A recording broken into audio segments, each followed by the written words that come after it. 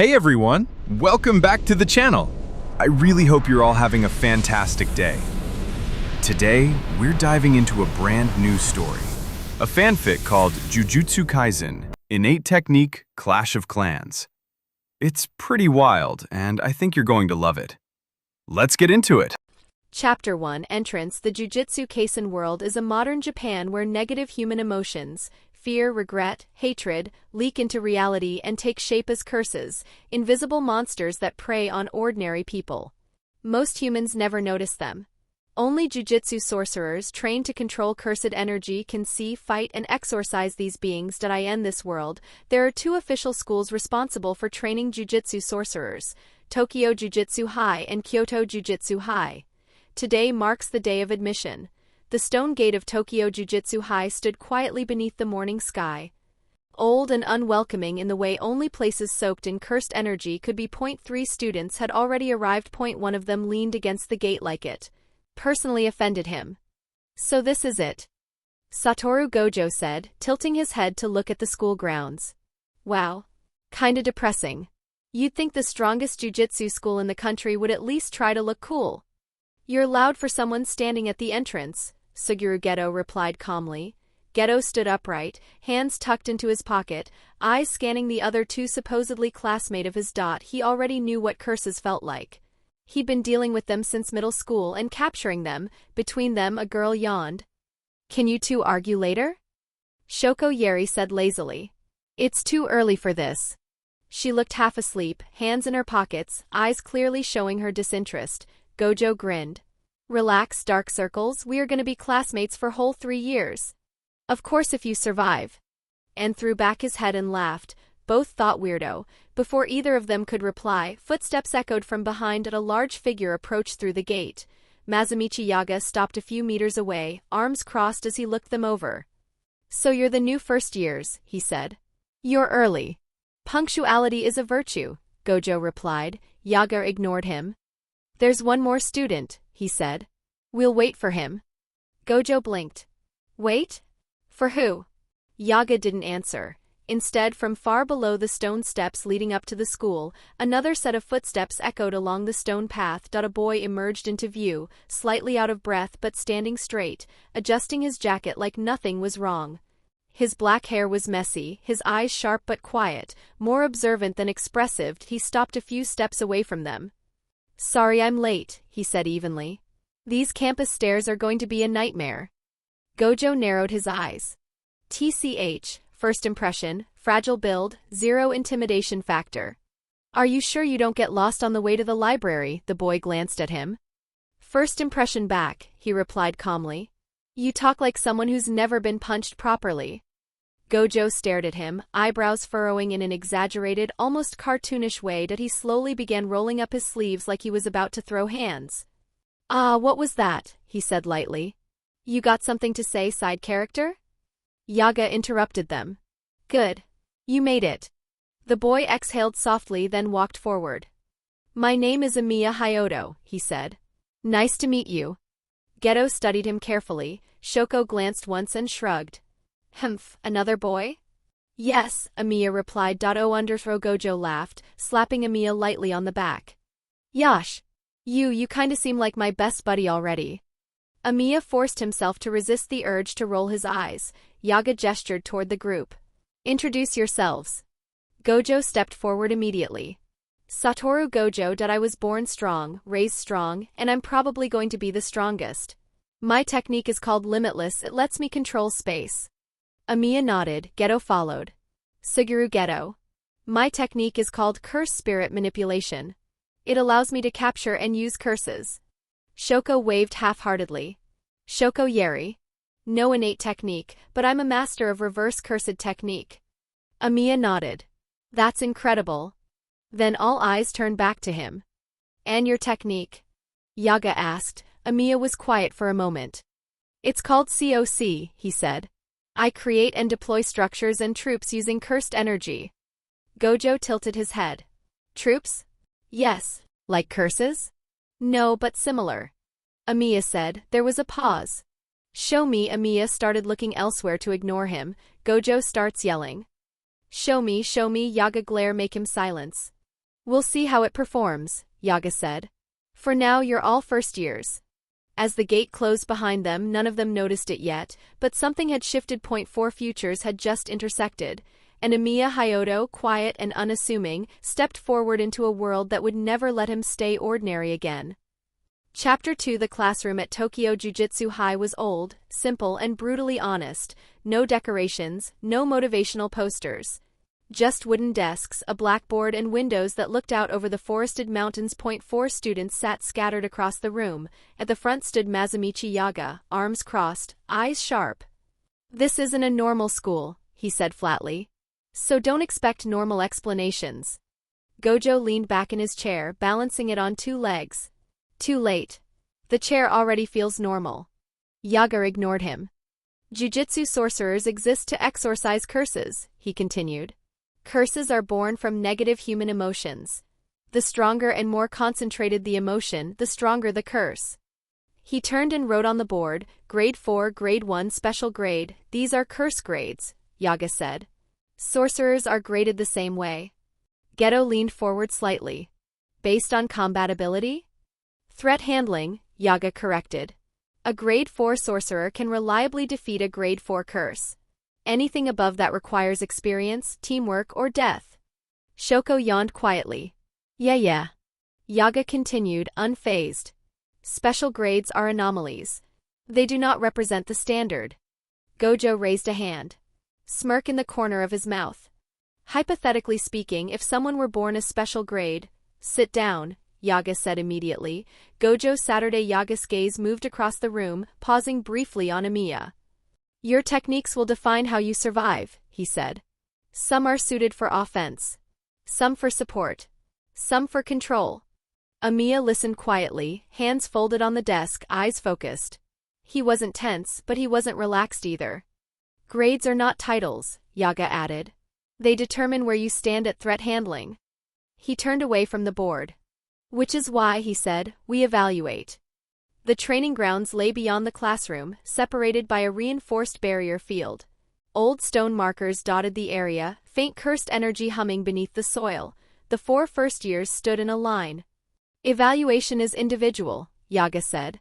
No interference. Gojo cracked his neck. Yash. A barrier activated with a low hum.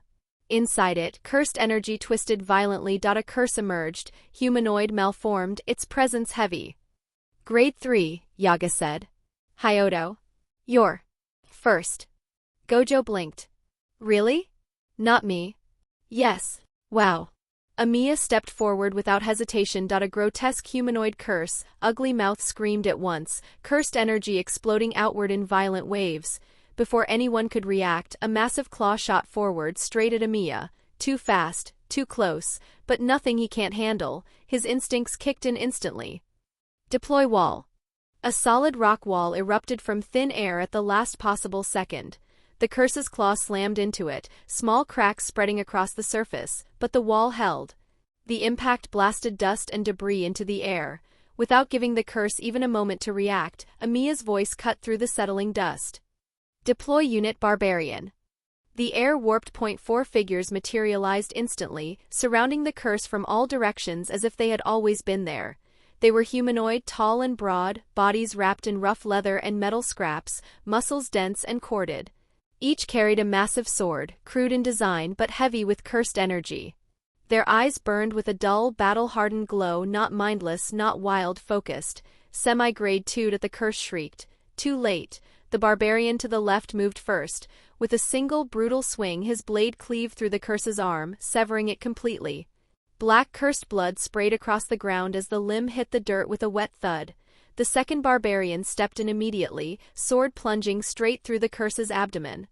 The blade pinned it in place, the force lifting the malformed body slightly off the ground. From the front, the third barbarian advanced without hesitation. 1 Clean motion. The sword flashed upward. The curse's head separated from its body before the scream could finish. For a split second, the corpse remained standing. Then the final barbarian acted. He dropped his sword, grabbing the upper and lower halves with both hands. He ripped. The curse tore apart down the middle, its form unraveling. Violently as its cursed energy collapsed in on itself. The remains dissolved into smoke, scattering into nothingness. Silence fell over the training field.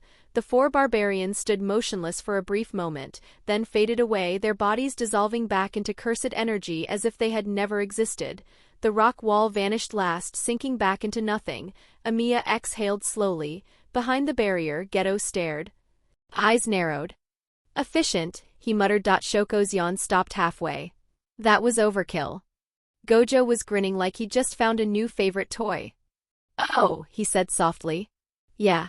This is gonna be fun. Yaga said nothing, but his gaze lingered on the spot where the curse had been annihilated, then on Emiya Hyodo. The evaluation had only just begun. Chapter 3. The training field was reset. Masamichi Yaga stood at the edge, arms crossed. Next evaluation, he said. Yeri Shoko. Shoko blinked once. Me? Gojo smirks. Oh? Doctor's up. Shoko sighed deeply, rubbing her eyes. I'm a healer. I don't do frontline stuff. That's irrelevant, Yaga replied flatly. Go. She stared at him for a few seconds, clearly weighing how much effort refusing again would take. Annoying, she muttered. Still, she stepped forward. The barrier flared. A cursed spirit emerged, amorphous, swollen, its surface rippling unnaturally. Multiple eyes opened and closed across its torso, each one leaking cursed energy. Grade 3, Yaga announced. The curse noticed her immediately. It lunged. Shoko didn't dodge. Didn't block. She raised one arm. Cursed energy surged, but instead of twisting into malice, it inverted. Reverse curse technique. Positive energy flooded her arm, coating it like a second skin. The air around it hissed, reacting violently to the purity of it. Curses were born from negative energy. Positive energy was their bane. The curse swung. Shoko stepped inside its reach, and shoved her arm straight into its chest. There was no resistance. Her arm slid through the curse's body like a hot knife through butter. The point of contact sizzled violently, steam and smoke erupting as the curse screamed, its form destabilizing instantly.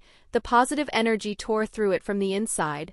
The curse convulsed. Shoko's expression didn't change. Reverse cursed technique wasn't flashy, but to curses it was poison. With a wet, distorted sound, the curse finally gave out, its body dissolving into smoke that scattered uselessly across the floor. Shoko pulled her arm free. She glanced down at her sleeve, now lightly singed. Great, she said flatly. This was my clean one. Behind the barrier, Gojo whistled. Then he clapped once and shouted. Wow. That was terrifying. And gross. 10 out of 10. Emiya rolled his eyes at Gojo over the top display. Geto narrowed his eyes, clearly more focused. So that's reverse curse technique used offensively, Shoko replied without looking back. Don't recommend it. Not hygienic. Yaga let the silence stretch for a moment before speaking. Evaluation complete, he said. Grade confirmed. Next evaluation. Geto Suguru. Geto stepped forward calmly, hands tucked into his pocket. The curse emerged slowly, tall, twisted, its presence sharp enough to sting the senses. Semi-grade 1, Yaga stated. Gojo whistled. What's with the disparity? Are you bullying him? Yaga rolled his eyes, getting used to Gojo antics. For the record, this evaluation is not to determine whether you qualify as sorcerers. He glanced briefly at Geto. Geto Suguru is already registered as Grade 2 sorcerer. The curse roared and charged. Geto didn't move. Instead, he pulls his hand out of his pocket as black substance flow from behind him. Release. The space rippled. A cursed spirit manifested behind him. A dead samurai clad in cracked armor, helmet split, rusted katana in hand. Empty eye sockets glowed faintly. Grade 1. The samurai stepped forward and intercepted the curse head-on. Steel met flesh. Cursed energy erupted as the two clashed violently, each strike sending shockwaves through the barrier. The samurai fought with rigid precision, blade flashing as it pressured the curse. Yaga's voice carried over the noise. Although it will be little challenging for him, he will. The curse staggered and Geto was gone, not vanished, relocated. While all eyes were drawn to the battle between the samurai and the curse, Geto slipped through the chaos, his presence erased by the turbulence of cursed energy. He appeared behind the curse. In the same instant, his fist slammed into its back. Cursed energy detonated on impact, warping the curse's form and forcing it forward. The samurai didn't hesitate. One clean motion. The katana flashed. The curse's head separated from its body before it. could react. The corpse collapsed, dissolving into smoke. Silence followed. The samurai stood still for a moment, then bowed faintly toward Geto before dissolving away. Geto put his hands in his pocket and stepped back. Expression unchanged, Yaga stared wide-eyed, clearly at the loss for word, taking the deep breath and announced, "Evaluation complete." As silence followed, Gojo stepped forward, hands tucked casually into his pockets, grin already plastered across his face. "Well," said Satoru Gojo, "guess it's my turn." Yaga looked at him for a long moment. "Don't destroy the field." Gojo blinked, then smiled wider. "No promises." The cursed energy inside the barrier surged, reacting before the curse even manifested, as if sensing something wrong approaching. Gojo rolled his shoulders once and walked toward the barrier like he was heading into a playground. "All right," he said lightly, eyes gleaming behind the glasses. "Let's get this over with." Chapter 4. For a moment, nothing happened. Then cursed energy exploded. The training field trembled as a presence forced its way into existence, vast, violent, and suffocating. The curse that emerged was massive, its body warped and layered with limbs, multiple limbs dragging across the ground as its shrill cry pierced the air. Geto and Shoko took a step back. "Grade 1, Yaga said calmly. Then, after a brief pause, borderline special grade. Brief expression of shock showing on the two students' faces. "It's Satoru Gojo, I guess," thought Emiya. Gojo tilted his head. "Am I getting the main character treatment?" The curse reacted instantly. The moment it sensed Gojo, it attacked, space warping as its limbs stretched and lashed out with overwhelming force. But they never reached him. An invisible boundary stopped the attack cold. The curse's limbs trembled, suspended midair, unable to move forward no matter how much cursed energy it poured in. Gojo sighed. "Man, you guys really need to work on personal space." He took a single step forward. The distance between them didn't close. Infinity to the curse. Gojo was infinitely far away. The curse screamed and forced more power into its body, tearing chunks of earth from the ground and hurling them toward him. They slowed, then stopped, then hung in the air like decorations. Gojo raised a finger. "Okay, that's enough." He flicked it. The suspended debris launched forward all at once, pulverizing the curse's torso and slamming it into the barrier with a deafening crash. Yaga eyes twitching. Before it could recover, Gojo appeared in front of it.no movement. "No warning, just there. By the way," he said cheerfully, "I'm already registered as special grade." Yaga didn't correct him. Gojo placed his palm lightly against the curse's face. Blue. Space collapsed. The curse didn't explode, it was crushed, its body folding inward as if reality itself had decided it shouldn't exist anymore. In less than a second, there was nothing left. Silence fell over the field. The barrier flickered, struggling, then stabilized. Shoko stared. "That's unfair." Geto narrowed his eyes, jaw tight. "So this is the gap." Emiya watched quietly, his inner domain completely still, as if acknowledging a predator far above it. Gojo stretched his arms over his head. "Evaluation done?" Yaga exhaled slowly and took a step forward and gave Gojo a fist of love. "Yes, but try to learn to restrain yourself." "Aw, how is it my fault I am so awesome, old man?" Tears appearing in the corner of his eyes, everybody rolling their eyes at his narcissism. Yaga looked at the ruined ground, then at Gojo. "Try not to grow any faster than this." Gojo grinned while holding his head. "Nope." The barrier faded. 4 first years stood together, and among them, one stood so far ahead that even the future seemed to struggle to catch up. Chapter 5. Introduction. The stone path led away from the training grounds and deeper into the campus. Tall trees surrounded the buildings of Tokyo Jujutsu High, their branches swaying gently as if whispering among themselves. The atmosphere here was quieter, less oppressive than the training field, but still heavy with lingering cursed energy.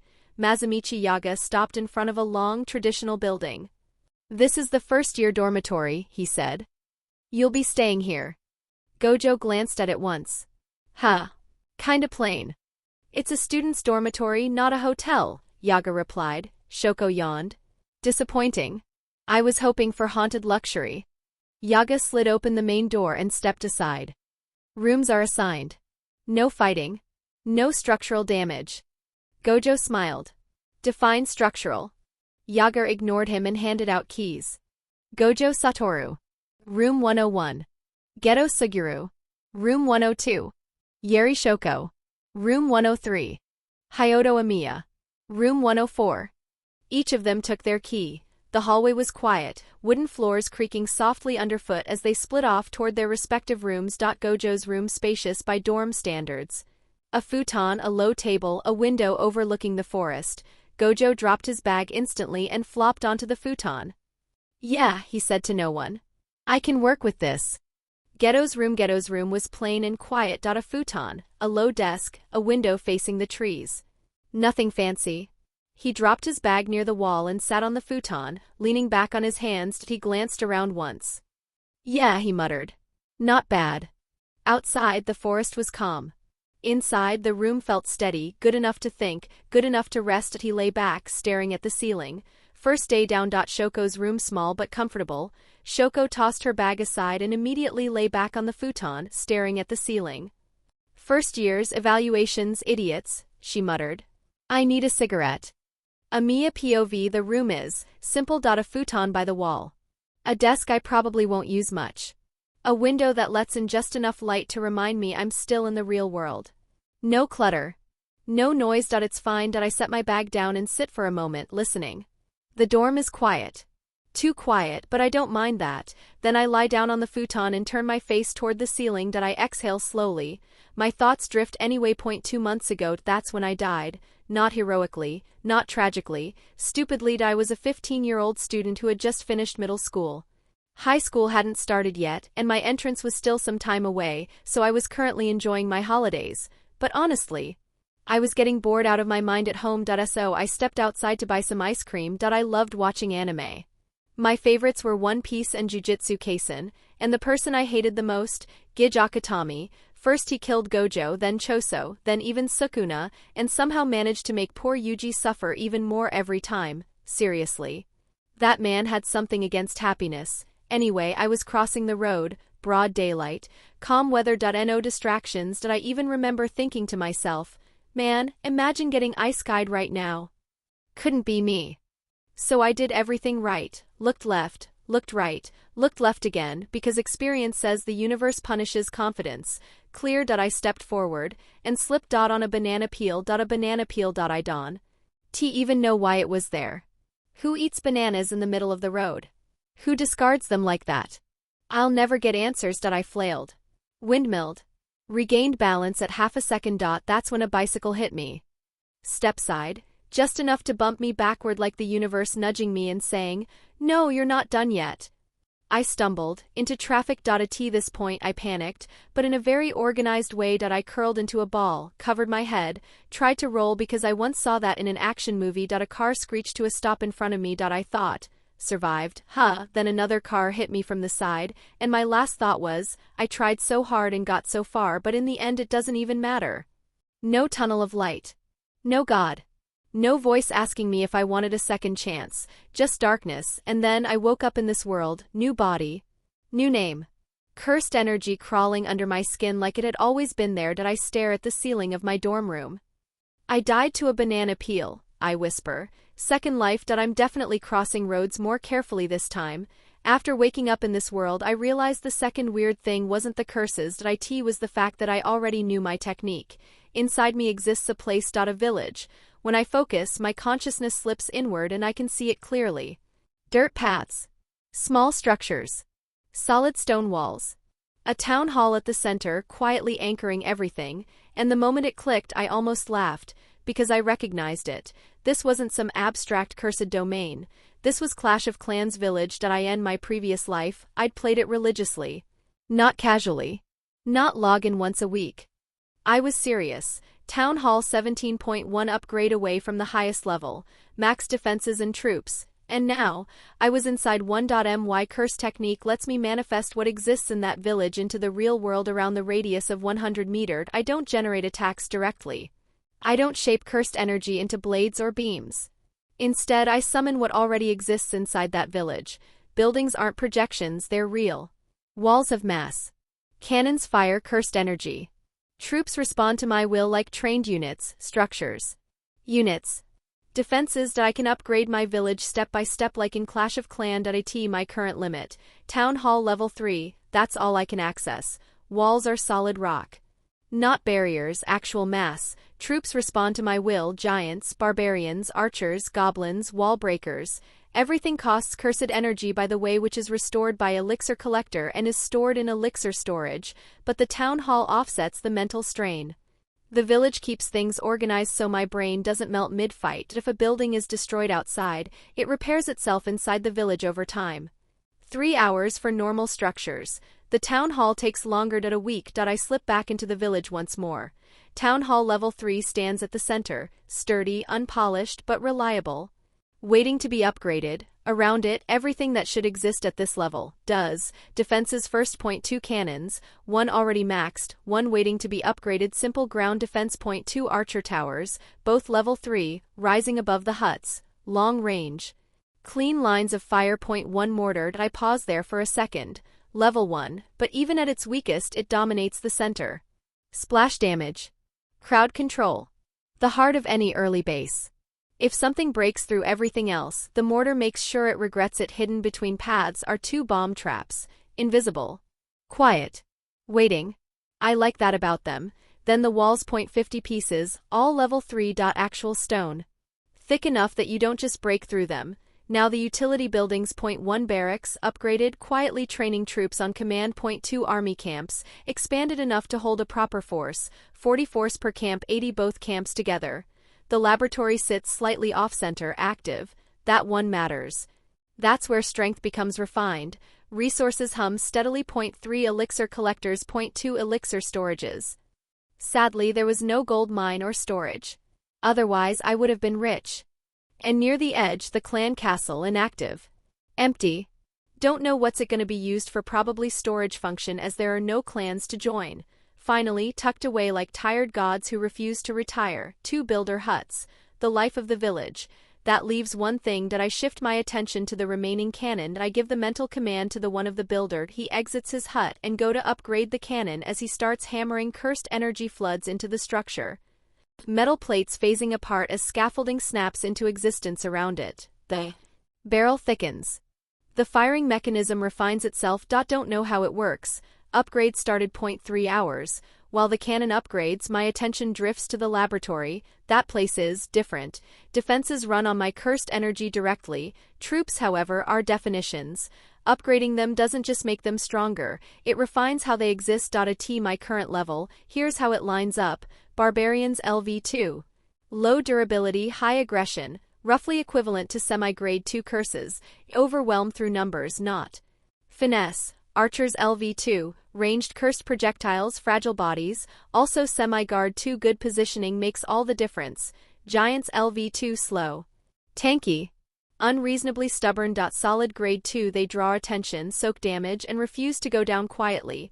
Goblins LV2, fast, evasive, specialized, not combat-focused. Think non-combat grade 3. Utility curses. Wall breakers LV1. Go kamikaze, very effective, useful in taking down semi-grade 1. Terrifying in the right context. Useless in a straight fight. I hesitate. My awareness lingers on the town hall, that quiet, stubborn core anchoring everything together. Upgrading it isn't like upgrading a cannon or a wall. It's risky. When the town hall is destroyed or worse, mid-upgrade, my combat effectiveness drops by 40% while manifesting structure, not just output. Everything. Control, stability, response speed, and even how cleanly structures manifest. I end short. I'd be weaker. Although troops' efficiency remains the same. Noticeably. I let that sink in. Point 1 week is a long time to walk around half-nerfed in a school full of cursed spirits, prodigies, and one white-haired lunatic who bends reality for fun. But, if I don't upgrade, I stall. No new structures. No stronger troops. No future scalability. Staying safe now means being obsolete later. I exhale slowly. Yeah, I mutter. That figures. I give the command. The town hall hums. The second builder quickly exits the hut and start hammering the town hall. Stone plates shift. Arcane scaffolding forms around it, heavier and more complex than anything else in the village. The air tightens as cursed energy locks into a long-term cycle. Upgrade initiated. Time remaining, 7 days. Immediately I feel it. Like someone turned down the saturation on my senses. 40%. Still you. Look, if you've actually made it this far into the video and you're still here, come on then, hit subscribe. And honestly, if you think a friend of yours would like this, go on and share it with them. It really helps out. Right, I'm done. I'll get out of your hair now so you can get back to the good stuff. But seriously, stick around till the end. It's well worth it. Sable, but I'd need to be careful that I withdraw from the mental space, letting the village blur and fade as my consciousness pulls back into my body. The dorm room ceiling comes back into focus. Quiet. I turn onto my side, exhaustion finally catching up with me. Second life, huh? I murmur, already half asleep. Darkness takes me. Chapter 6, Academics Before Exorcism. The classroom was quiet in the way only old schools could manage. Chalk scratched against the blackboard as Masamichi Yaga wrote out equations, symbols lining up with merciless precision. Mathematics. Emiya stared at the board. I really have to deal with this too. He leaned back slightly in his chair, eyes half-lidded, grumbling inwardly. Not only do I have to survive curses, but I also have to be good at academics? This world is hostile in very specific ways. Yaga turned around. Jujutsu sorcerers are not exempt from academics, he said flatly. Poor academic performance means an underdeveloped brain. Shoko blinked slowly, chin resting on her hand. I heal people, she muttered. Why do I need math?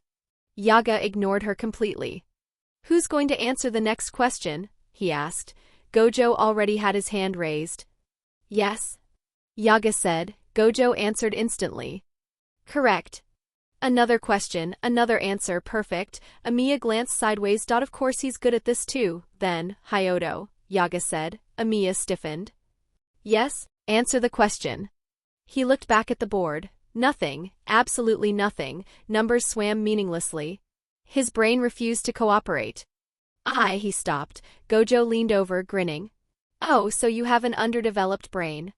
Emiya shot him a look. Shut up. Gojo continued cheerfully. I can shut up, he said with a grin, but you can't. You still have to answer the question. Yaga's voice cut in sharply. Silence. Gojo leaned back in his chair, still smiling. Emiya swallowed and shook his head. I don't know, sir. Yaga stared at him for a moment, then nodded once. Sit down. Emiya did, ears burning slightly. How embarrassing. Shoko glanced at him. Yeah, her look seemed to say. We're the normal ones stuck with freaks, probably. Who needs math anyway? Emiya muttered under his breath. Yaga turned back to the board. Emiya sighed internally. They really don't show this part in the anime. That he leaned back in his chair and stared at the ceiling. Second life. Same academic suffering. The chalk tapped once against the board. Class dismissed. Chairs shifted. The tension loosened just slightly. Before anyone could stand, Masamichi Yaga spoke again. Wait. That stopped them. He turned to face the room, arms crossed. Your official jujutsu rankings have been processed. Everyone straightened. Yaga ignored him and continued. Suguru Geto, grade 1. Geto's eyes widened for a fraction of a second. Then a smile formed at the corner of his lips. Understood. Gojo clicked his tongue, hands laced behind his head. So that makes you the strongest, he said lightly, a grin spreading across his face. Of course, after me. Yaga moved on. Hyodo Emiya, grade 2. Emiya blinked. Grade 2? Yeah. Makes sense that they'd only seen barbarians. He didn't say anything, just let out a slow breath he didn't realize he'd been holding. Gojo leaned over with a grin. Only second grade and can't do basic math, he whispered loudly enough to be annoying. Incredibly average. Shut up, Emiya muttered. And Shoko Yeri, grade 2. Shoko raised an eyebrow. Huh. Guess stabbing curses works. Yaga's gaze swept across them. These rankings are provisional, he said. They reflect your current threat-handling ability, not your potential. Before the thought could settle, hey, a voice chimed in, far too cheerful. Satoru Gojo raised a hand again, already smiling. Yaga sighed. What? Gojo grinned wider. You didn't say mine. The room went quiet. Everybody rolled their eyes. A collective thought passed through the room. Why is he so annoying? Yaga didn't turn around. There's no need to, he said flatly. Gojo tilted his head. Come on. Say it. Silence, then Yaga spoke, veins visible on his forehead. Special grade. Gojo clasped his hands behind his head, beaming. Nothing to boast about.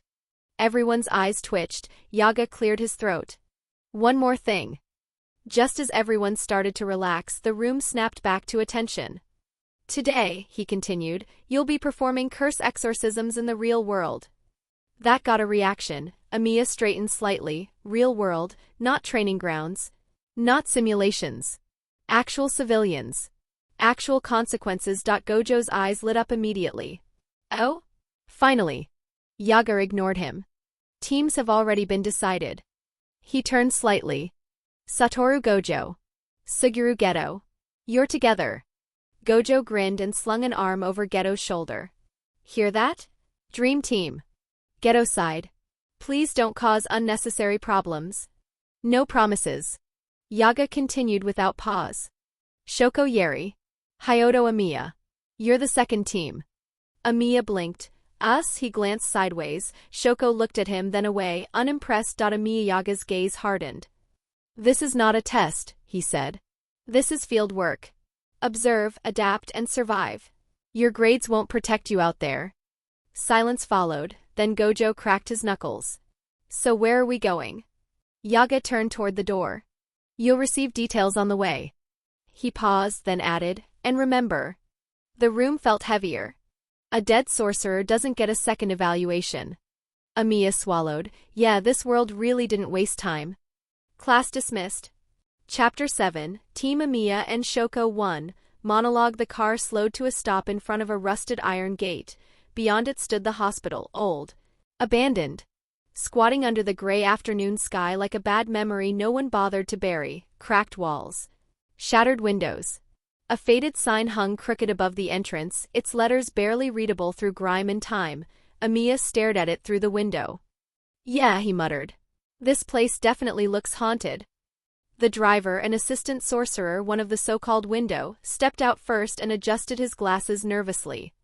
This is the site, he said, flipping open a clipboard. An abandoned hospital on the outskirts of the city. It was shut down years ago due to structural issues and budget problems. Shoko stepped out beside Emiya, hands in her pockets, expression bored. She said flatly. And? The window swallowed. Recent reports indicate several missing persons. Mostly juveniles. Local rumor says they were doing drugs inside the building. Emiya winced slightly. Kids. Of course. Witnesses claim the disappearances happened inside the hospital. No bodies recovered. No signs of struggle. That suggests a curse, Emiya finished quietly. The window nodded quickly. Yes. Estimated threat level, grade 2. Possibly a nesting-type curse. Shoko exhaled through her nose. Why do we have to save them? She asked. Ked calmly. The window froze. Emiya blinked. Huh? She tilted her head, genuinely curious. They broke into an abandoned hospital to do drugs, she said flatly. They were likely a nuisance to society. Their disappearance won't matter much. The window was at the loss of words. Well, Emiya stared at her, momentarily speechless. That's harsh. Shoko glanced at him. He immediately looked away. Who even says something like that so openly? The window forced a professional smile. Regardless, your orders are to investigate, confirm the curse's existence, and exorcise it. Please be careful. He bowed slightly, then retreated to the car like a man escaping a crime scene. The gate creaked open. Emiya and Shoko stepped inside. The hospital lobby smelled wrong, stale air. Dust. Something damp and rotten underneath it all. Broken wheelchairs lay scattered across the floor. Paint peeled from the walls in long, sickly strips. A flickering emergency light cast uneven shadows that stretched far too long. Emiya swallowed. Classic horror setup, he muttered. All we're missing is the creepy piano music. Shoko didn't respond. She walked forward calmly, footsteps steady, eyes scanning with professional detachment. Emiya followed. They moved deeper into the building. Silence pressed in. So, Emiya tried after a minute. You ever notice how abandoned hospitals are always worse than normal abandoned buildings? Shoko ignored him. Because they remind people of death, he continued. And pain. And medical bills. Nothing. He continued. You know, he said, I heard some hospitals keep records hidden in the basements. Like secret wings. Maybe ghosts of unpaid interns, Hyodo, Shoko said without looking back. Yeah, talk less. He shut his mouth. 3 seconds passed. Okay, but, she stopped walking, turned slowly, looked at him. He immediately raised his hands. Right. Less. She resumed walking. Emiya stared at her back, incredulous. Why is she so unfriendly? This girl really thinks she's a baddie. He smirked. Clan-born genius. Reverse curse technique prodigy. Princess treatment her whole life, yeah. That definitely went to her head. Shoko's POV, a lobby smelled like neglect. Old hospital smell. Nothing more. She noted the broken wheelchairs, the peeling paint, the flickering light. Standard hazards in abandoned structures. No reason to panic, Hyodo. That's his name. Commoner-born sorcerer. No clan backing. No pedigree. Probably thinks Jujutsu Society is some kind of game, and he won't shut up. Every few steps, some stupid unfunny jokes. Classic horror setup, creepy piano music, secret basements with ghosts of interns. Does he actually think he's funny? Does he believe talking constantly makes him competent? He has no idea what he's walking into. 1 misstep, 1 lapse of judgment, and he could be dead. He doesn't understand cursed energy the way he should. His is weak, not proficient in cursed energy reinforcement. Just a cursed technique for curse exorcism, and yet here he is. Striding into an abandoned hospital like it's an adventure. Like he's invincible. He might have potential, but potential doesn't save lives. She notes the way he fidgets with his surroundings, half observing, half narrating, half trying to impress someone, probably her. Ignorance and overconfidence, a dangerous mix. She makes a mental note. Complete this exorcism fast enough and for the love of God make him stop talking. Hyodo, she said without looking back. Yeah, talk less. He shut his mouth. 3 seconds passed. Okay, but, she stopped walking, turned slowly, looked at him. He immediately raised his hands. Right. Less. She resumed walking. Am I being harsh? Nah. Maybe he'll feel a little bad, but the mission will end faster. Chapter 8. Team Emiya and Shoko 2. Injection. The corridor narrowed as they moved deeper into the hospital. The air felt heavier here, thicker, like it resisted every breath. The flickering lights above buzzed louder, their glow dimming as if struggling to exist. Doors lined the hallway on both sides, most hanging ajar, some ripped clean off their hinges. Emiya slowed his steps. Something's wrong. The cursed energy here is denser, he murmured before he could stop himself. Shoko didn't answer, but her pace slowed as well. The energy wasn't spreading randomly. It was concentrated. Directed. Like blood flowing toward a single organ. At the end of the corridor stood a pair of double doors. They didn't match the rest of the building. Clean. Smooth. Unblemished. A jarring contrast to the decay surrounding them. A faint light blinked behind the glass. ICU. Emiya swallowed. ICU, huh? He muttered. Yeah. Of course it's the ICU. Shoko stepped through first. Emiya followed. The moment they crossed the threshold, slam. The doors behind them crashed shut with violent force, the sound ripping through the corridor like a gunshot. Emiya spun instantly. What the? He lunged forward and wrapped his hand around the handle, exerting all his strength. Nothing. The metal didn't even creak. The door didn't budge. Emiya stepped back, jaw tight. Okay. Fine. Door won't open? No problem. His cursed energy stirred instinctively. Deploy uni, don't. Shoko's voice cut in. Emiya froze mid-thought and looked at her. What? She was staring at the door, not the handle, but the space around it. Her eyes narrowed slightly. We're not locked in by a door, she said calmly. We're sealed in. Emiya frowned. What? She turned to face him. This is a cursed territory. He blinked. Like a domain? Not a full domain expansion, Shoko replied. But somewhat similar in principle. She gestured around them. A cursed territory is when a curse spreads its influence over a space and claims it. Inside, its presence is amplified. Escape routes are suppressed. Physical exits stop being exits. Emiya glanced back at the door. So even if I break it, you'll still be here, Shoko finished. Or worse, you'll waste cursed energy and alert it.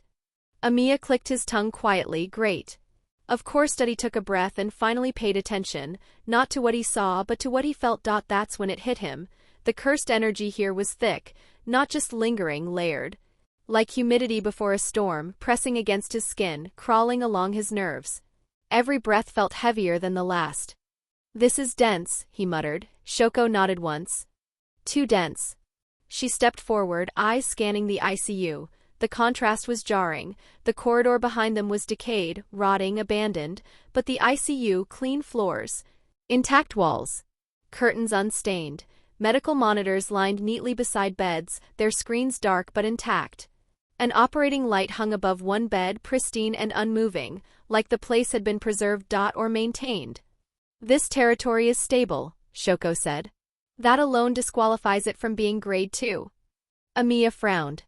"So, Grade 1? She didn't answer IMM. Immediately. The window said Grade 2. "They were wrong," Shoko said flatly. "Or something interfered with their assessment." Emiya let out a humorless laugh. "Yeah, of course they were." Silence, then, laughter. Soft, light, pleasant. It echoed through the ICU like a lullaby, gentle enough that, for half a second, Emiya's brain tried to categorize it as harmless. That half second was all it took for goosebumps to crawl up his arms. He stopped. "Did you hear that?" he asked quietly. Shoko had already halted. "Yes." The laughter came again, closer this time. It bounced off the walls, impossible to pinpoint, as if the sound itself drifted through the room. Then a voice followed, sweet. Warm. Caring. "Please lie down," it said gently. "Let me give you an injection." "Injection?" "No thanks," Emiya said quickly, forcing levity into his voice. "I'm good. Fully vaccinated." The laughter stopped. For a single heartbeat, the ICU went completely silent. Then the curtain at the far end of the room slid aside. A woman stepped out. She was beautiful, black hair neatly tied back. Clear skin. Gentle eyes. A face shaped by practiced reassurance. A nurse. Her uniform was pink. Immaculate. Not a stain. Not a wrinkle. She looked perfectly human. Too human. The only thing wrong, she was holding a syringe. It was massive. As long as a baseball bat. Thick glass barrel filled with a viscous, translucent fluid that glowed faintly with cursed energy. The needle was jagged and far too sharp, its tip dripping onto the floor with a wet plink. Emiya felt his stomach drop. The laughter returned, soft giggles this time. "Oh," the nurse said sweetly. "Really? Will you really not let me give you the tetanus shot?" The words were gentle. The intent was not. Emiya's eyes darted to Shoko. She wasn't bored anymore. Her expression had gone flat in a way that made his chest tighten. "Nope," he said. The nurse smiled, warm. "Kind. Motherly." "Oh," she said softly, tilting her head. "That's not good." She took one slow step forward. The monitors beside the beds began to beep faster. "You really should listen to medical professionals," she continued gently. "Especially when you're injured." Emiya's eyes flicked down. Only then did he notice. The floor beneath his feet was faintly sticky. Dark stains trailed toward the beds, blood. Shoko stepped forward half a pace, eyes cold. "So this is it," she said. "A curse with a human fixation." The nurse's smile widened just a little. "Oh," she said happily. "You can tell?" Her head twitched, just a fraction too fast. "I tried very hard to take care of them," she continued. "But they wouldn't stay still. They kept screaming. Pulling away." Her grip tightened on the syringe. "I hate when patients don't cooperate." The cursed energy surged, the air distorted, pressure slamming down on their shoulders like a physical weight. Shoko's eyes narrowed. "This isn't Grade 1 either," she said flatly. The nurse giggled. A sharp, delighted sound. "Semi-special grade," Shoko corrected. The ICU doors behind them vanished, replaced by smooth, flesh-like walls pulsing faintly, territory fully established. The nurse raised the syringe with both hands, resting it against her shoulder like a bat. "Now," she said sweetly, eyes locking onto Emiya, "please lie down." Emiya swallowed hard, cursed energy beginning to circulate through his body. "So," he said quietly, "we beat the curse, or we don't leave." Chapter 9, Team Emiya and Shoko 3, Creepy Nurse. Emiya and Shoko stood still, silently weighing the same question, whether this was an exorcism they could manage or a fight they should already be running from. The answer came immediately. The nurse moved first, her body blurring forward. the ICU floor exploded beneath her bare feet as she reappeared in front of Emiya, and her leg snapped upward in a brutal, whip-fast kick aimed straight at his chest. Emiya's instincts screamed. A wall surged up in front of him. Crack. The first wall shattered in a heartbeat, fragments of solid rock erupting outward like shrapnel. His eyes widened. A second wall slammed into place. It groaned under the impact, spiderweb fractures racing across its surface as the kick dug in, holding for a second. No, deploy! The third wall rose just in time. The nurse's leg smashed into it with a thunderous boom, the remaining force finally stopping short, the wall holding barely, its surface shaking violently as if screaming in protest. Emiya staggered back, heart pounding. That was a casual attack, and it had chewed through two walls like they were made of paper. The nurse's leg was still pressed against the third wall, cursed energy rippling where flesh met stone. That was the opening. Shoko moved. She didn't shout, she slipped in from Emiya's blind spot, her hand already coded in reverse cursed technique, one precise motion, chop. Her palm struck the nurse's leg at the knee. There was no dramatic flourish, just a sharp clinical slice. The leg came off. It hit the floor with a wet, heavy thud, twitching once before going still. The nurse let out a soft, surprised sound. Oh. Not pain, curiosity. Her eyes gleamed, then she moved. The oversized syringe vanished from her grip for a split second, then reappeared mid-swing as she thrust it forward like a spear, cursed energy detonating around the needle tip. Shoko's eyes widened. Too fast. The syringe tore through the air, aimed straight for her chest. No time. Emiya reacted. Wall. A slab of solid rock erupted between them. The syringe hit it. Crack. The wall shattered instantly, stone exploding outward like shrapnel, but it was enough. The impact slowed the thrust just long enough for Shoko to twist away and fall back, boots skidding across the blood-slick floor as the needle sliced past where her heart had been a heartbeat earlier. She landed hard beside Emiya, sliding to a stop. The shattered remains of the wall collapsed between them and the nurse. The nurse tilted her head. Syringe still dripping. Interference while I administrator my patient? She said mildly. He glanced at Shoko. You good? She clicked her tongue, already steadying herself. Yeah. Behind the debris, flesh squelched, muscle crawled. Bone knit. Flesh grew back, threads of cursed energy stitching it together at an absurd speed. Emiya sucked in a sharp breath, eyes locked on the regenerating leg. The nurse finished regenerating, rolling her ankle once like she was testing new shoes. Much better, she said pleasantly. Emiya leaned slightly toward Shoko without taking his eyes off her. I have a plan, he said under his breath. Shoko didn't look at him. What? Emiya swallowed, eyes still locked on the nurse. You look for an opening, he said quietly. One clean chance. Take her head with RCT. Shoko's gaze finally shifted to him, sharp and measuring. Are you sure? The nurse tilted her head, listening, syringe tapping lightly against her palm. Emiya took a deep breath. His chest felt tight. Not from fear, from knowing the answer. There's no other way. He exhaled slowly. I'll keep her busy.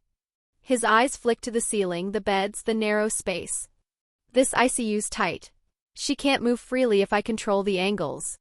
Emiya slammed his palms down. Cursed energy roared. .2 stone cannons materialized at his sides, left and right, their barrels humming as compressed power spiraled within. Please be distracted by the big guns, he muttered. The nurse's smile widened. The cannons fired simultaneously. Boom, boom. The ICU shook violently as twin blasts tore through the cramped space, shockwaves ripping curtains apart and hurling beds into the walls. The nurse was smashed backward, her body skidding across the floor in a spray of shattered tile. That didn't do much damage. Her form twisted, already correcting itself. But it was better than nothing. Emiya grit his teeth. The space was too tight. No Archer Tower. No mortar. Figures, he muttered. The nurse hurled her syringe. It shrieked through the air like a thrown spear, cursed energy spiraling around it. Emiya snapped his hands up. A wall erupted. Crash. The syringe punched straight through it, shattering stone into flying chunks. Emiya had already moved. TCH, way too fast. Before she could move again, Emiya slammed his heel back. Deploy. 10 figures burst up around the nurse in a rough circle, muscle-bound barbarians, one-handed swords raised, eyes blazing with summoned intent. The nurse blinked. Oh. Emiya exhaled, sweat dripping down his temple. Okay. Inventory check, he thought grimly. 80 housing space total. Barbarians, archers, goblins, 1 each. Giants take 5. Wall breakers take 2. Once housing spaces is used, can only be used again after 3 hours. His eyes flicked over the scene. 10 barbarians out. So 70 left. The barbarians flank her in circle. The nurse smiled. How lively, she said pleasantly. The syringe still embedded in the wall dissolved midair and instantly reformed in the nurse's hands. Yes, the nurse's grip tightened and the syringe reformed fully in her hand. 3 barbarians broke formation and surged ahead. Now, Emiya barked. 2 went low. Their swords flashed in a brutal cross, hacking at her legs with raw, unrefined force, steel biting into flesh as cursed energy sparked on impact. The third at the back didn't swing. He lunged.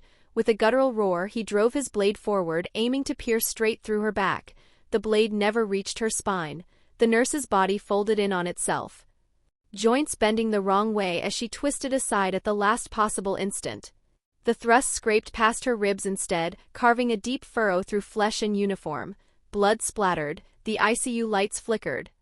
"Oh my," she murmured, sounding almost impressed. Her syringe snapped down. 1 barbarian on the left leg was smashed aside mid-swing, his torso caving as he skidded across the floor and dissolved into cursed mist. Another was kicked point-blank, sent crashing into a bed hard enough to bend metal. Then, her heels snapped back. The barbarian was launched off his feet, crashing into the ceiling hard enough to leave a spiderweb of cracks before dissolving into smoke.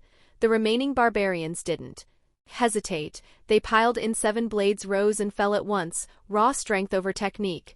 For a heartbeat it looked like they would connect. Then she laughed. Her body dropped suddenly, hands slamming into the blood-slick floor at a handstand. Emiya's eyes widened.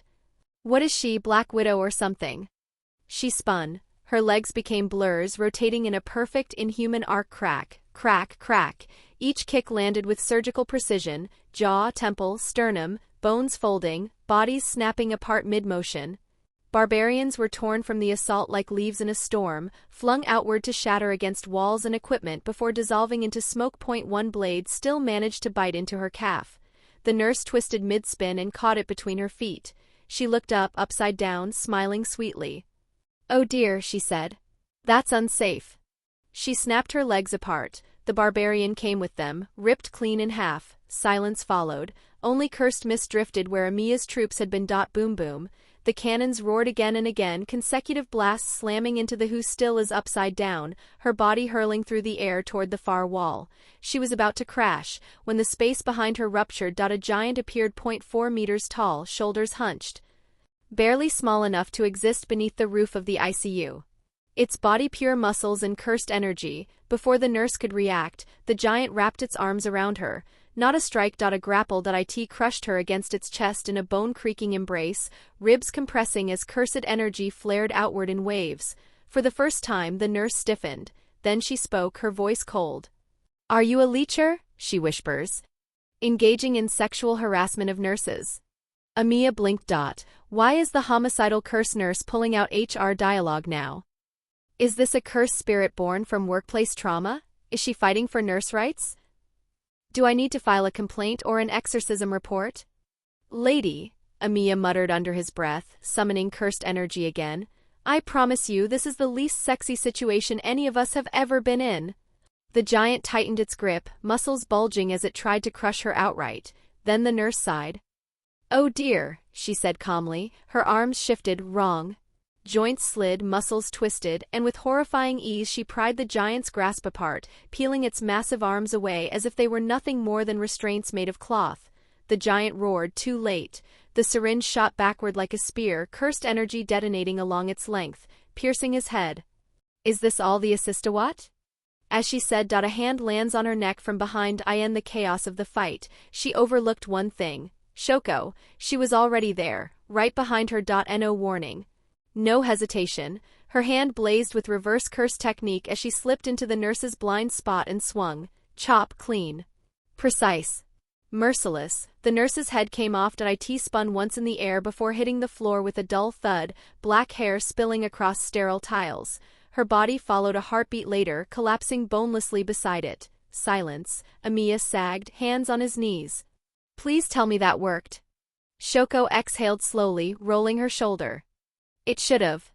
as they both sigh in relief. Then, squish. Emiya's head snapped up. The nurse's body twitched, once, twice, then it pushed itself upright. Blood and cursed energy churned at the neck, flesh bubbling and knitting together as bone pushed outward with a wet crack. On the floor, the severed head's eyes fluttered open.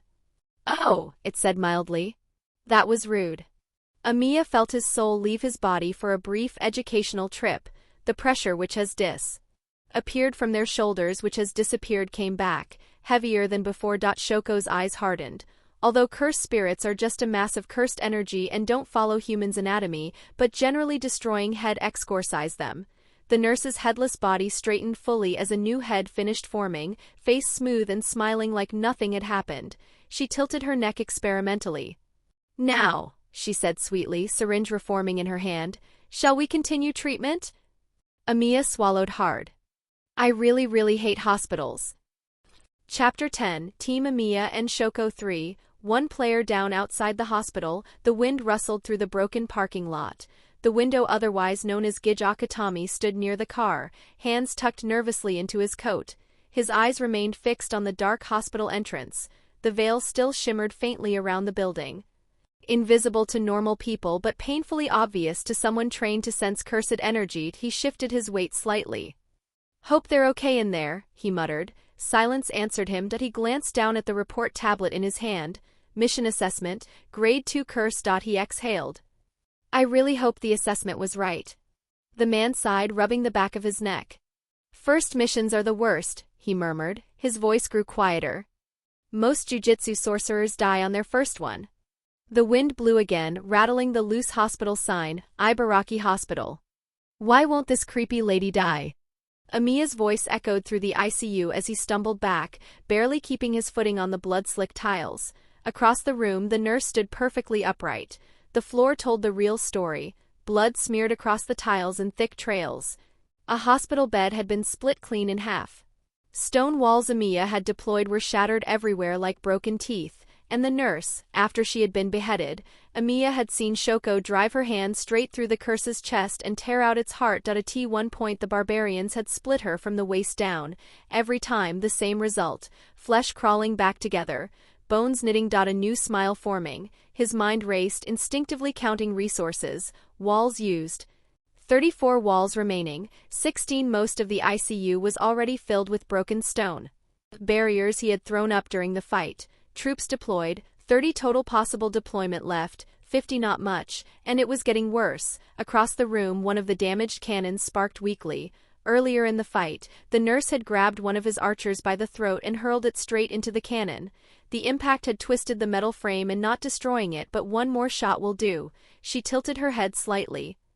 The same polite smile still resting on her lips. "You remembered." Her eyes glinted with quiet amusement. "It was throwing shots at me," she gestured faintly toward the ruined cannon. "So I threw one back." And now she stood there again, uniform barely torn, head tilting slowly as if she were confused by their frustration. "Patients shouldn't shout," she said softly. "It raises blood pressure." Beside him, Shoko, panting, clicked her tongue. "Our luck is really bad." "Bad is a understate." Before he can continue, the nurse's fingers loosened around the oversized syringe and the syringe shot from her hand like a javelin, cursed energy screaming along the needle as it tore through the air, toward Shoko. Shoko had already stepped aside.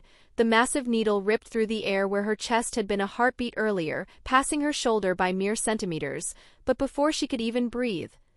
The nurse was suddenly beside her. A kick lashed toward Shoko's midsection. "Wall!" Emiya shouted. Stone erupted between them, but the moment the nurse's heel struck, crack, the wall shattered instantly. Shoko jumped backward, sliding across the floor just out of the nurse's reach, and then, the syringe came from behind. It shot through the air like a returning spear and pierced into her chest, just below the heart. "Shoko!" Emiya yelled. Her body jerked from the impact. For a split second she remained standing, like her body hadn't fully understood what had just happened. Then the strength left her legs. Shoko collapsed forward, her body hitting the floor face down with a dull thud, blood spreading slowly across the sterile tiles beneath her. He ran toward her without thinking. "Fire!" Boom, boom. Both cannons roared, consecutive blasts tearing through the ICU as shockwaves slammed into the nurse, hurling her backward across the boundary of the cursed territory. Dust rose in a choking cloud. At the same time, cursed energy flared violently around him. Deploy! 5 barbarians appeared out of thin air with swords raised, landing heavily on the tiles as they turned toward the nurse. At the same moment, 5 archers materialized in a protective ring around Shoko's fallen body and Emiya, bows already drawn and arrows aimed outward. Shoko! His hands trembled slightly as he quickly rolled her body over onto her back. Hiss, idiot, Shoko muttered weakly, wincing as her body shifted. Hang in there, he said quickly, his voice tight with panic. His eyes immediately scanned the wound in her chest, mind racing as he tried to judge how bad it was. Shoko coughed, a small spray of blood staining the front of her uniform. For a moment her eyes closed and Emiya's heart nearly stopped, then she exhaled slowly. I'll be fine, she said weakly. A faint glow of cursed energy flickered around the wound, flowing through her chest as the torn flesh slowly began to knit itself back together.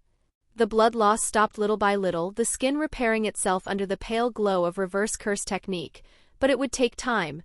Emiya stared at the healing wound for a moment, relief crashing over him, but Shoko grabbed his sleeve before he could say anything. Don't waste time, she said, her voice strained. Find a way to defeat her, or break this territory and get us out. Her fingers tightened slightly on his sleeve. Otherwise, she added quietly, we're finished here. Emiya looked at her. The chaos of the ICU seemed to fade, the distant crashes, the groan of broken equipment, the heavy presence of cursed energy hanging in the air. Emiya's gaze hardened. For a moment he said nothing. Then he nodded once and slowly stood up, turning to face the curse. The nurse was already rising from the rubble, her smile as gentle and unsettling as ever. Emiya took a breath. This time his voice carried none of the earlier hesitation, only confidence. I have a plan. Chapter 11, Team Emiya and Shoko END, Kamikaze. I have a plan. The nurse was already rising from the rubble, her smile as gentle and unsettling as ever. Dust slid off her uniform as she straightened, brushing fragments of broken tiles from her sleeve as if the blast had been nothing more than a mild inconvenience. Her head tilted slightly. One down, she said softly. Her eyes shifted and settled on Emiya, and a faint smile curved her lips as she lifted another finger. And one to go. Emiya's jaw tightened. The one going down will be you. He raised his hand sharply. Attack! The 5 barbarians surged forward instantly. The nurse lifted her oversized syringe calmly, stepping forward to impale the first barbarian. Their IP-N arrow struck her wrist. The impact jerked her arm sideways as the arrow buried itself through the joint of her wrist holding the syringe. Behind Emiya, the archers stood in formation, bows already releasing another volley. The nurse looked down at her wrist. The flesh was already crawling. The arrow shaft snapped as bone and muscle forced themselves back. Together, before the wound fully closed, a barbarian reached her. She lifted her free hand just as the sword came down, clang. Her palm caught the blade mid-swing. For a moment as the two stood locked, muscle against steel. Then another barbarian jumped in from behind the first. His sword flashed downward. The nurse's head tilted slightly. She slipped out from the clash with eerie ease. But another barbarian was already moving. He came sliding low across the blood-slick floor. Slash! His sword cleaved clean through her ankle. The lower half of her foot separated instantly, spinning across the tiles as her body lurched off balance. The 2 remaining barbarians rushed in immediately, blades thrusting forward, aiming to drive their swords through her torso and pin her down while she had lost her balance. Yet, both blades stabbed through empty AIR.as she pushed off the remaining leg and jumped backward. Another volley arrived. 3 arrows slammed into her stomach. The force twisted her body mid-air. She landed roughly, coughing as dark blood spilled from her lips. For a split second her torso hung open with arrows lodged inside, then the wounds began closing, flesh sealed, bones knitted. The arrows were slowly forced out as the body repaired itself. But she didn't get the time to finish. Another volley of arrows sliced through the air toward her. She vanished. One moment she stood there, the next, she appeared directly in front of Emiya. The syringe thrust forward like a spear. Wall! Stone erupted between them. Crack. The syringe went straight through it. The wall exploded into fragments as Emiya stumbled backward. Wall! Another slab of stone rose in front of him. but the nurse was already moving. She blurred around the barrier, appearing at his side in split second. The syringe pulled back before she could thrust. Boom, boom, the cannons fired. The blast struck her squarely and hurled her across the ICU again. But this time she reacted instantly. The syringe stabbed downward. Shunk. The needle pierced deep into the hospital floor.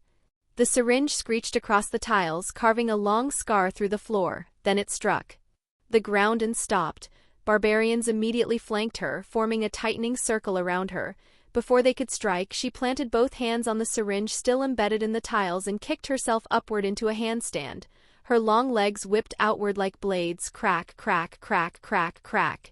Head snapped back as her kicks smashed through the barbarians surrounding her, the force sending them staggering across the room as they dislodged into cursed energy. From behind the line, Emiya groaned. Not again. She turned toward him, smile resting on her lips. The moment her eyes met his, twang, the archers fired. Arrows screamed through the ICU toward her chest. She reacted instantly, pushing off the syringe still stabbed into the tiles and vaulting upward. Her body flipped through the air with unnatural grace, the arrows slicing through the space she had just occupied. Mid-flip, boom. One of the cannons fired. The blast caught her square in the side. The shockwave ripped her out of the air and hurled her backward across the room, toward the wall. Before she could collide with it, two massive arms closed around her. The giant had been waiting there, his massive back pressed against the wall as his arms locked around her. This time the nurse spoke. Not again. Emiya smirked faintly. Nah. He lifted a hand and pointed at her. This time it's different. Deploy. In a split second, the air around the giant rippled, bones rattled. More than a dozen skeletal figures materialized in a circle around the giant and the trapped nurse, thin frames clutching oversized bombs against their ribcages. Their empty sockets glowed faintly as they began rushing forward, their bones clattering together with a dry rattle, rattle, rattle. Both Shoko and the nurse saw them. The smile on the nurse's face vanished, feeling uneasy.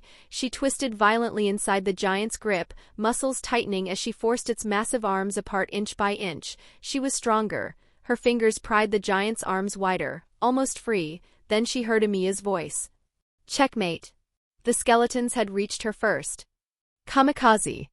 He yelled. For one silent heartbeat, everything stopped. Then, boom, light swallowed the ICU. .1 explosion became 10.10 became a single deafening blast as cursed energy detonated in a chain reaction around the nurse and the giant. The shockwave ripped through the room like a hurricane. But at some point during the chaos, Emiya had already moved. Stone walls slammed up around him and Shoko in a tight dome just as the explosion reached them. Crash, boom. The cursed territory barrier already gone. The hospital shook. Chapter 12.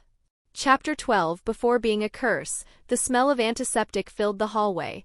The lights were too bright, reflecting off the polished tiles until everything almost looked white. I adjusted the badge on my uniform again, fingers fidgeting with the pin. Intern nurse. I stared again at the words for a moment. Stretchers rolled past me down the corridor. Doctors hurried by. Somewhere nearby a machine beeped in a steady rhythm. The hospital was loud, chaotic, alive, but to me it felt like a dream. My eyes drifted toward the nurses' station where several nurses moved calmly through the rush, their hands steady as they checked charts and prepared medicine. For a moment, my thoughts drifted somewhere else. A different hospital. A smaller one. And a much younger version of me sitting quietly in the waiting area with my legs swinging off the chair. I remember watching someone walk through the hallway with calm, confident steps. My mom.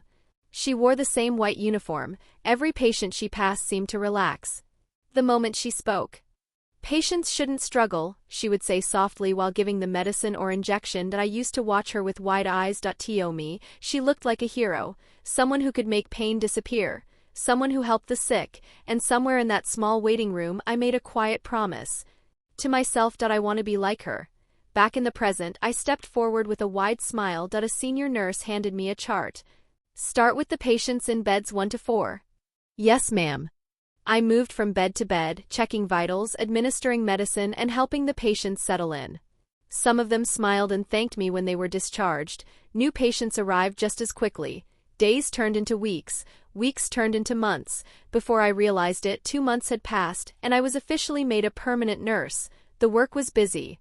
Patients were often in pain, so sometimes they grew impatient or angry. But I learned how to calm them down just like my mom used to.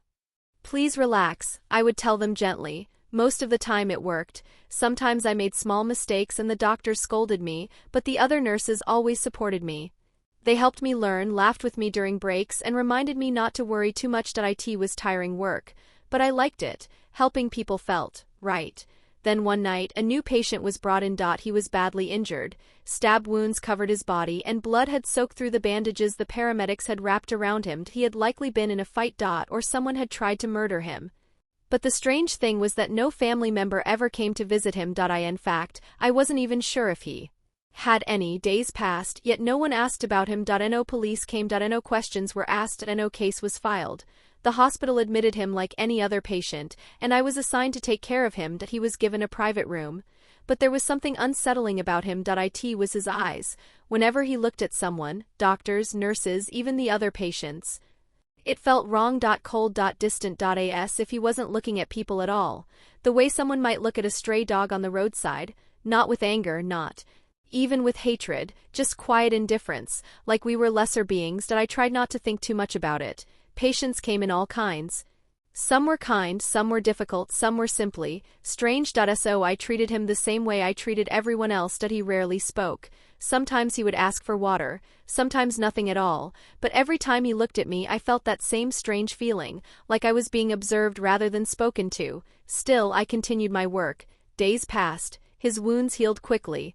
Much quicker than I expected for someone who had been stabbed that many times. The doctor said he had a strong body. I thought so too. One night, while I was changing the bandages on his side, he suddenly spoke. "Come relieve me." I paused, thinking I had misheard him. "I'm sorry," I said softly. "I didn't hear you properly." He looked at me with those same cold eyes. I said, "Relieve me." For a moment I didn't understand. Then he grabbed my wrist. Hard. My body froze as he pulled me toward the bed. His grip was far too strong for someone who had been stabbed only days ago.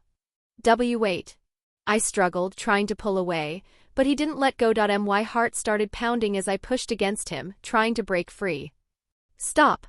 You can't." He forced me down, his expression calm, almost bored, and then he said with a wicked smile something that made my blood run cold. "Patients shouldn't struggle." The same words my mother used to say. Hearing them from his mouth twisted something inside me. Anger, fear, disgust. I struggled harder. My hand fumbled across the metal tray beside the bed and closed around the scissors used for dressing wounds. Without thinking, I swung. The scissor drove downward. I aimed straight for his groin. The blades connected with my target point. One of his ball drops on the bed. He released a sudden raw shout of pain as his grip loosened for a moment. But the moment didn't last. His expression changed. Rage replaced the pain. Before I could move, his fist slammed into my face and I crashed to the floor. A hand closed around my throat. He lifted me slightly, choking the breath out of me as his eyes burned with fury. "You damned curseless monkey," he snarled. "How dare you hurt me?" His grip tightened. "You like playing the nurse so much?"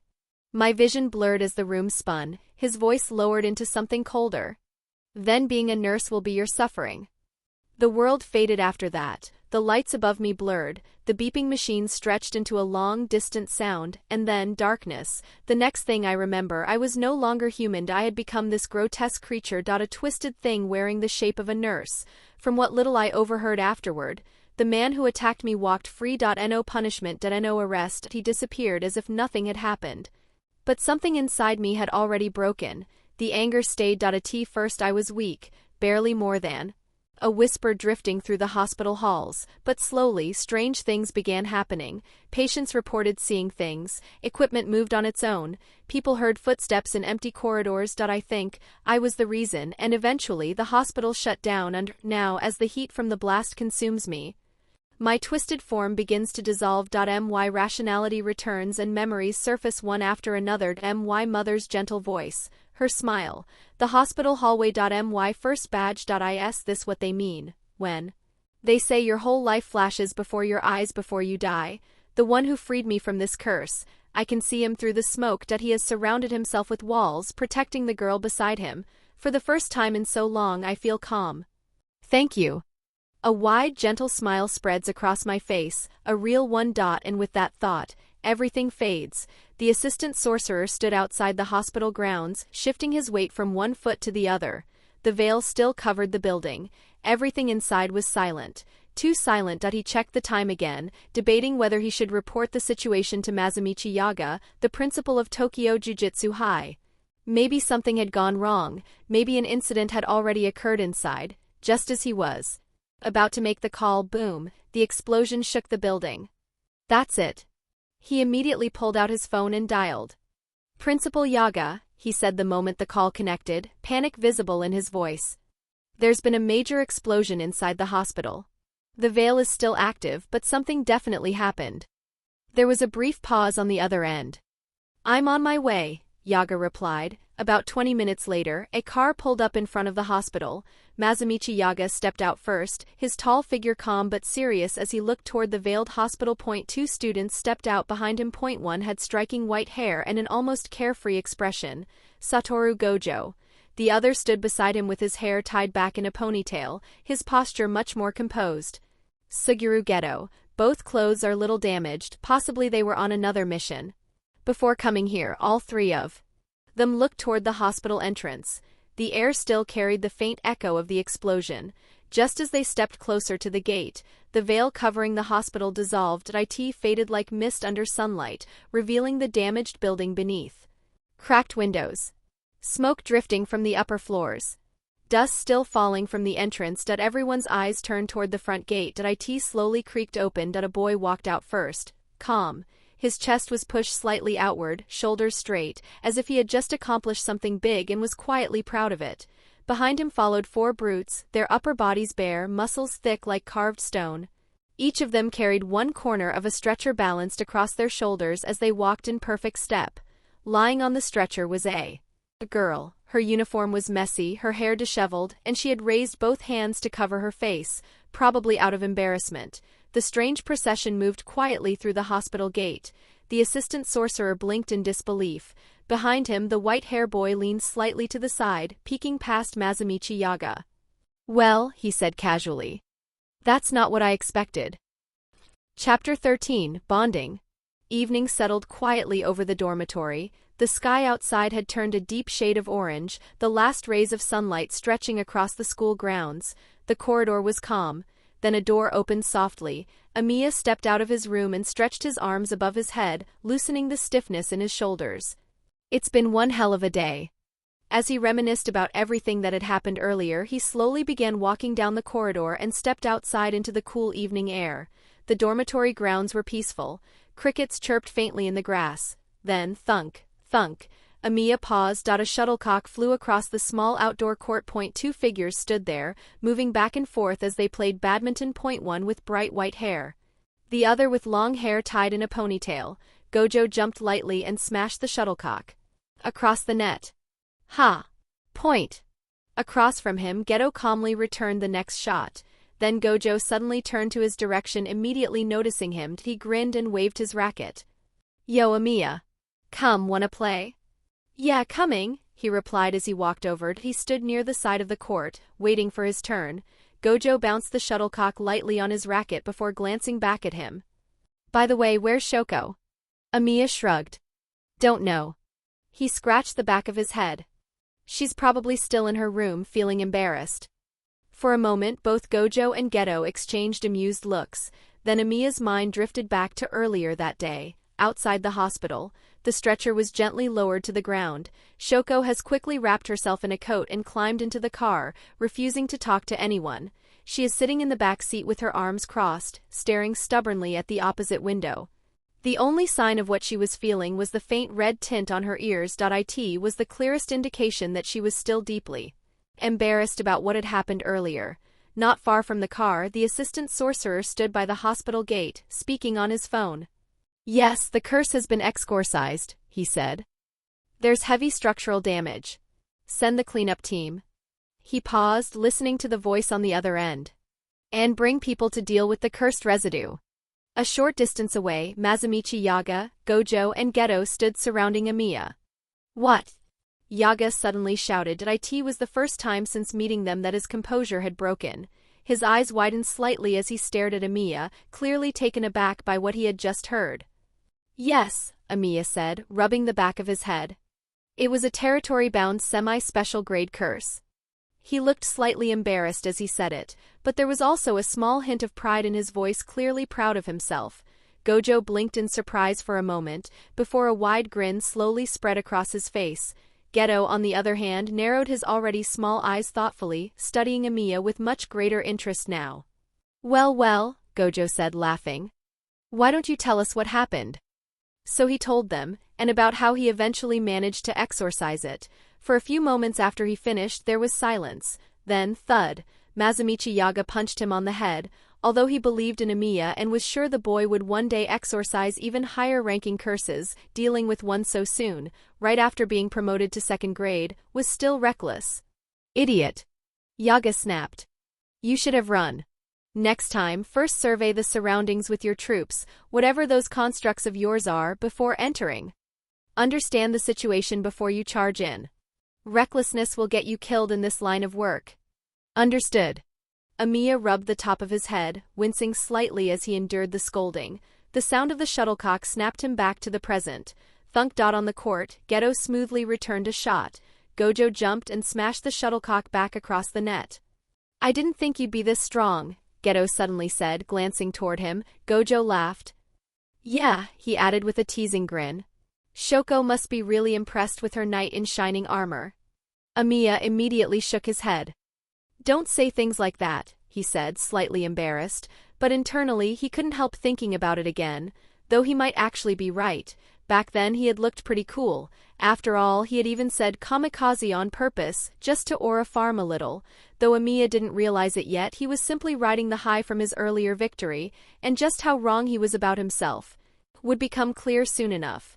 After all, the author had absolutely no intention of letting him get into a relationship, especially when the author himself couldn't. Pensive face, he hesitated for a moment before speaking again. Gojo-san." Gojo waved his hand dismissively. "Ah, that's too formal," he said casually. "You can just call me Satoru." Beside him, Geto smiled slightly. "And you can call me Suguru." Emiya nodded. "Okay. Satoru," he said, still getting used to saying it. Then he glanced at the court. "So when will it be my turn to play?" he asked. "Haven't you guys been playing for too long already?" Satoru looked up for a moment before pointing his racket toward the sky.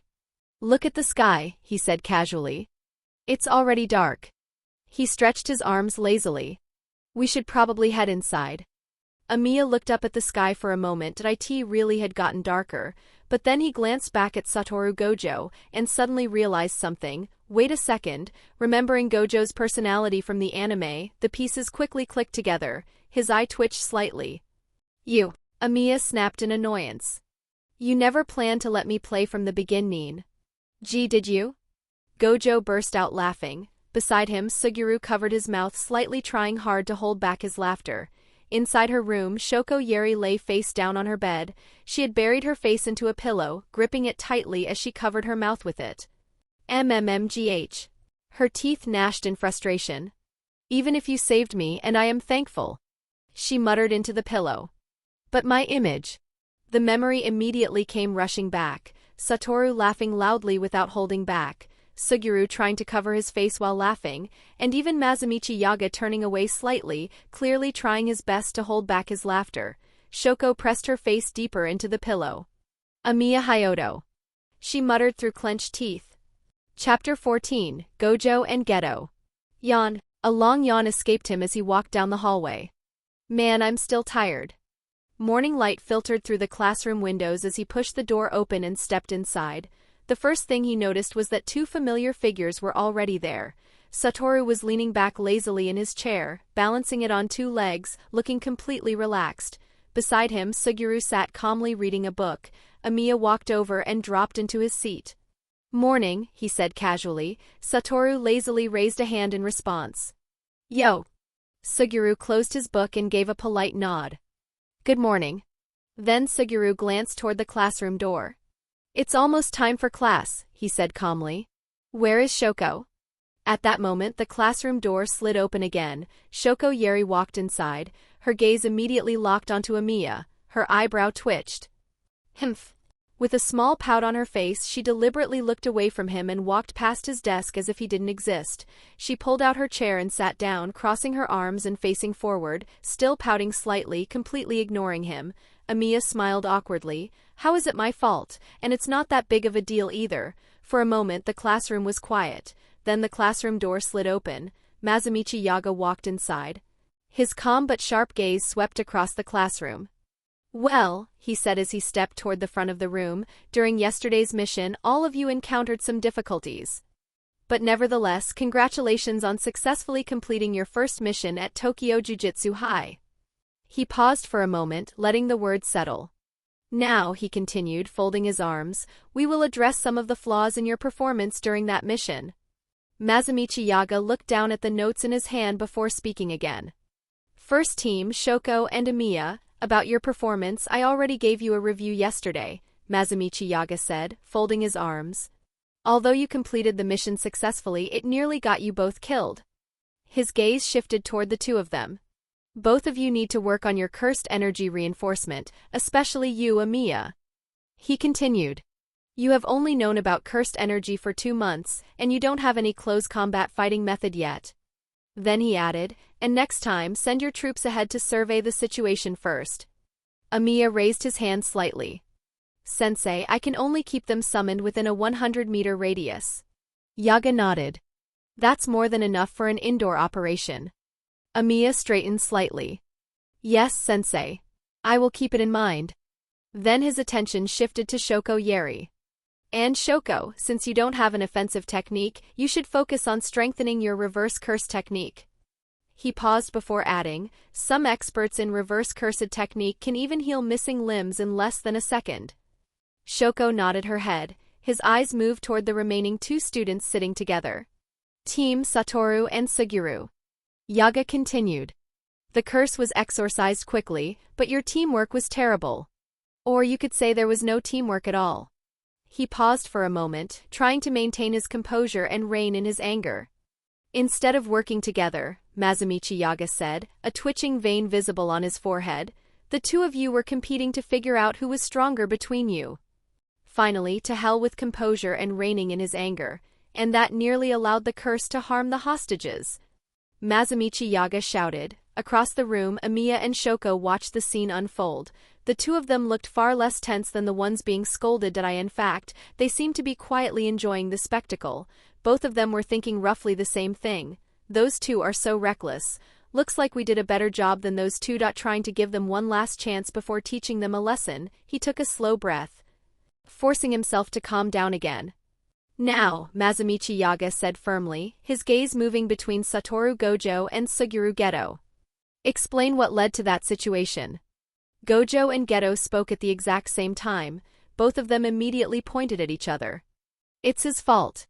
Flashback. Unlike the mission of Emiya and Shoko Yeri, whose target had been an abandoned hospital, the mission assigned to Satoru Gojo and Suguru Geto took place at a school. The building had already been evacuated, but not completely. Inside the school, 5 students were still trapped. Hostages. The center of it all was the curse. Or curses. They were monkey-like curses, agile, quick, and mischievous. But there was one that stood apart from the rest. A massive Grade 1 gorilla-shaped curse, sitting imposingly in the principal's office. Its fur was dark, matted, and bristling with cursed energy. In its massive hands, it held a golden ruler, tapping it against the desk as if keeping the smaller curses in line. The gorilla cursed acted as the leader, commanding the smaller Grade 2 monkey curses that scattered through the hallways, perched on walls and ceilings, and guarded the hostages.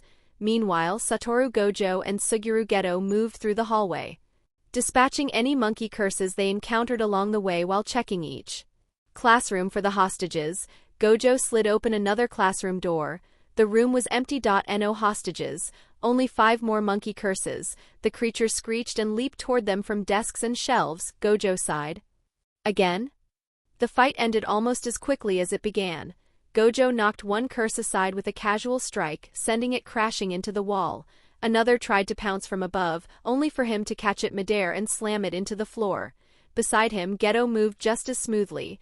With a small motion of his hand, the remaining monkey curses were pulled toward him, their bodies compressing into swirling spheres of cursed energy before being swallowed by his technique. Within seconds, the classroom fell silent. Again, Geto glanced around the empty room. No hostages here either. Gojo rolled his eyes.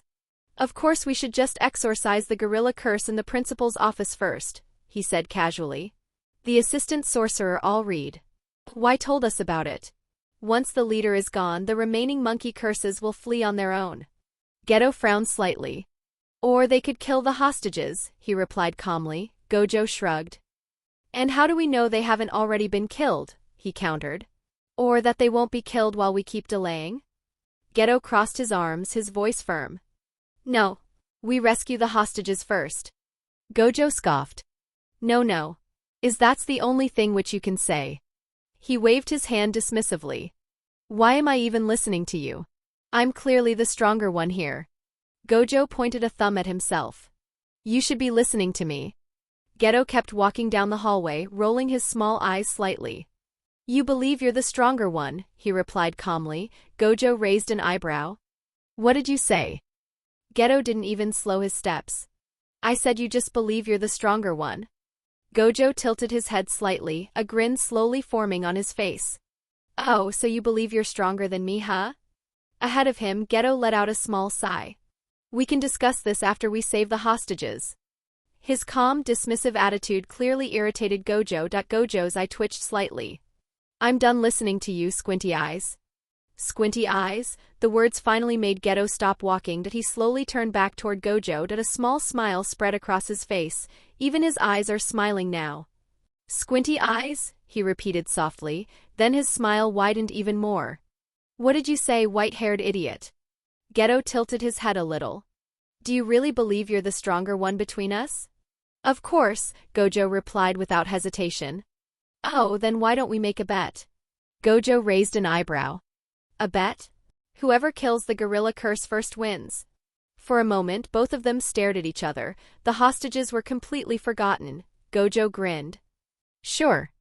The next second, both of them dashed down the hallway at the same time, racing toward the principal's office while casually dispatching any monkey curses that jumped into their path.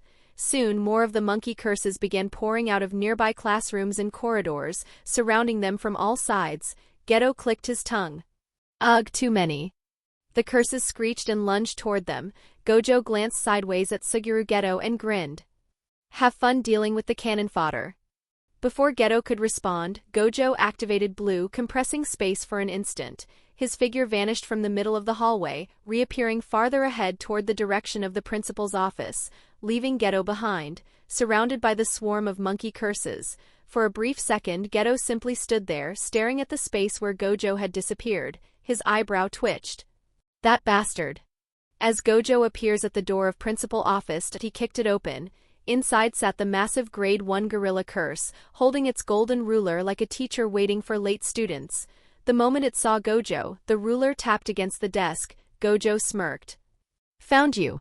He immediately activated blue, compressing space to close the distance instantly. But the distance didn't close. Gojo's brows furrowed.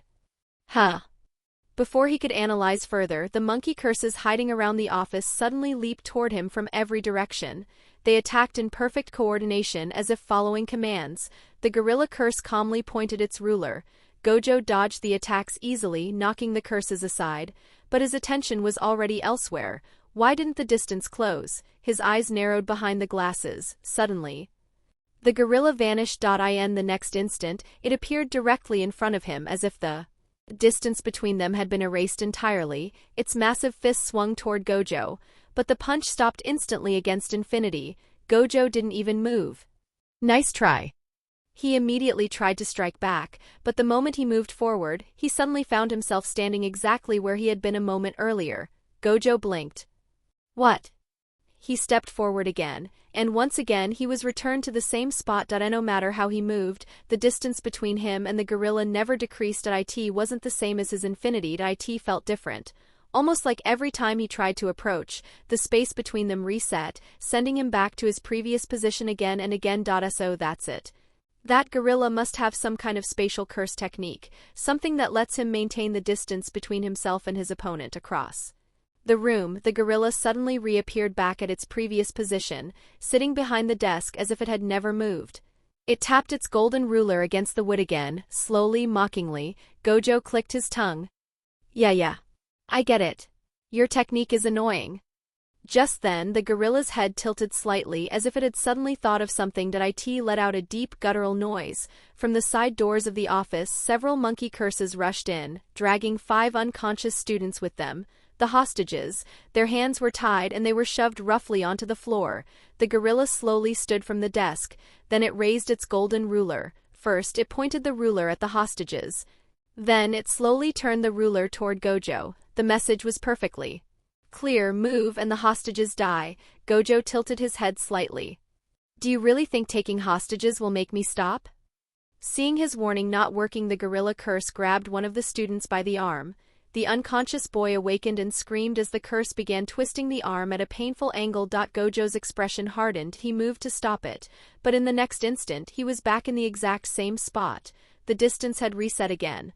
The gorilla continued twisting the arm slowly, its ruler tapping lightly against its shoulder as if enjoying the situation. Gojo clicked his tongue and slowly raised his hands. TCH. For the moment, they were at a stalemate. Then, the office door suddenly slid open behind him. Suguru Geto stepped inside, brushing dust from his uniform. He glanced at the scene once. The hostages, the gorilla, Gojo standing with his hands raised. Geto sighed. You started without me? Gojo immediately lowered his hands the moment Geto appeared. Forget that, he said quickly. That gorilla has a spatial curse technique. Gojo jerked his thumb toward the curse. It can reset the distance between itself and a target. Every time I try to get close, I'm sent back to my previous position. He glanced at the hostages being held by the monkey curses. And it's coordinating the monkeys to guard the hostages. Gojo clicked his tongue. So unless we figure out a way around that technique, this turns into a very annoying problem. Geto stepped forward and came to stand beside Gojo while analyzing the technique of gorilla. His expression had turned completely serious now. I have a plan. Gojo glanced at him. Geto continued calmly. This curse was born in a school, NW. With him holding the ruler, it probably sees itself as the teacher. From what you said about its technique sending you back to your original position, its curse technique must be something like this. Anyone who moves without permission gets sent back to their seat. I'll flood the area with my curses. That gorilla can't manipulate the distance of everything at once. You move the moment the room becomes chaotic and save the hostages. Geto's eyes locked onto the gorilla curse. This should create enough openings, right? He glanced briefly at Gojo. Gojo looked at him for a moment, clearly impressed. Then a slow grin spread across his face. This is more than enough. Geto's hand slowly rose. Dark cursed energy gathered around Geto. Several cursed spirits began emerging behind him, different shapes, different sizes, various grades of curses under his control. Among them, one stood out, the Grade 1 dead samurai clad in cracked and battered armor standing silently beside Geto like a loyal retainer. Attack! At Geto's command, they swarmed the monkey curses and rushed the gorilla from every direction. Amid the storm of cursed spirits, the Grade 1 samurai curse remained standing beside Geto, its rusted katana lowered as if waiting for the perfect moment. Across the room, the gorilla curse's expression twisted with anger. Its warning had been ignored. It raised its golden ruler sharply and thrust it toward the hostage it was holding, intending to kill the student immediately. But in that exact moment, because its attention had shifted to the swarm of cursed spirits, it failed to notice one thing. The white-haired boy had disappeared. The next instant, Gojo appeared directly in front of it using blue. Too slow. Gojo's fist slammed into the gorilla's face. The impact sent the massive curse flying backward, crashing through the principal's desk and smashing into the far wall. At the same moment, Gojo moved again. In a blur of speed, he grabbed the nearest hostage and pulled them away from the remaining monkey curses. Behind him, several dog-like cursed spirits under Geto's control lunged forward and tore into the monkeys guarding the rest of the students. Within seconds, the remaining curses near the hostages were ripped apart. The terrified and the remaining unconscious students were finally out of immediate danger. Across the destroyed office, the gorilla curse slowly rose. Chunks of broken wood and shattered concrete slid from its massive body as it stood back up. Its twisted gaze locked onto the two sorcerers. Gojo dusted off his uniform slightly and tilted his head. Now you're the only one left. He suddenly vanished and the next instant, Gojo attempted to close the distance again, but just like before, he appeared back in his original position. The cursed technique had activated again. But, instead of looking discouraged, Gojo's grin slowly widened. Still trying that trick, huh? At that exact moment, a figure suddenly appeared beside the gorilla curse, the Grade 1 Samurai curse. Its rusted katana flashed. Slash, the blade cut cleanly across the gorilla's arm that was holding the golden ruler. The arm jerked violently from the strike. In that brief moment, Gojo disappeared again. This time, he didn't return to his original spot, he appeared directly in front of the gorilla. Before the curse could react, Gojo's knee slammed into its jaw. The impact was brutal, the gorilla's mouth deformed from the force as its massive body was launched backward, crashing through the remains of the office and smashing into the far wall. Dust exploded through the room. Before the gorilla could recover, a shadow appeared behind it. Suguru Geto, his hand pressed against the curse. Dark cursed energy surged forward. Cursed spirit manipulation. The gorilla curse struggled violently for a brief moment, then its body compressed into a swirling orb of cursed energy and was swallowed by Geto. Geto grimaced in clear disgust while swallowing it. Gojo watched him quietly. For a moment it looked like he was about to say something, but in the end he didn't. His silence returned to the ruined office. The battle was over. Outside the school, the assistant sorcerer stood near the front gate, nervously waiting. Moments later, the school doors opened. Geto walked out calmly, rubbing his throat. The assistant sorcerer immediately straightened. "Is it over?" Geto nodded. "The curse has been exorcised and the hostages are safe inside." The assistant sorcerer visibly relaxed. "Thank goodness, then, Gojo-san?" Geto glanced around. "Satoru went to buy a drink for himself," he said casually. As if on cue, a tall white-haired figure appeared beside them instantly, a drink in each hand. Gojo casually tossed one to him. "Barley tea." Geto noticed it and smiled slightly. Before either of them could say anything, Geto's phone suddenly rang. He pulled it out and answered. On the other end was Masamichi Yaga. "What is it?" There was a short pause. Geto blinked. "Emiya and Shoko?" He glanced toward Gojo. "All right." Geto ended the call. Then he looked toward Gojo again. "It looks like there has been some trouble on Emiya and Shoko's end." Gojo raised an eyebrow. "Oh." Geto continued. "Yaga-sensei is coming to pick us up and take us to their mission site." Flashback end, back in the classroom, silence. Bam, two fists dropped from above. One on Gojo, one on Geto. Both of them slammed face first into their desks. Masamichi Yaga stood behind them with his fists still raised. He sighed slightly. "At least in the end," Yaga said sternly, "you two idiots worked together and handled the situation." The bell rang. Class was over. Yaga turned and began walking toward the classroom door. Before exiting, he stopped for a moment and spoke without turning back. "By the way," he said calmly, "your seniors were away on a mission, but they'll be returning to school today." Without explaining anything further, he left the classroom. Chapter 15. Senior -1. The moment the door slid shut behind Yaga, the room exhaled. Gojo tipped his chair back, balancing on two legs. "Seniors, huh?" Geto glanced at him. "You sound interested." "Obviously." Gojo waved a hand. "We've been here for, what, a week? And we haven't seen a single upperclassman." Geto folded his arms. "So who are they?" Gojo shrugged dramatically. "Don't know." He waved a hand. "Wonder if they're strong." Shoko shrugged. "Hope it's a girl." Gojo immediately perked up. "Oh? Shoko's interested?" Shoko gave him a flat look. "Yes, and having another girl in this school, because right now it's just me and 3 idiots." As Gojo, Geto, and Shoko kept talking, Emiya stayed quiet. His gaze was fixed on the desk, but his mind was elsewhere. Seniors. The name surfaced automatically. Yutahime Iori. He remembered her from the anime. Support type technique. And, his lips pressed together slightly. "Yeah. She's the one fans always ship with Satoru. He resist. The urge to glance at the white-haired idiot currently waving his hands around while arguing with Shoko about something meaningless. But, is there any other upperclassman? He frowned slightly, digging through his memory. Mei, the name surfaced. She was in the Gojo's past arc/hidden inventory arc present during that time. But, Gij never elaborated if she was an upperclassman or just someone they knew. He exhaled quietly through his nose. Could be a senior. Or, could be anything. He glanced up.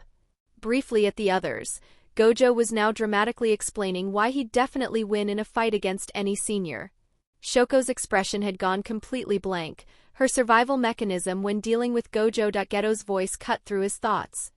Emiya. You're quiet. Emiya blinked and looked up. Everyone was staring at him. He shrugged. Just listening. Gojo grinned. Listening? Or plotting? Plotting, Emiya said flatly. Your murder. Very painfully. Shoko snorted. Gojo gasped dramatically. Suguru. Shoko. Save me. He lunged toward them, arms wide, wrapping himself around both of them in an exaggerated hug. Geto's eye twitched violently. Let go. Shoko's expression didn't change. I will stab you.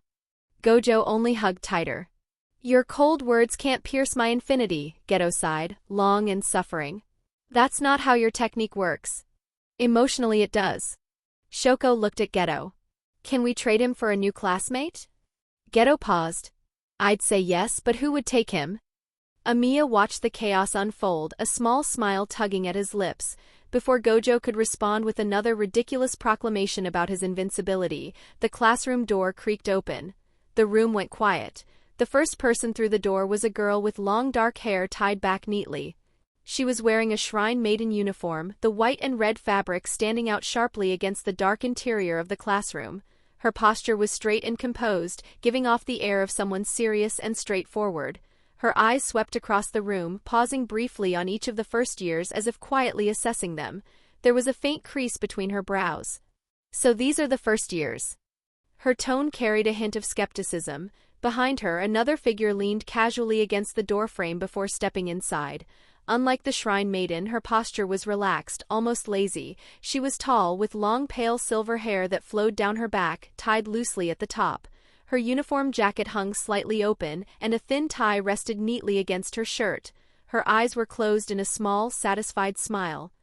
As if she were in a good mood, yet despite the relaxed appearance, something about her presence felt off, like she was quietly calculating something behind that smile. Her gaze slowly swept across the room. Gojo, Geto, Shoko, finally Emiya, the smile on her lips deepening as if she had just spotted an easy target. A third person followed after them. He looked far less composed than the other two, messy hair, tired eyes, and the general appearance of someone who would rather be somewhere else. He scratched the back of his head as he looked around the room.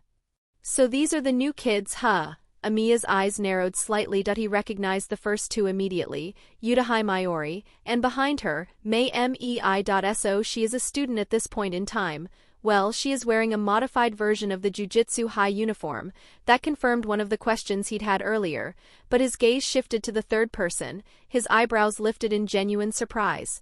Atsuya Kusakabe. Wait, him too. Emiya hadn't expected that. From what he remembered, Kusakabe appeared much later in the story and was already a teacher-level sorcerer. Seeing him here, casually standing with the upperclassmen, was unexpected. His eyes lingered on the tired-looking man for another second before he leaned back slightly in his chair. The strongest grade 1 sorcerer. The shrine maiden girl stepped further into the classroom, clearly unimpressed by the chaotic scene in front of her. Gojo still clinging to Geto and Shoko like an oversized child. Her eyebrow twitched. Can you stop that? Gojo turned his head toward the door, still hugging them. Oh. He grinned. Upperclassmen. Geto immediately shoved Gojo off. Get off. Shoko adjusted her uniform as if nothing had happened. Then the shrine maiden girl straightened slightly and looked at the four of them. My name is Yudahai Mayori. I'm a second year at Jujutsu High. She gestured to the relaxed woman beside her. This is Mei Mei senpai. She's a third year. Mei Mei opened one eye slightly, her smile calm. A pleasure. Yudahime then jerked a thumb behind her. And that one is Atsuya Kusakabe senpai. Also third year. Kusakabe raised a hand lazily. Yo. Then the Yudahime Iori's gaze shifted to the white-haired boy leaning back in his chair. She pointed at him. You must be Satoru Gojo, right? Gojo grinned immediately. The one and only. He tilted his head slightly. Oh, so you know me? Yudahime stared at him for a moment. Who doesn't know your name? Kusakabe let out a tired sigh from the back. Yeah. Even we heard about the Six Eyes brat before you enrolled. Mei Mei's smile deepened slightly as she looked at Gojo. Your reputation precedes you. Gojo leaned back proudly. See? I told you guys. Shoko rolled her eyes. Yudahime continued. Introduce yourselves. Geto stepped forward first, polite as always. Suguru Geto. First year. Then Shoko spoke. Shoko Yeri. At that, Mei's eyes opened slightly. Oh. Her calm smile returned. So you're the one. Shoko blinked. The one? Mei chuckled softly. I've heard about you. Her gaze sharpened just a little. A reverse curse technique prodigy who can heal others, that's quite rare. Shoko scratched the back of her head. It's not that impressive. Kyuzukabe muttered from the back. Yeah, it is. Finally, Emiya spoke. Emiya. Mei's eyes drifted toward him again before her gaze moved away. Beside him, Shoko Yeri raised a hand slightly. Yudahime Iori-senpai? Yudahime looked at her. Yes. Shoko tilted her head. Are you the only second year? Her eyes briefly flicked toward the two older students standing behind Yudahime. And why are you with the third years? Yudahime Iori straightened slightly, looking a bit proud of herself. Yes, I'm the only second year. My curse technique is support type, she explained. So I'm usually assigned to work with Mei-senpai and Kyuzukabe-senpai during missions. For a moment she looked rather satisfied with that explanation. Then Gojo leaned forward in his chair. So you're a mascot? Yudahime froze slowly. She turned toward Satoru Gojo. What did you just say? Gojo smiled brightly. You know support type stays behind the strong people. He rested his chin on his hand. Like a mascot. Yudahime's eye twitched. You. Chapter 16, Senior -2 U. WH. Did you just call me? A faint vein bulged on her forehead as she pointed a finger straight at him. Ma's kut, Satoru Gojo said, stretching the word out deliberately. For a moment the room went completely silent. Yudahime Iori balled her fists at her sides, biting her lip in frustration. It's senpai to you, she snapped. That's no way to speak to your senior.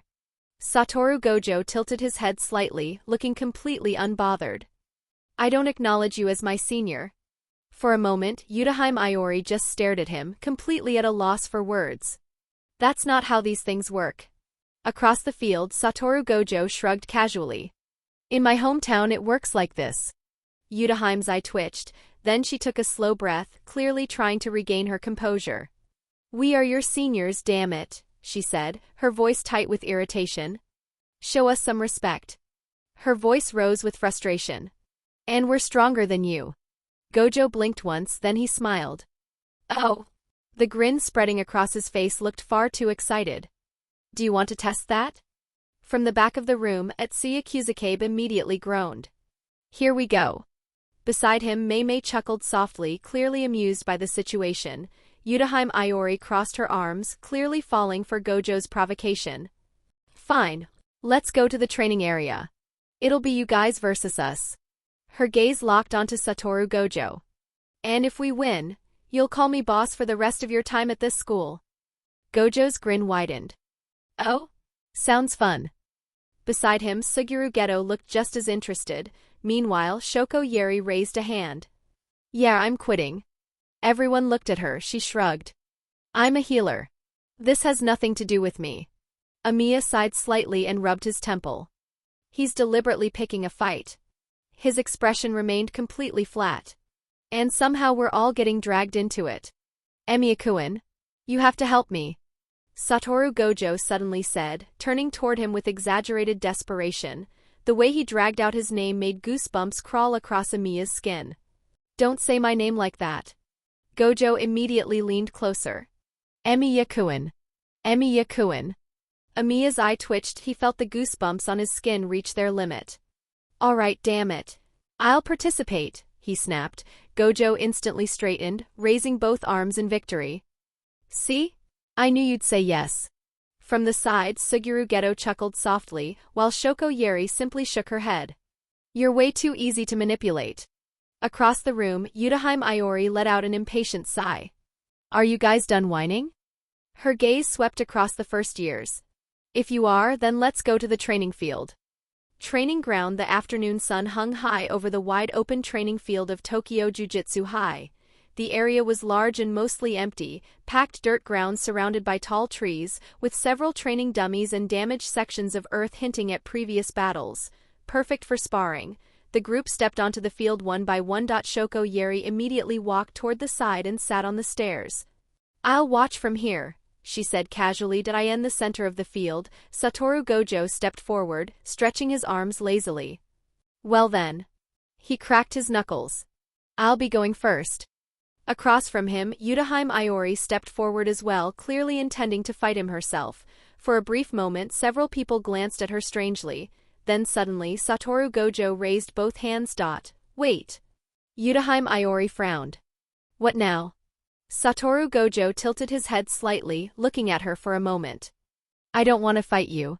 Yudahime blinked. "Why?" Gojo casually stuck a finger in his ear, picking at it as if completely bored. "You're way too weak for me." "What?" From the side, Atsuya Kusakabe stepped forward and gently placed a hand on her shoulder. "Yudahime." She turned toward him. "Kusakabe-senpai." Kusakabe sighed. "Let me fight him." Yudahime hesitated for a moment, then she nodded and stepped back. "All right." She pointed angrily towards Satoru Gojo. "Teach him a lesson for me." Atsuya Kusakabe walked forward into the center of the training field, stopping several meters away from Satoru Gojo. For a moment he simply looked at the white-haired boy. Behind them, Mei raised a hand. "Start." The moment the word left her mouth, Kusakabe moved. His sword flashed out of its sheath in a clean, practiced motion as he dashed forward and slashed straight toward Gojo. The blade cut through the air with precision. But just before it could touch him, it stopped mid-air. The edge of the sword hovered a few centimeters from Gojo's face, unable to move any closer. An infinite distance stood between them. Kusakabe's eyes narrowed slightly. Gojo simply stood there with his hands in his pockets. A smug smile spread across his face. "See, you can't reach me." Across the field, Yudahime Iori blinked in confusion. "What?"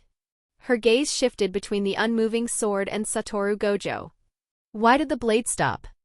Beside her, Mei smiled faintly, watching the scene with calm interest. "That," she said softly, "is the limitless technique of the Gojo clan." Yudahime frowned. "Limitless?" Mei continued, her tone almost like a quiet lecture. "It manipulates space itself." She gestured toward the halted blade. "The closer something gets to him, the slower it becomes, until it stops entirely." Yudahime's eyes widened slightly. "So that means..." "Yes," Mei finished calmly. "Unless he allows it, nothing can touch him." Back in the center of the field, Gojo simply stood there with his hands in his pockets. Across from him, Atsuya Kusakabe swung his sword again, and again. Each strike was fast, precise, and powerful enough to cut through a curse in a single blow. But every time, the blade stopped, just short of Gojo. Like an invisible wall stood between them. Kusakabe's expression hardened slightly as he continued attacking, his sword flashing through the air in rapid succession. Yet no matter how many times he swung, the distance between the blade and Gojo's body never disappeared. Gojo sighed. "Are you done?" Then suddenly, he jumped backward. At the same time, he raised his hand slightly. An invisible pulling force erupted from his palm. Kusakabe's body was abruptly dragged forward. Gojo stepped in and threw a punch. Kusakabe reacted instantly, twisting his body and blocking the strike with his elbow before sliding several steps back across the dirt. The ground scraped under his feet as he regained his balance. Gojo smiled wider. Then he raised his hand again, his fingers forming a small gesture. A dense distortion began to gather in his palm. The air warped slightly. Before Satoru Gojo could release the technique, Kusakabe suddenly relaxed. With a calm motion, he slid his sword back into its sheath. Click. "I surrender." The training field fell silent. Chapter 17, Senpai -3, I surrender. The training field fell silent. Across the field, Yudahime Iori's yelled. "What? You're surrendering?" Kusakabe scratched the back of his head. "Yeah, there's no point continuing." He nodded slightly towards Satoru Gojo. "I can't hit him." Beside Yudahime, Mei chuckled softly. "A wise decision." Meanwhile, Gojo slowly lowered his hand, the distortion in the air fading. "Huh, that's it." He looked almost disappointed. I was just getting started. Behind him, Suguru Geto smiled faintly. I think that proves the point. Near the stairs, Shoko Yeri yawned. Wow, that was fast. A few meters away, Emiya watched the scene quietly. Classic Atsuya Kusakabe, he hates trouble more than anything. Kusakabe and Satoru Gojo stepped away from the center of the field and walked back toward the others. Yudahime's shoulders slumped. Kusakabe-senpai. She grumbled, sounding almost like she was about to cry. Kusakabe sighed and gently rubbed the top of her head. Hey, calm down. He's stronger than me. Before she could respond, Gojo leaned down slightly, peering at her face with a mischievous grin. Are you crying? Yudahime's face instantly turned red. I'm not. She balled up her fists angrily. I am not crying. Hee hee, Gojo laughed. Before the argument could continue, Suguru Geto stepped forward. All right. Now it's my turn. Yudahime immediately pointed at him. Fine. She stepped forward again, clearly fired up. Let me beat him real quick, she said, glaring at Gojo. Then I'll show you. Just as she moved to step onto the field, Geto calmly raised one hand toward her. Wait. Yudahime Iori frowned. What now? Suguru Geto looked at her for a moment, his expression calm. I'd rather not fight you. Yudahime blinked. Why? Geto gave a small, polite smile. It wouldn't be much of a fight. Yudahime's brow twitched. What's that supposed to mean? Geto folded his arms casually. It means, you're not strong enough to make this interesting. Emiya watched the scene with a flat expression. These two are such a bullies. Before Yudahime Iori could explode in protest, a hand gently rested on her shoulder. Yudahime. Yudahime turned. Mei-senpai? Mei stepped forward, her calm smile unchanged. Let me handle this one. She walked past her and onto the field, her eyes settling on Geto with quiet interest. After all, it wouldn't be fair to let the juniors have all the fun. Behind her, Yudahime Iori sighed in resignation. All right. Across the training ground, Mei and Suguru Geto took their positions, both quietly observing the other. From the side, Atsuya Kusakabe lazily raised one hand. Start. The moment he said it, win it, Suguru. Satoru Gojo yelled from the sidelines with a wide grin. Both fighters jumped backward, creating distance. Almost instantly, several squid curse spirits surged forward from behind Suguru Geto, launching toward Mei like living projectiles. The grotesque creatures shot across the field with terrifying speed. But Mei barely moved, with a small shift of her feet and the slightest tilt of her body. She dodged. One curse passed beside her shoulder. Another flew past her head. A third crashed into the dirt behind her. Her movements were minimal. Precise. It was obvious immediately. She was extremely skilled in close-quarters combat. From behind her, several dog-shaped curse spirits lunged forward, jaws snapping as they rushed her. Without hesitation, Mei moved, her body rotating in midair as she avoided the first bite. While still airborne, her leg snapped outward. Thud. Her kick connected cleanly with the abdomen of one charging curse spirit, sending it tumbling across the dirt. Her body continued rotating through the air. As she turned and faced the left side, another curse lunged toward her. Without landing, she drove her fist downward. Bang! Her punch slammed into the top of the curse spirit's head, smashing it straight into the ground. The impact buried its head into the dirt while the rest of its body remained frozen in that position. The third dog-shaped curse lunged again, but Mei reacted instantly. Her leg snapped out in a sharp kick. Thud! The curse spirit was sent flying straight towards Suguru Geto. Geto calmly summoned another curse in front of him. The flying creature slammed into it, the collision bursting into a messy tangle of limbs and cursed energy. For a brief moment, the disturbance blocked his line of sight. That was all Mei needed. She appeared at his side, her fist shot forward toward his ribs. Geto, predicting her attack, raised his elbow and blocked the punch, his feet digging into the dirt as he held his ground. But Mei didn't stop. Her body pivoted smoothly as she followed up with a sharp kick aimed at his torso. Just as the strike was about to land, a cold blade pressed lightly against the back of her neck. Behind her, a dead samurai-shaped curse had appeared, its sword drawn and poised to strike. Mei paused. For a moment the field went quiet, then she smiled faintly. It seems you win. Geto lowered his guard, his expression calm. You fought well. Then he added politely, and you didn't even use your curse technique. Mei glanced slightly to the side, her calm smile unchanged. You don't have to console me. You won fair and square. She added casually, and my technique isn't very suited for fighting. Across from her, Suguru Geto gave a small nod, acknowledging her words. From the sidelines, what? Yutaheim Iori yelled. Mei-senpai also lost?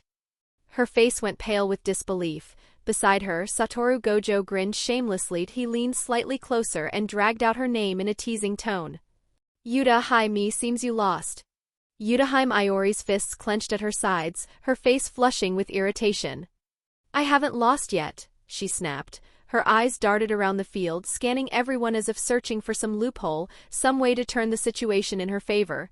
And then, suddenly, an idea sparked in her mind. Her lips curled into a sly, almost mischievous smile. It's not best of 3, it's an individual match bet I made on my behalf. So if I win against Hyodo-kun, you still have to call me boss. The words hung in the air, audacious and shameless. Everyone froze, stunned by her cunning. Emiya's brow twitched slightly at her shamelessness. Atsuya Kusakabe stepped in, placing a firm hand on Yutaheim's shoulder. Yutaheim, he said, his tone calm but authoritative, it's not Nick. Before he can complete, Gojo, however, clapped his hands together with mock excitement. All right. Fine. If Emiya loses, I'll call you boss. Everyone looked at him strangely, but he leaned toward Emiya, patting both of his shoulders. Emiya-kun, my reputation is in your hands. Don't let me down. Emiya crossed his arms, a faint grin tugging at the corners of his mouth. If I lose, it's not my fault. Gojo tilted his head, eyes sparkling. You gonna lose? Emiya's grin matched Gojo's perfectly. Nah, I'd win. Chapter 18, Senior -4, Nah, I'd win. Across the field, Yutaheim cracked her knuckles. All right. She stepped forward onto the dirt arena. If you're so confident, her gaze sharpened. Come prove it. Emiya sighed softly. How should I go about this? He looked toward the training ground, then at Yutaheim Iori standing across from him. Her confidence is almost admirable. Emiya scratched his cheek slightly. Honestly, I don't have much confidence in beating most people here. His gaze briefly drifted toward Satoru Gojo, Suguru Geto, then to Atsuya Kusakabe and even Mei, but against her. A faint grin appeared on his face. I'm about 200% confident I can win. Well, a little aura farming. Wouldn't hurt. A faint smirk appeared on his face. Hee. Then he started walking forward. The two stopped a few meters apart. Yutaheim glared at him angrily. What? Although you're not the one whom I wanted to teach a lesson, she pointed at him. But you're still annoying. So don't blame me if you get hurt. Emiya looked at her with a blank expression. What did I do? From the side, Kusakabe lazily raised his hand. All right. Enough talking. Atsuya Kusakabe dropped his hand. Start. From the side, Gojo cupped his hands around his mouth. Emiyakun. Don't embarrass me. You're representing the first years. The words had barely left his mouth when Yutaheim Iori moved. She lunged forward. Her feet kicked up dust as she closed the distance in an instant, her fist shooting straight toward Emiya's face with surprising speed. But Emiya didn't move. From the sidelines, Suguru Geto's eyes narrowed slightly. He's not reacting. Yutaheim's fist came closer. Just before it connected, a wall appeared between them. Thud. Her eyes widened, but she didn't stop. Yutaheim Iori instantly stepped sideways, circling around the wall to attack Emiya's flank. Her fist shot forward again, but another wall appeared out of thin air. Thud. Her punch struck solid stone again. Yutaheim clicked her tongue and moved again. She dashed past the barrier, cutting sharply toward Emiya's back. Her arm swung forward. Thud. A third wall materialized behind him. Her knuckles crashed against it. Dust scattered. Yutaheim immediately pushed off the ground and changed direction again. Left, right. She sprinted across his side and threw another punch. Thud. Another wall appeared. Each time she attacked, another barrier formed instantly in the exact spot her strike would land. Again. Finally, Yutaheim Iori jumped backward, creating distance. Dust scattered under her feet as she landed. She flexed her fingers slightly. Her knuckles stung from repeatedly smashing into solid barriers. Her eyes narrowed at Emiya. I have to admit you have some skills. But are you only going to block? Across the field, Emiya tilted his head slightly. Well, you're right. I should probably attack too. But when he spoke, his voice sounded different, heavier, not like his usual tone at all. From the sidelines, Suguru Geto noticed it immediately. Did his voice just change? Emiya slowly pulled his right hand out of his pocket and lifted his hand upward. Then, he crossed his fingers. The gesture looked oddly familiar, almost like the hand sign adult Gojo used for his domain. Emiya quickly spoke quietly, so quietly that no one around them heard it. Deploy. Then his voice dropped. Arise. Then the air behind Emiya distorted. 1.2.5.10, 20 figures appeared behind him, archers, each holding a drawn bow, arrows already aimed. Then the air around Yutaheim Iori suddenly distorted. 20 barbarian warriors, massive swords resting on their shoulders. And finally, 8 towering giants formed a ring around Yutaheim, their enormous bodies casting long shadows over the battlefield. Yutaheim stood surrounded. The training field had gone completely silent. From the sidelines, Suguru Geto narrowed his eyes slightly. That many constructs? Beside him, Mei smiled faintly. My, how overwhelming. Back in the center of the field, Yutaheim slowly clenched and unclenched her fingers. She looked at the barbarians, then the giants, then the archers aiming arrows directly at her. Finally, her gaze landed on Emiya. He was standing calmly a few meters away, hands relaxed at his sides. Yutaheim's shoulders trembled slightly. Her fists tightened, then loosened. Her eyes began to glisten. A small tear gathered at the corner of her eye.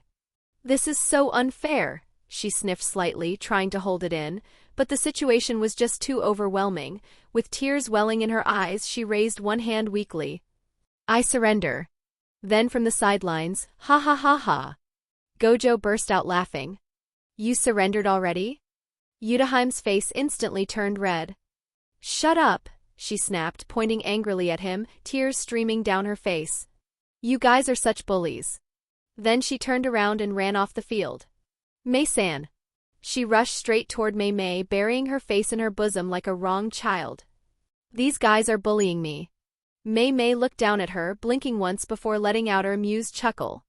My, don't cry. Gojo still laughing shamelessly. Ha ha ha, come on, Yutaheim. You surrendered in like 30 seconds. Across the field, the summoned warriors began to dissolve.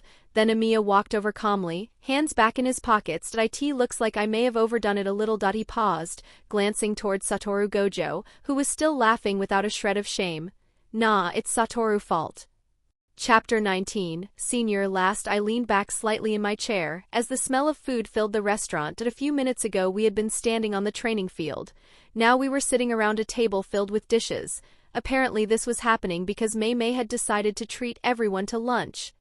As your seniors, she had said, it would be rude not to treat the first years after that little challenge. I wasn't going to complain. Free food was free food. Across the table, Yutaheim was still sulking. Meanwhile, beside her, Satoru was grinning like someone who had just discovered a new hobby. Hey, Yutaheim. She didn't look up. Shut up. From the other side of the table, Suguru calmly continued eating as if this argument was just background noise. Well, it probably is. Nearby, Itsuya Kusakabe sighed and rubbed his temple. They're starting again. From the look on his face, it was painfully clear he had already come to a deep understanding of just how annoying Satoru could be. Before the argument could get louder, Mei calmly set her chopsticks down. My. Her voice wasn't loud, but it immediately cut through the table. Satoru and Yutaheim both paused. Mei smiled faintly. If you're going to argue, at least finish your food first. That somehow worked. Yutaheim huffed and returned to her meal. Satoru just shrugged and started eating again. Nothing had happened. For a while the table quieted down. Eventually plates were emptied. Since we'll probably be working together in the future, Kusakabe said casually, we might as well exchange contact info.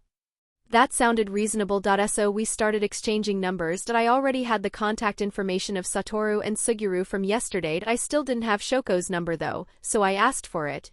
She made a strange face when I asked, but she still shared it with me. I guess she's still mad at me.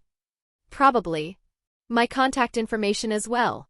I looked up to see Mei placing a small stack of black cards on the table. I picked one up and glanced at it. It was a business card.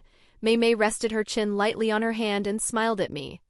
If you ever require assistance on a mission, she tapped the card gently. You can hire me. Satoru immediately picked one up and looked it over. Is the assistance for free? Mei smiled slightly. Of course not. Satoru whistled. Even with us? Even with you all, Mei replied calmly. Everyone looked at her speechlessly. Though I would give you a discount.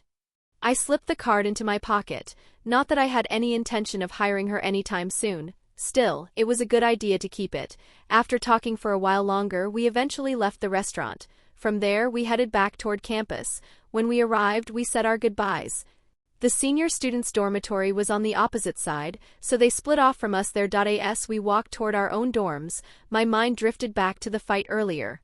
Honestly, I would have lost if it weren't for my technique. The thought was a little embarrassing that I should probably learn close quarters combat, so I asked Suguru if he could teach me. Before he could answer, Satoru suddenly stepped in front of me. Oh? So you want to learn how to throw hands? He immediately started throwing random punches into the air. You go like this, then this, then this. He began doing exaggerated shadow boxing right there. I ignored him. Suguru thought for a moment before nodding. Well, I can teach you cursed energy reinforcement and can spar with you, he said calmly. The rest you'll have to learn on your own. Then he continued, there are 3 main aspects to close quarters combat. First is cursed energy reinforcement. Second is actual fighting experience, things like MMA, judo, tai chi, or you can say throwing hands. Third is physical constitution. He glanced at me briefly before continuing. If your body isn't strong enough, your stamina drains faster. And even with reinforcement, extreme movements can still injure you. He paused for a moment. So while I can teach you cursed energy reinforcement and spar with you to build some fighting experience, Suguru said, as you don't really have a foundation in close combat, so becoming proficient will take a lot of time. So, I'd suggest joining a martial arts gym to learn the basics. And start exercising to improve your physical condition. Building some muscle will help a lot. He looked at me calmly. So if you want to improve, you'll need to train all 3. I rubbed my chin and thought about it. He was right that I had never really fought anyone in my life, and even something simple like climbing the school stairs sometimes left me out of breath. Yeah, my physical condition is pretty bad, and building some muscle wouldn't hurt either. IT might even make it easier to pull some chicks. Hee alright. I'll join a gym then, I said. I looked over at Suguru. So when do we start? We'll begin next week, he replied calmly. Great. By that time, my town hall should be upgraded too. As we continued talking and roughly planning my training, we eventually reached the dorms. We said our goodbyes and headed to our respective rooms. I lay down on my bed and stared at the ceiling. My thoughts drifted back to the training conversation. Cursed energy reinforcement, martial arts, physical conditioning, 3 things. The first 2 sounded interesting. The third one, yeah, that one sounded painful. I imagined waking up early, running laps, lifting weights, sweating like crazy.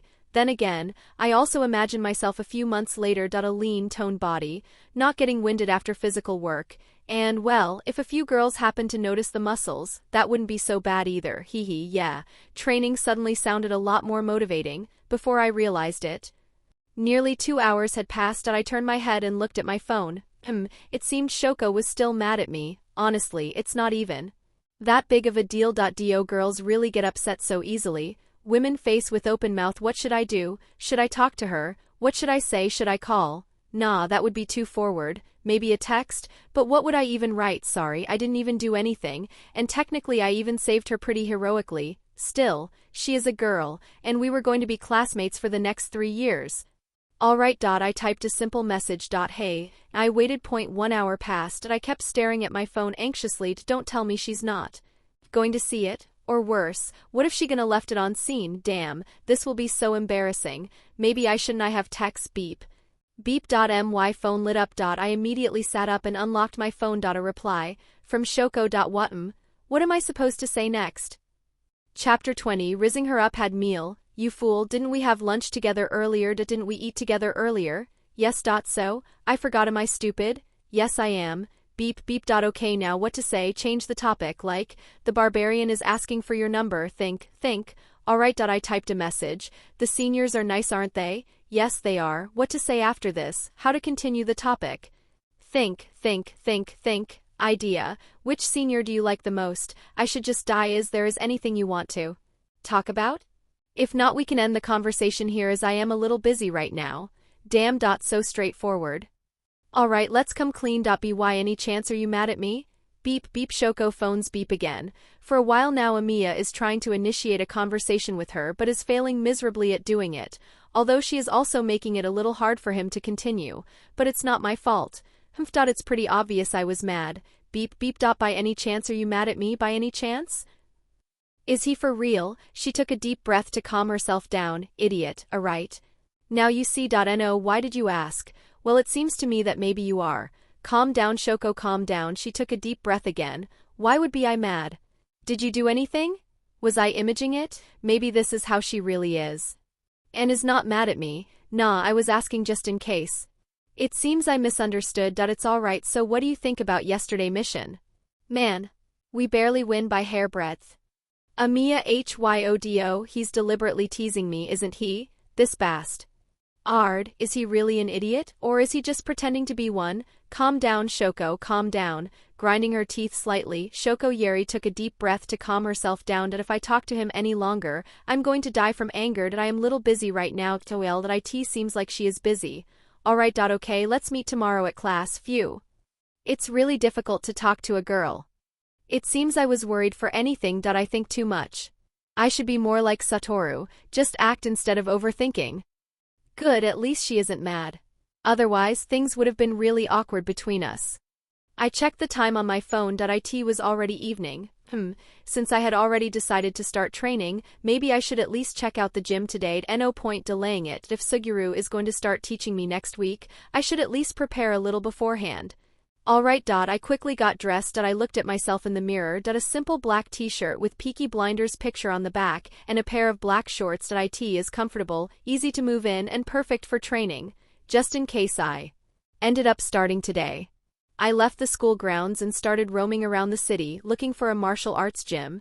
But the roads here were confusing. There were so many intersections and side streets that everything started looking the same after a while. Man, it was way easier back in my homeworld town. Yes, I am from the countryside.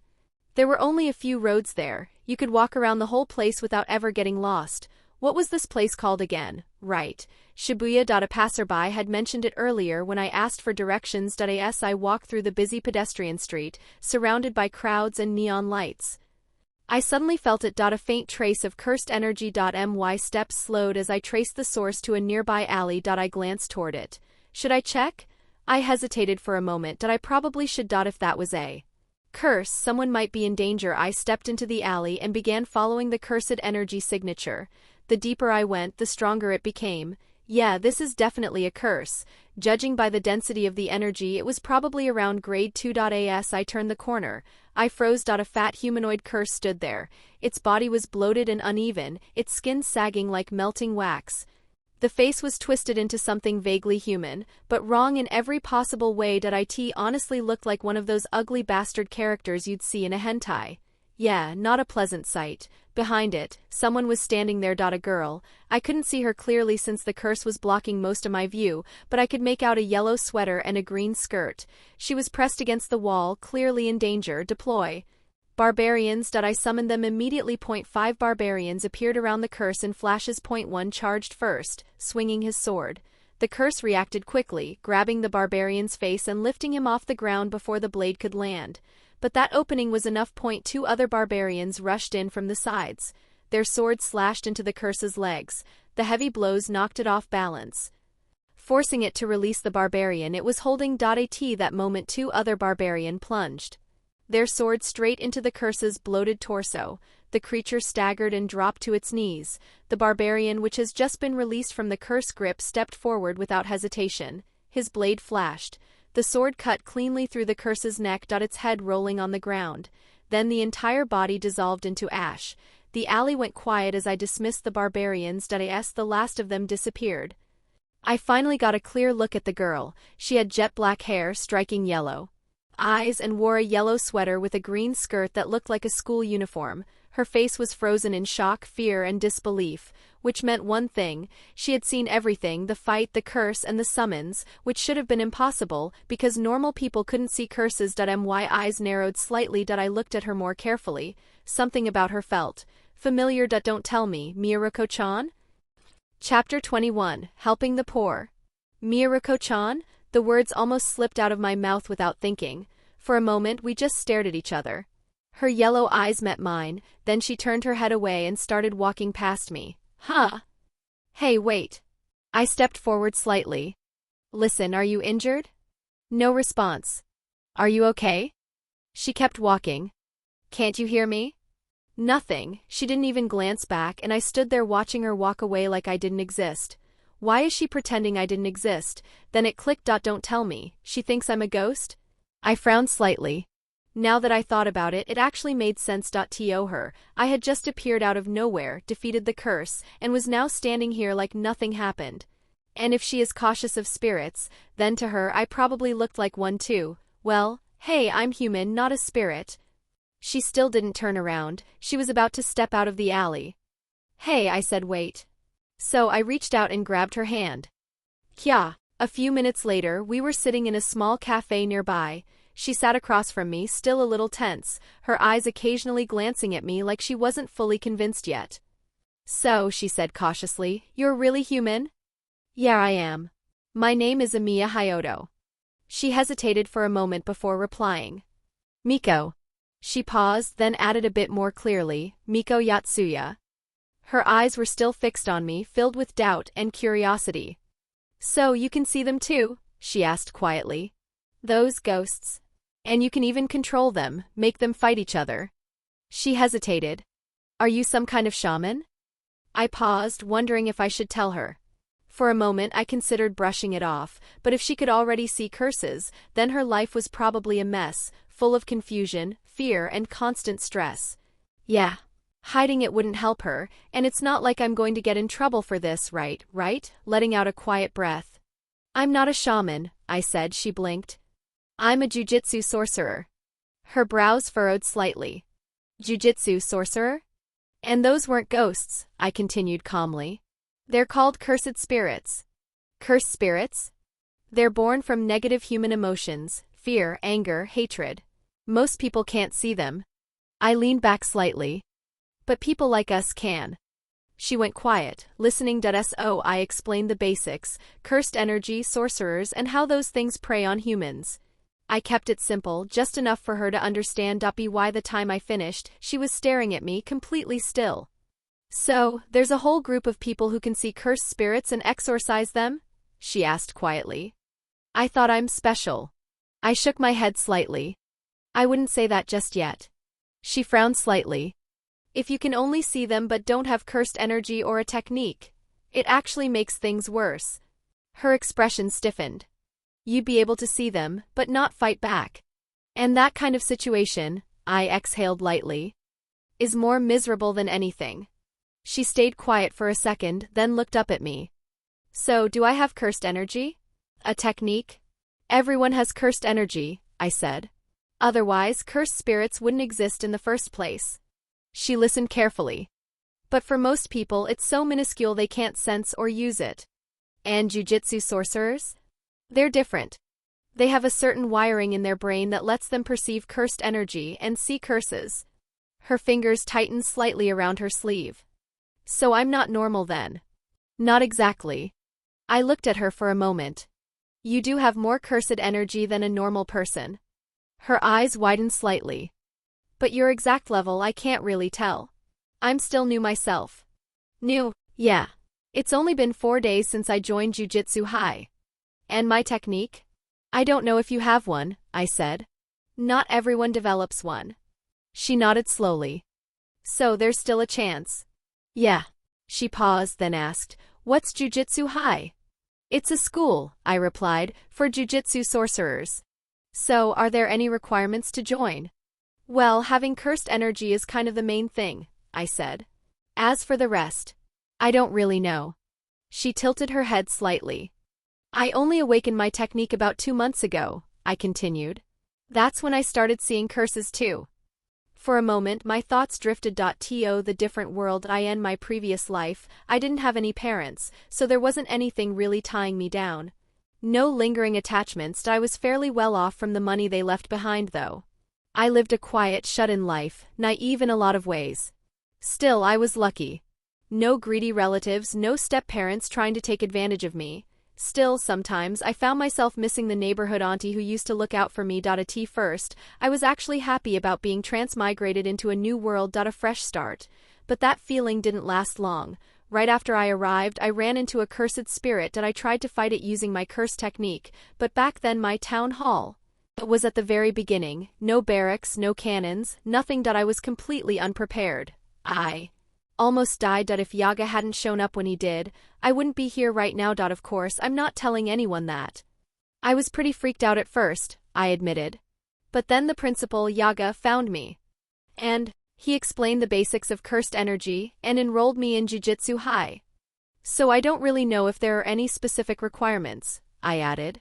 Why are you asking though? Do you want to join Jujutsu High? She hesitated. Well, WTF cliffhanger Kuin. Chapter 22, Helping Some More. She hesitated. Well, her fingers tightened around the edge of the table. It's not like I'm interested. She looked away. It's just, I don't see any other way.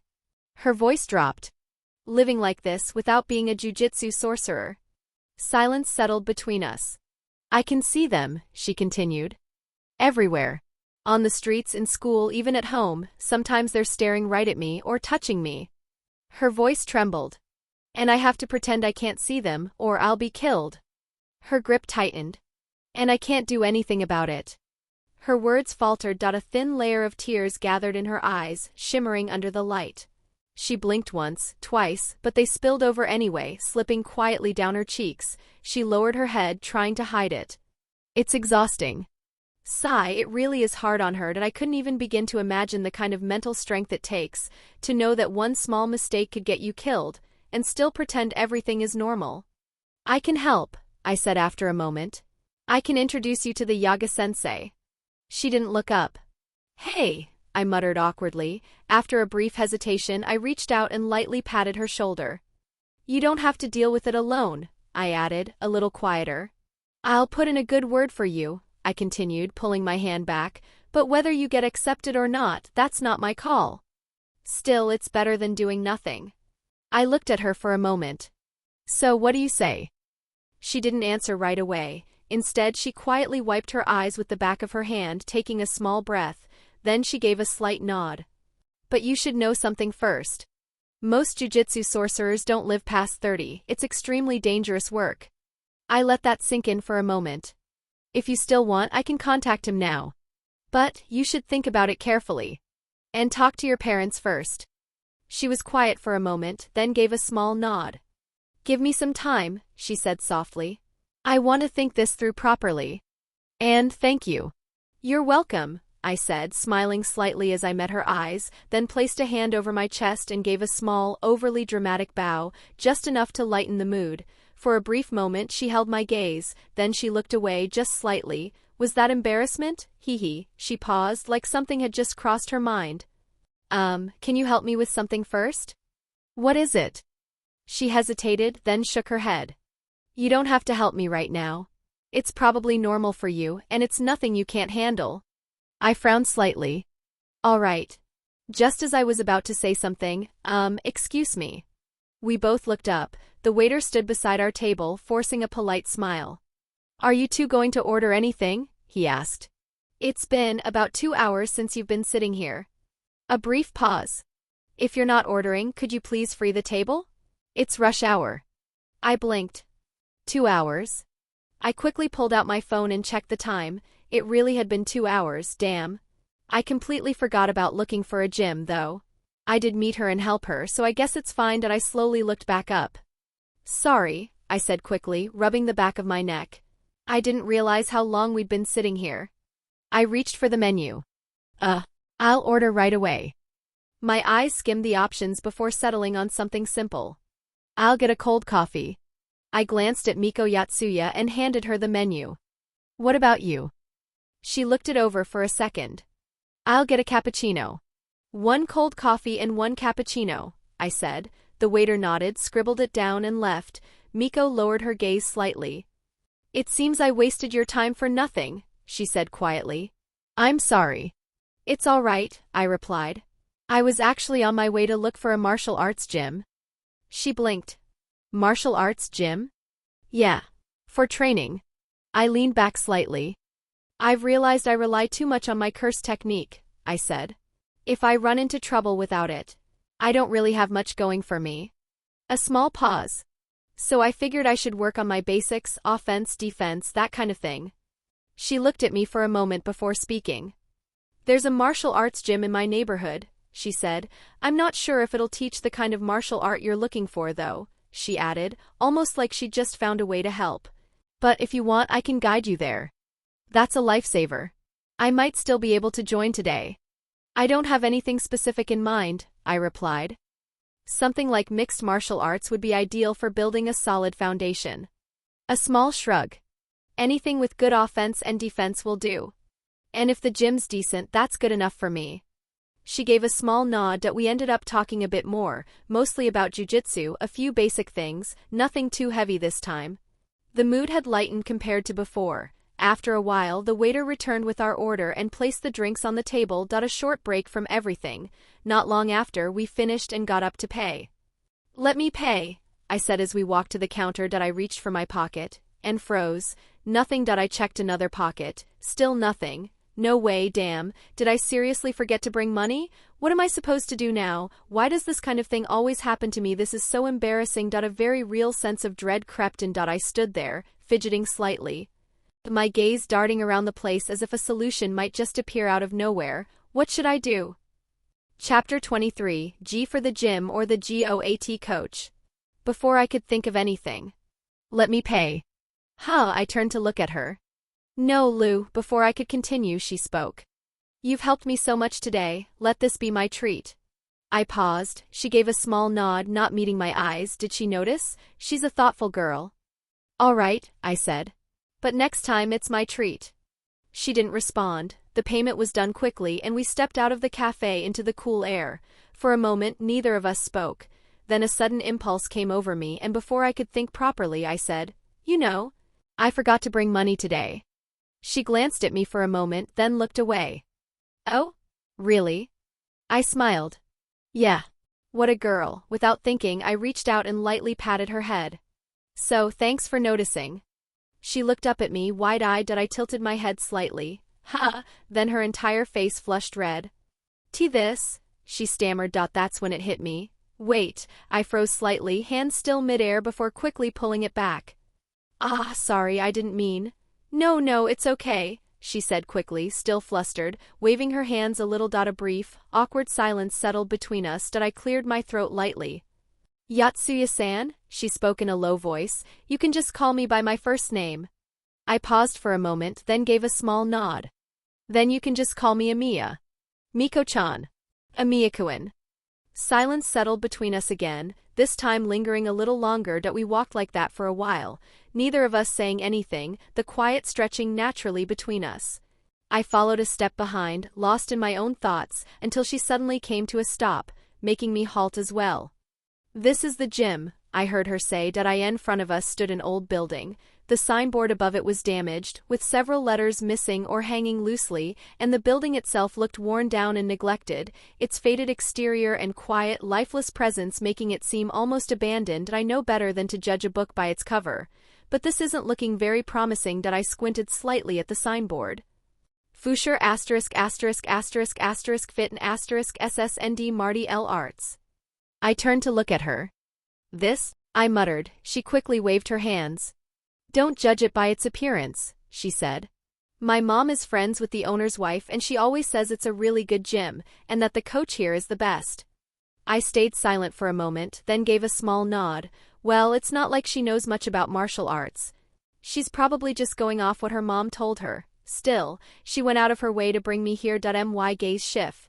And maybe it's better than it looks. We stepped inside. The interior was better than expected. Not impressive, but definitely not as bad as the outside made it seem. The first floor was divided into two sections. Near the entrance was a small reception area, a simple counter behind which a woman was sitting with a few chairs placed nearby, and what looked like a compact office at the back on the left side. The rest of the space was dedicated to basic gym equipment, dumbbells, benches, and a few machines. A very handful of people were scattered around, lifting weights and doing reps, completely focused on their workouts, the quiet clink of metal filling the room. As we stepped further in, the woman behind the counter looked up and her face lit up. She had long eyelashes that framed her bright eyes and ink-black hair that fell neatly over her shoulders. She looked to be in her late 20s, maybe early 30s, with a natural kind of beauty that didn't feel forced or overdone. There was a warmth to her expression, a soft ease in the way she carried herself. More than anything, it was her energy that stood out, friendly, lively, and almost infectious, like the kind of person who could brighten a room just by being there. "Miko-chan?" Miko blinked, then her eyes widened slightly. "Auntie?" The woman immediately walked over and pulled her into a warm hug. "It's been such a long time. Look at you. You've grown up so much." Miko stiffened for a second before awkwardly returning the hug. Thank you. How is your mom? Is she doing well? It's been ages since I last saw her," the woman continued without pause, her voice bright and full of energy.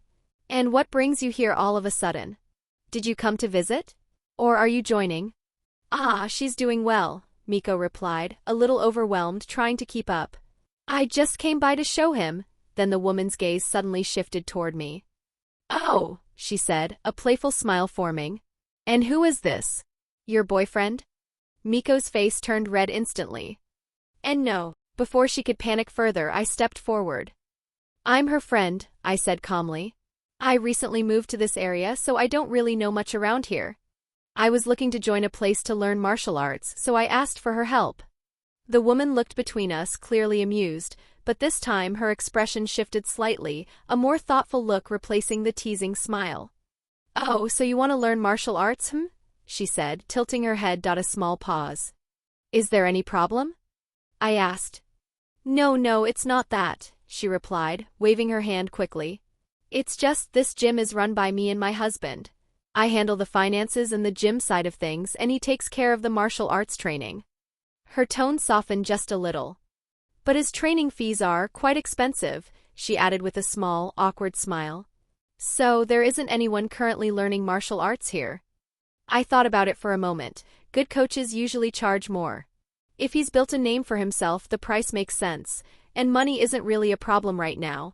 The image of the nurse curse spirit flashed briefly in my mind, and I did get paid for exorcising that.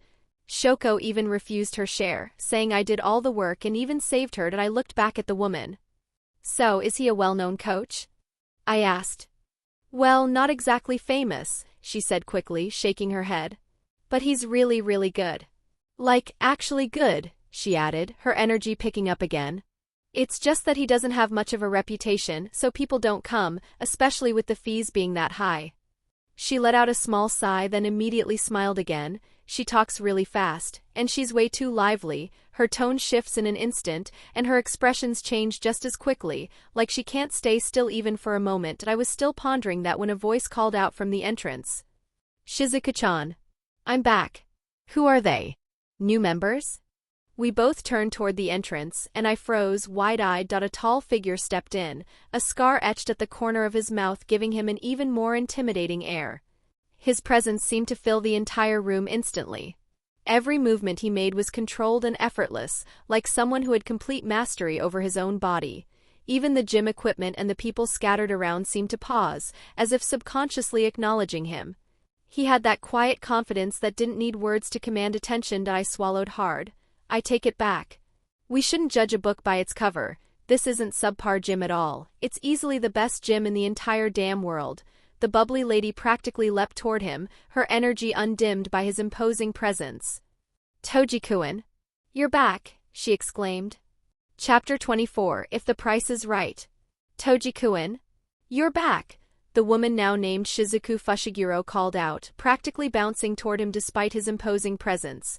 Toji walked over, his earlier imposing presence completely gone, replaced by the casual aura of a lazy uncle, yawning, scratching the back of his head, and moving with a relaxed, almost carefree gait.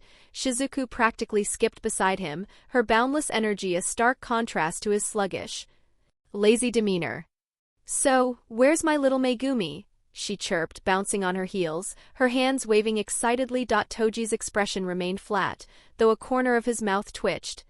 "I put the mosquito to sleep. Needed some quiet for a bit." Shizuku's eyes widened and without warning she reached up and lightly bonked his head. Don't call him that. Toji-kun, he's our super cute baby boy. Toji let out a low, exasperated hum, rubbing the spot she'd tapped. Right.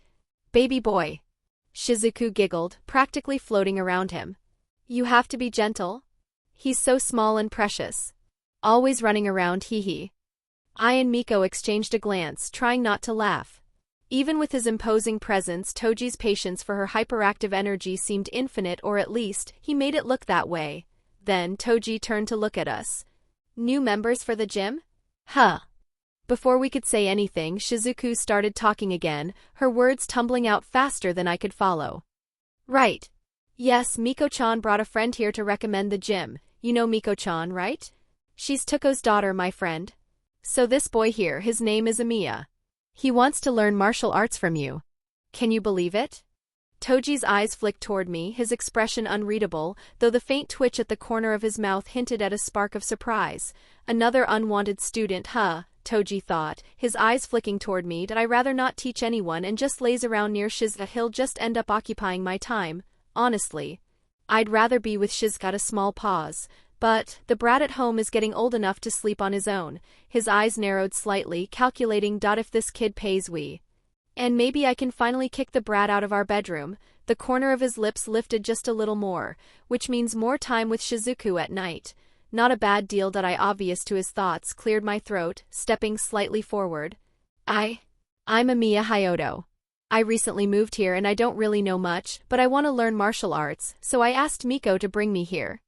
Toji tilted his head slightly toward me, the corner of his mouth twitching again. You sure you want to do this? His voice was calm, but there was an edge to it. I nodded quickly, trying to keep my voice firm. Yes. I really want to learn. Shizuku clapped her hands, bouncing on her feet. Yay. That's the spirit. You have to try Emiya. Don't let him scare you. Toji let out a low hum and gestured upward. All right. First, follow me to the second floor. We'll see how deep under the water you are before we finalize your tuition fees. I nodded and we all followed him upstairs. I really didn't expect to run into him this early. I wondered. Did he notice that I'm a jujutsu sorcerer? Probably not, right, as he can't sense curse energy and I'm even restricting mine. Should I tell him? Absolutely not. With his history with the Zenin clan and his hatred for sorcerers, he'd probably jump to conclusions, thinking I have ulterior motives against him and his family, and will kill me on the spot. Hiss, maybe. It isn't such a good idea to learn from him after all. As we ascended, the second floor came into view. It was even simpler than the first. The room was mostly open, covered with thick sponge mats that spanned the entire floor.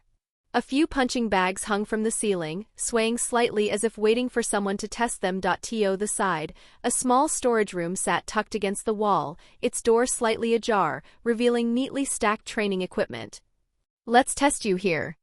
Toji stepped onto the center of the mat, slipping off his slippers without a second thought. I followed after him, taking off my shoes and placing them neatly near the edge before stepping onto the mat. The moment my feet touched the surface, something about the atmosphere shifted. His lazy demeanor thinned. First, he said, glancing at me, show me your stance. I exhaled slowly and adjusted my footing, raising my guard instinctively. One foot slightly forward, knees bent, weight balanced. Toji watched silently, giving no reaction or comment, which somehow made it worse. After a few tense seconds, he finally took a step closer. Then another. My muscles tensed without me realizing it. Too stiff, he said casually. You're bracing yourself too much. Before I could respond, he moved his hand, shooting toward my face. Fast, I reacted on pure instinct, snapping my arm up as my eyes squeezed shut. It wasn't a strike, just a light touch, but the speed behind it sent a chill down my spine. Huh. Toji muttered. As I opened my eyes, another strike came, this time toward my side. I jumped back, barely avoiding it. A third followed immediately, coming from above. I threw both my hands up into a guard, my eyes squeezing shut. I managed to block it, but my balance gave out, and I fell flat on my butt. Toji stopped. After a brief pause, he extended his hand toward me, offering to help me up. You've never been in a real fight before, have you, kid? He said. Yeah, I admitted, nodding slightly. You've got excellent instincts, he continued, looking down at me. And your body keeps up well enough. A small pause. But you get scared too easily, and you've got no actual fighting experience. I hesitated for a moment, then looked up at him. So will you teach me? I asked. Fees won't be a problem. I grabbed his hand and pulled myself up, brushing the dust off my clothes as my thoughts raced. It's risky. If he finds out, things could turn bad real fast. But at the same time, this is a once-in-a-million opportunity, learning directly from someone like him. If I can even pick up a fraction of his skills, I'd become much stronger, and as my town hall level increases, my cursed energy will grow as well. With more energy, I can push my reinforcement even further, enhancing my physical abilities beyond their current limits. At the very least, I could reach his level physically, if not far beyond it. Toji looked at me. It'll be really troublesome to teach you, he hummed, scratching the back of his head. It'll take a lot of time. I'd have to build your body up from scratch, work on your courage too. That's not something that happens overnight. A small pause. Honestly, I'd rather not take in a student like you. His eyes shifted toward me again, a faint smirk forming. But, he added casually, the faint smirk on his lips deepening, that might change if the price is high enough. Chapter 25. I am so good at bargaining. Price. I did some quick mental math. I had around 5k left over from the nurse exorcism, and about 1k tucked away in my savings. 6k total then, should be enough, right? How much do you usually charge? I asked, sounding casual, trying to gauge the price. Toji eyed me for a moment, silently sizing me up.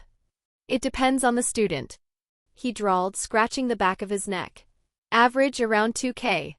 No wonder he doesn't have any students, because 2 grand is way too much for a shabby gym like this. But that's only if you don't know who Toji actually is. For someone like him, it's completely worth it. Even 10 times the price would have been worth it, assuming I had that kind of money anyway. Since I don't, I'm just extremely relieved it actually fits in my budget. I'll pay you that amount then, I said quickly, unable to hide the joy in my voice. Toji looked at me, stunned. Then his gaze slowly shifted to Shizuku-san. Her eyes had widened too. They looked at each other for a moment, then he smiled slightly. He blinked at her. Blink, clearly sending some hidden signal. She blinked back. Blink, then shook her head slightly. He blinked twice. Blink, blink. She sighed, giving a small nod. Immediately, both of them put on dead serious looks. I looked back and forth between them. I am still here, you know. For an average student, sure, Toji started. But your foundation is garbage, so it's gotta be higher. Excuse me? 2.5k? I asked, my previous joy instantly vanishing. You're physically weak too, he added without missing a beat. I have to build your muscles from the ground up, so it's gotta be higher than that. Hey, what's with me having so many flaws all of a sudden? Didn't you just say I had good instincts? He crossed his arms and eyed me, just waiting for a higher number. 3k? I tried offering. Hey, you should really look around your gym before you start jacking up the price. He let out a long sigh. Seems like we're not reaching an agreement. What? Panic completely too. Okay, over. For K, I said quickly, trying to salvage it. A wide smirk broke across his face. Make it 5k. And you can start tomorrow. Imaginary tears gathered in the corners of my eyes. How did it go from 2k to 5k in the blink of an eye? Loudly crying face, I am so stupid. Then I gritted my teeth. 5k, fine, but you better not regret it. With that price, I'm going to practically live at your gym, your dojo, the whole damn time. Hell, I will insert myself into your family. 5k then, I muttered in defeat. Finally, a huge satisfied smile appeared on his face. He patted my back. The impact nearly sent me shaking to the floor. All right, kid. Although your foundation isn't much, you've got huge potential. I'll make a khabib out of you. Don't worry. Oh, so now you're praising me. Shizuku clapped her hands beside me, bouncing like crazy. Don't worry, Emiya-kun. Toji-kun is the best teacher around. Your tuition will be totally worth it. You don't get to talk. I was completely fooled by her earlier. I actually thought she was a pure-hearted angel, but she's barely 1% better than he is. No wonder they are married. Miko, on the other hand, just stared at me. Her eyes were filled with pure pity, like she had just watched me willingly step into a bear trap and get robbed blind. You can come tomorrow evening, but get here a little earlier than this, Toji added lazily. We talked for a bit longer, then finally bid them farewell. Stepping outside, the sky was already dark. You know you got robbed, right? Miko said. I know. I was still gritting my teeth just thinking about it. You're way too easy to fool, she sighed. I gave a nervous laugh and rubbed the back of my head. I quickly changed the topic. Have you informed your mom you'll be out this late? I asked. She froze. Crap. I forgot. We hurried toward her home. Thankfully it was close. Toji's gym was right in her neighborhood. As we approached her street, she came to a stop. She looked down the familiar road, then turned back to me. I can go on my own from here. I turned to look at her, letting the silence stretch between us for a long moment. I'll bring my friend tomorrow, I blurted out, finally breaking the quiet. He can see how much cursed energy you have. Miko didn't answer immediately. She just stared down the dark street, the faint glow of a streetlight reflecting in her eyes. And also, I added, give me your answer about joining Jujutsu High in a week. We need to discuss your admission with Yaga-sensei. She finally gave a small, solemn nod. I will hurry. And thank you. For your trouble. And your time. I scratched my cheek, feeling the heat creep up my neck. No problem, I said, waving it off. We generally don't have that many classes anyway, so I'm free most of the time. Wait, what am I saying? Why am I putting myself down like that? I winced internally. I made it sound like I had absolutely nothing better to do than follow her around. Like I was some kind of professional loiterer. I cleared my throat. Then, see you tomorrow. Miko-chan. Bye. Emiya-kun. I watched her walk toward her house until she reached the door. Only then did I turn around to head home, my mind already drifting to everything that happened today. Miko-chan, Toji, and Shizuka-san. I couldn't help but let a smile break across my face. Miko-chan really must be my lucky charm. Just after meeting her, she managed to find me the best coach in the world, although I got a little scammed, but whatever. Miko-chan, hee. Chapter 26, Progress. I stood near the park in Miko-chan's neighborhood, hands tucked into my pockets as I waited for her. It is Sunday. 5 days had passed since I first met Miko-chan and joined the Fushiguro family gym, and in those 5 days a lot has changed. First, my town hall has finally reached level 4. New buildings have unlocked, the most notable being air defense, and I've already begun maxing out my troops and structures. The 40% debuff is gone. The increase in cursed energy was undeniable. It's nearly double what it had been before. Now I could sustain summons for longer and channel more energy into reinforcement, making it stronger and far more reliable. The troops have improved in strength as well. They are stronger now, though not enough to push them into the next grade just yet. However, I noticed a flaw in their upgrades. While their attack power and attack speed increases, their walking or movement speed barely improves, rising only slightly. It's a glaring weakness, one that makes me an indispensable part of my own technique.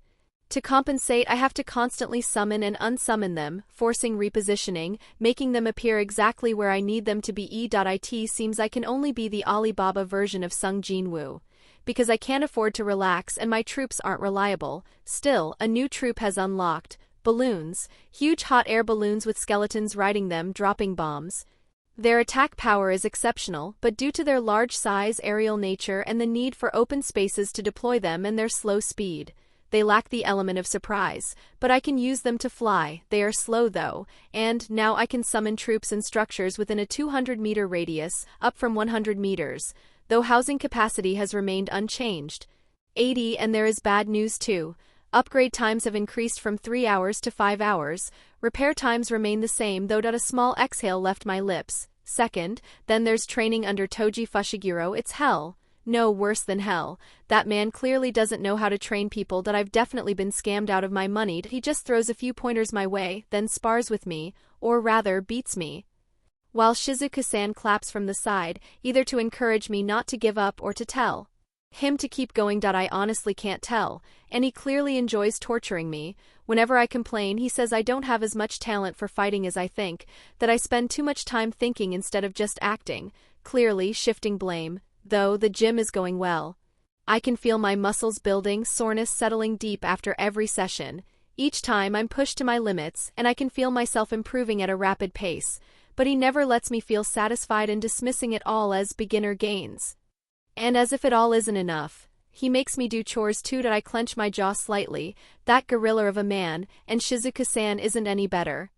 They're both far too comfortable ordering me around like I'm part of their household, making me carry their groceries, cleaning the gym and calling it warm up, like it's supposed to make sense. Do they think this is some kind of Chinese martial arts film?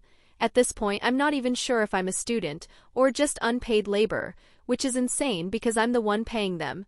Expressionless face in their kid, that Megumi brat is always staring at me with that same blank nonchalance. Look. Expressionless face humph. Failed potential brat. I sighed. Though, not everything has been bad. I introduced Miko-chan to Satoru to measure her cursed energy capacity. That alone made it worth it. Though from that I also realized something, that others can't see my cursed energy unless I actively release it. It's probably because my cursed energy is tied to my elixir collector and storage. Back to the point, the entire meeting was chaos. Satoru bounced around like an overexcited zoo animal, while Miko-chan just stared at him with that same blank expression. It was like watching two completely different worlds collide. Still, according to him, her cursed energy reserves are around grade 1 level. Which means joining Jujutsu High won't be a problem for her. Even if, by chance, she doesn't have a cursed technique, her reserves are on par with Kusakabe-senpai, and he doesn't have 1.my gaze drifted ahead. I've been waiting for Miko-chan for around 45 minutes though to be fair, I did arrive early. It's not a date or anything. It is about something else. She had asked me to do something for her that day, a promise, and I still have no idea what it is. Just as the thought crosses my mind, I spot her. Miko-chan, walking toward me. She looks as pretty as ever, even in something simple. A green-blue hoodie with an eye symbol in the center and shorts. She doesn't even try and still she looks beautiful. Meanwhile, I've actually put in the effort, an oversized green t-shirt with a Zoro Z symbol on the back, baggy jeans loaded with pockets, and Air Jordan 1 to finish it off, all branded. Now that I'm earning, I will spend on myself, and I'm even thinking about getting a good motorcycle. How long have you been waiting? She asks. Not long. I just got here, I reply, a complete lie. I've been standing here for almost 45 minutes. A brief pause settles between us. So, what is it you wanted me to do? I ask, getting straight to the point. Miko glances toward the park, then back at me. Can we sit? She says quietly. I nod. Yeah. We walked over and took a seat on a nearby bench. For a while, neither of us speaks. The park is quiet, just the faint rustle of leaves and distant voices drifting through the air. She keeps her gaze lowered, her hands resting in her lap, fingers lightly clenched. Do you remember, she begins softly, when you said you could help me? I nod. Yeah. A small pause follows, then she speaks again. It's about my dad. Her fingers tighten slightly in her lap. I want you to exorcise him. Chapter 27, Her Resolve. I want you to exorcise my dad. Everything stalled. The ambient hum of the park, the chatter, the wind, the shifting gravel, all flatlined into a dull silence. It was as if someone had sucked the air out of the park. I stared at her, stunned. Your dad. The silence stretched, taut as a wire, until she finally snapped it. Yes. My dad. She took a deep breath, her shoulders dropping as if she'd finally set down a heavy load. The confirmation hit like a physical weight. Her dad. My mind began to race, pulling fragments of the Miyaruko-chan manga from the back of my memory. I recalled him, Mamoru Yatsuya. He wasn't some malevolent, grotesque spirit/curse. He was a benevolent shadow, a loving presence lurking in her home, anchored to his own memorial shrine. Still unaware that his life had ended a year ago, she wants him gone. The chestnut pudding incident came to mind, a stupid fight over a snack that is now her biggest regret. That was the last time they had talked, and the last time they spoke it was in a fight. Now she lived with that guilt like a weight in her chest. Every day.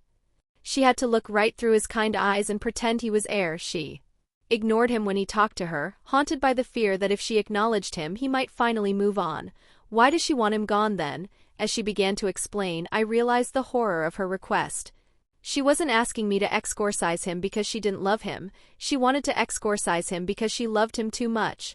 After what I'd told her about curses during our first meeting, she had asked me about the spirits that linger in our world. I had told her the truth. They slowly become corrupted and turn into curses themselves. It is a living agony for a person to watch their loved one rot into a monster. Worse, other curses are attracted to a lingering soul. They want to consume it, drawing constant danger to the house and everyone inside it. She explains her reasoning while keeping her head down, her shoulders slightly trembling as she cries. So will you help me? I sighed. She is a brave girl. If it were me, I don't know if I could make such a choice. Of course, I said, my voice steadier than I actually feel, but exorcising him won't be easy. I remember Francois.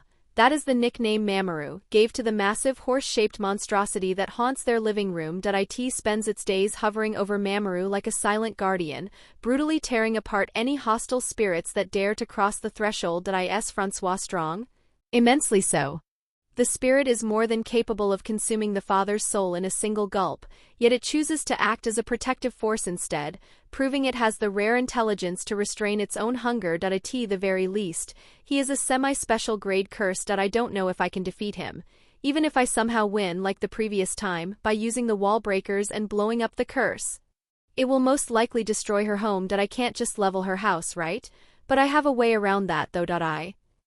Just use my phone to call a friend and I'll get Satoru or Suguru to come and exorcise the curse instead, while I provide them with support. She already knows Satoru, so having him show up won't be an issue. But the problem is, she hasn't mentioned Francois yet, so how do I tell her that I know her father is protected by a massive guardian? And how do I explain that I have to ask a friend to come and finish the job? I can't exactly tell her. I've watched your anime, can I? I would love to help you. I begin. She looks up at me hopefully, tears still shimmering in her eyes. But based on what you've told me, I can deduce that he is a benevolent spirit. And? She asks, leaning in. Spirits like him are usually the favorite food for other curses. I explain. It's been a year since he passed. By now, dozens of entities should have come to consume him. The only reason he's still there is because something or someone is protecting him. And whatever it is, it must be incredibly strong to have kept him safe for an entire year. I pause, locking eyes with her. So, is there anyone or anything with him? An object or a guardian, who is defending him? She looks at me for a long moment, stunned. Then her eyes widen. Yes, she gasps. Francois? There is a massive horse-shaped curse around him. I don't know if he's protecting him or not, but he does consume every other spirit that enters the living room. I widen my eyes, faking my surprise. That must be it, I say, my voice dropping as if I'm processing a grave threat. A horse-shaped curse? I've never encountered a curse with that kind of profile before. If it has been holding its ground for an entire year, it's likely a semi-special grade. To be honest, Miko-chan, I don't know if I can defeat a guardian like that on my own without destroying the entire house. She speaks up quickly, panic rising in her voice. You can't destroy the house. We aren't rich, we don't have enough money to buy a new one. I know. I say, trying to calm her down. So what are we going to do? Her face looks like she's about to cry again. She's so cute, and her facial expressions are so funny, even though she usually doesn't show them much. I shook the thought away. I can't be thinking this right now. I need to focus. I can call my friends, Satoru, I tell her. They can come and exorcise it. He is incredibly strong. He can finish the job without damaging a single brick of your house. Relief washes over her face, her expression softening instantly. By the way, I ask, have you told your mother about curses or Jujutsu High? She instantly sighs again, her shoulders slumping as she looks defeated. Yes, I told her everything, she admits. But she didn't believe a word I said. Now she's saying she's taking me to a psychiatrist on Monday. She looks up at me, her eyes filled with frustration. I don't know how to convince her. How do you usually make a non-sorcerer see curses? I look at her with a thoughtful expression, but inside I'm drawing a complete blank. I don't actually know. Miko stares at me, completely speechless. Well, you know, right? I say, rubbing the back of my neck awkwardly. I'm still new to all of this. And they haven't actually covered much of the course at school yet. Most of our periods are just free time. She narrows her eyes, suspicion forming on her face. Then how do you know benevolent spirits are protected by a guardian? And how do you know normal curses consume them? My tongue slipped again. Crap. I feel a cold sweat prickle my neck. Sharp. She's too sharp. Well, they teach us this in school. I blurt out, my heart hammering against my ribs. Miko tilts her head, her gaze narrowing with clinical suspicion. Really? You've only been there for a week and just said most of your classes are free time. But they already taught you exactly what curses like to eat? Doesn't that sound like a high-level topic for a beginner? Yes. I stammer, my face heating up. Crap. I'm digging a hole here. It was, an accelerated orientation? We had a very long lecture on curse food chain on Tuesday. Before she can grill me any further, I hurriedly changed the subject. Let me just call Satoru and the others. They're the experts, maybe they'll know a way to handle your mom and the curse. Author note, I know about Maki glasses, but he is a human too. He also forgot things expressionless face, so let me cook. How do he know about all this if it isn't taught at school? Well, he has watched the anime. And on a very important note that I have come to stand before a milestone on my story. Here from now on I will build up a setup for the past inventory arc and his character development. There are two things I have thought. One, there wouldn't be much surprise in the story that he will save everyone in the story like every fanfiction protagonist. About his character development, he will just become older and will mature somehow. The story will be good, but it will be a little generic like all other novel, happy happy happy. It will be like this point too. Something will happen, it will change him. The story will be peak. What will happen in story, it's a secret. It will be a roller coaster of emotion, but it will be peak. But you guys can be a little angry, happy fuck good. Now I am giving you all a choice to choose one. Comment 1 or 2, whatever you all like. Tomorrow morning I will start writing the new CHP. Its plot will have to be adjusted according to the choice. Whichever have more comments I will go with this. And I am seeing you guys aren't checking my new novel Expressionless Face. It's in my page now, so please go and check it out. Loudly crying face, folded hands, folded hands. I really like the main character with flaws with whom I can relate, who has a lot of room for growth in his character development, instead of being a MC who is already all development. Chapter 28, God is Real. Okay, we will wait. I say into the receiver. Yes, I will send you the location of the park. It's near her house, we will meet here. Yes, yes. Hurry up though. Beep. I slowly lower the phone, looking back at Miko-chan. They are coming? Her voice soft. Yeah, I say, giving her a nod. But Satoru said he has to visit his clan today. I see her face start to fall, so I quickly add the good news. But he said he'll be free in 2 hours and can make it here in 3. I've told the others to meet us then too. Her expression eases at that. Satoru also mentioned he's bringing a cursed tool, I continue. Cursed tools are objects imbued with cursed energy that give them various properties. He's bringing a pair of cursed glasses that lets non-sorcerers see curses. Her expression eases even more. If she can see exactly what you've been dealing with, maybe it'll even convince her to let you join Jujutsu High. Finally, a small smile breaks across her face. The idea of the glasses is a concrete plan, something she can actually visualize working. Her facial expressions are so easy to read. So I say, we just have to wait out these 3 hours. What should we do with the remaining time? Sit here. I look at her, waiting for an answer. She pauses, then as if remembering something. Actually, she suggests, there's a shrine nearby I've been meaning to visit. If you want, we can head there for now. Oh? So you're a religious kind of person? I ask, a bit surprised. You aren't? Well, it's complicated for me, I mutter. I think about my transmigration. There must be some higher power that brought me here, right? Author note, my ears pricking, is someone talking about me? Though it doesn't really affect my life here. So what do you say? Should we go? The air at the shrine is refreshing, having an old wooden smell. It took us nearly an hour and a half to navigate the winding market stalls and the steep stone steps leading up the mountainside. The market was a blur of colorful banners and the smell of roasted dango, a brief, deceptive slice of normalcy as we pass through the massive, weathered Torii gate. The noise of the distant town dies. There are no tourists here. No priests. Just the soft crunch of gravel under our shoes. My phone vibrates in my pocket, shattering the quiet. I pull it out and am slightly surprised. Caller I. May senpai, why is she calling me? I glance at Miko. She looks around, her eyes darting toward the prayer area. Miko-chan, go ahead and pray, I say, keeping my voice casual. I need to take this. It might be urgent, I'll be right behind you. She nods and walks toward the main hall. I step back toward the shadow of the gate and slide the icon to answer. May senpai, I greet her, my voice low. Miko's povey am walking toward the offering box, the sound of my footsteps clicking rhythmically against the stone. There is no cursed spirit here. I think to myself that I reach for the heavy wooden box and toss a coin inside. The metallic clink echoes through the stillness. I clasp my hands together and close my eyes tight. Hey God, if you are real, please help me avert this disaster, I pray fervently. Help us kill the horse spirit at my home. Help me protect my mom and brother. Just let this be over.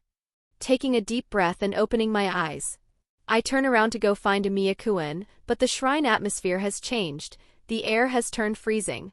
Standing directly behind me is a nightmare that makes Francois look like a family pet. It is massive.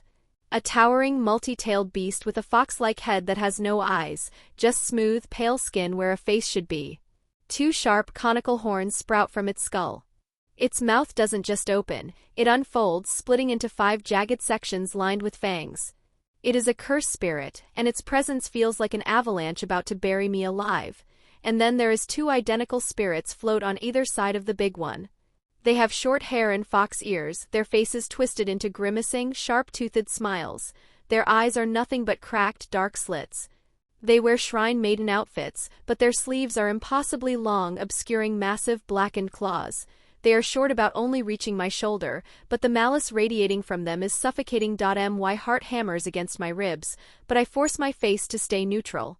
I look right through them as if they are air. I am a statue. I am a statue. I am a statue. Emiya finished the call and head toward the prayer area, my mind still on May's offer. She mentioned a mission with a high density of low-level spirits, perfect for my technique. She specifically called out my barbarians, saying their effective numbers could clear the nest faster than any grade 1 could by hand. But as I round the corner, the atmosphere suddenly turns suffocating. Cursed energy, my instincts screamed. I hurried toward Miko-chan, but the second I spotted her I stopped dead in my tracks. Towering over Miko is a cursed spirit that radiates a pressure of cursed energy unlike anything I've ever felt. The sheer weight of it makes the air feel heavy, a level of power that puts every other spirit to shame. It's the mountain god from the anime, and the 2 shrine maidens floating beside it. I don't even need the 6 eyes to know they are at least semi-special grade. And the mountain god itself, it's easily a special grade. The sheer output of cursed energy is undeniable. I raised my hand. Deplo, my instinct is to immediately summon a wall around Miko and a swarm of barbarians to serve as a distraction, but I catch myself just in time. They haven't attacked Miko-chan yet, which means they won't strike unless they realize we can see them or we try to fight. If I attack, I have to be able to win or at least escape, but looking at their strength, that feels impossible. Plus, the moment I use even a flicker of cursed energy, they'll realize we can see them, and then it's over. Fortunately, my cursed energy is unique. Because it's stored in my elixir storage, it doesn't leak out like a normal sorcerer's energy. To these spirits, I look like a completely ordinary, powerless human. I have to play this perfectly. Miko is standing there, her face a perfect porcelain mask of indifference. She's amazing. She's staring death in the eye and refusing to blink. We need to get out of here. I put on my best oblivious teenager face, making my expression light and bored. I stroll toward her, whistling a low tune, acting like I don't see the 5-section jaw of the cursed spirit over her shoulder. Hey, Miko-chan. I call out, my voice bright. She turns to look at me. Are you done praying yet? We should probably head back. My legs are killing me from all these stairs. I reach her side and look at her, my back turned to the curses.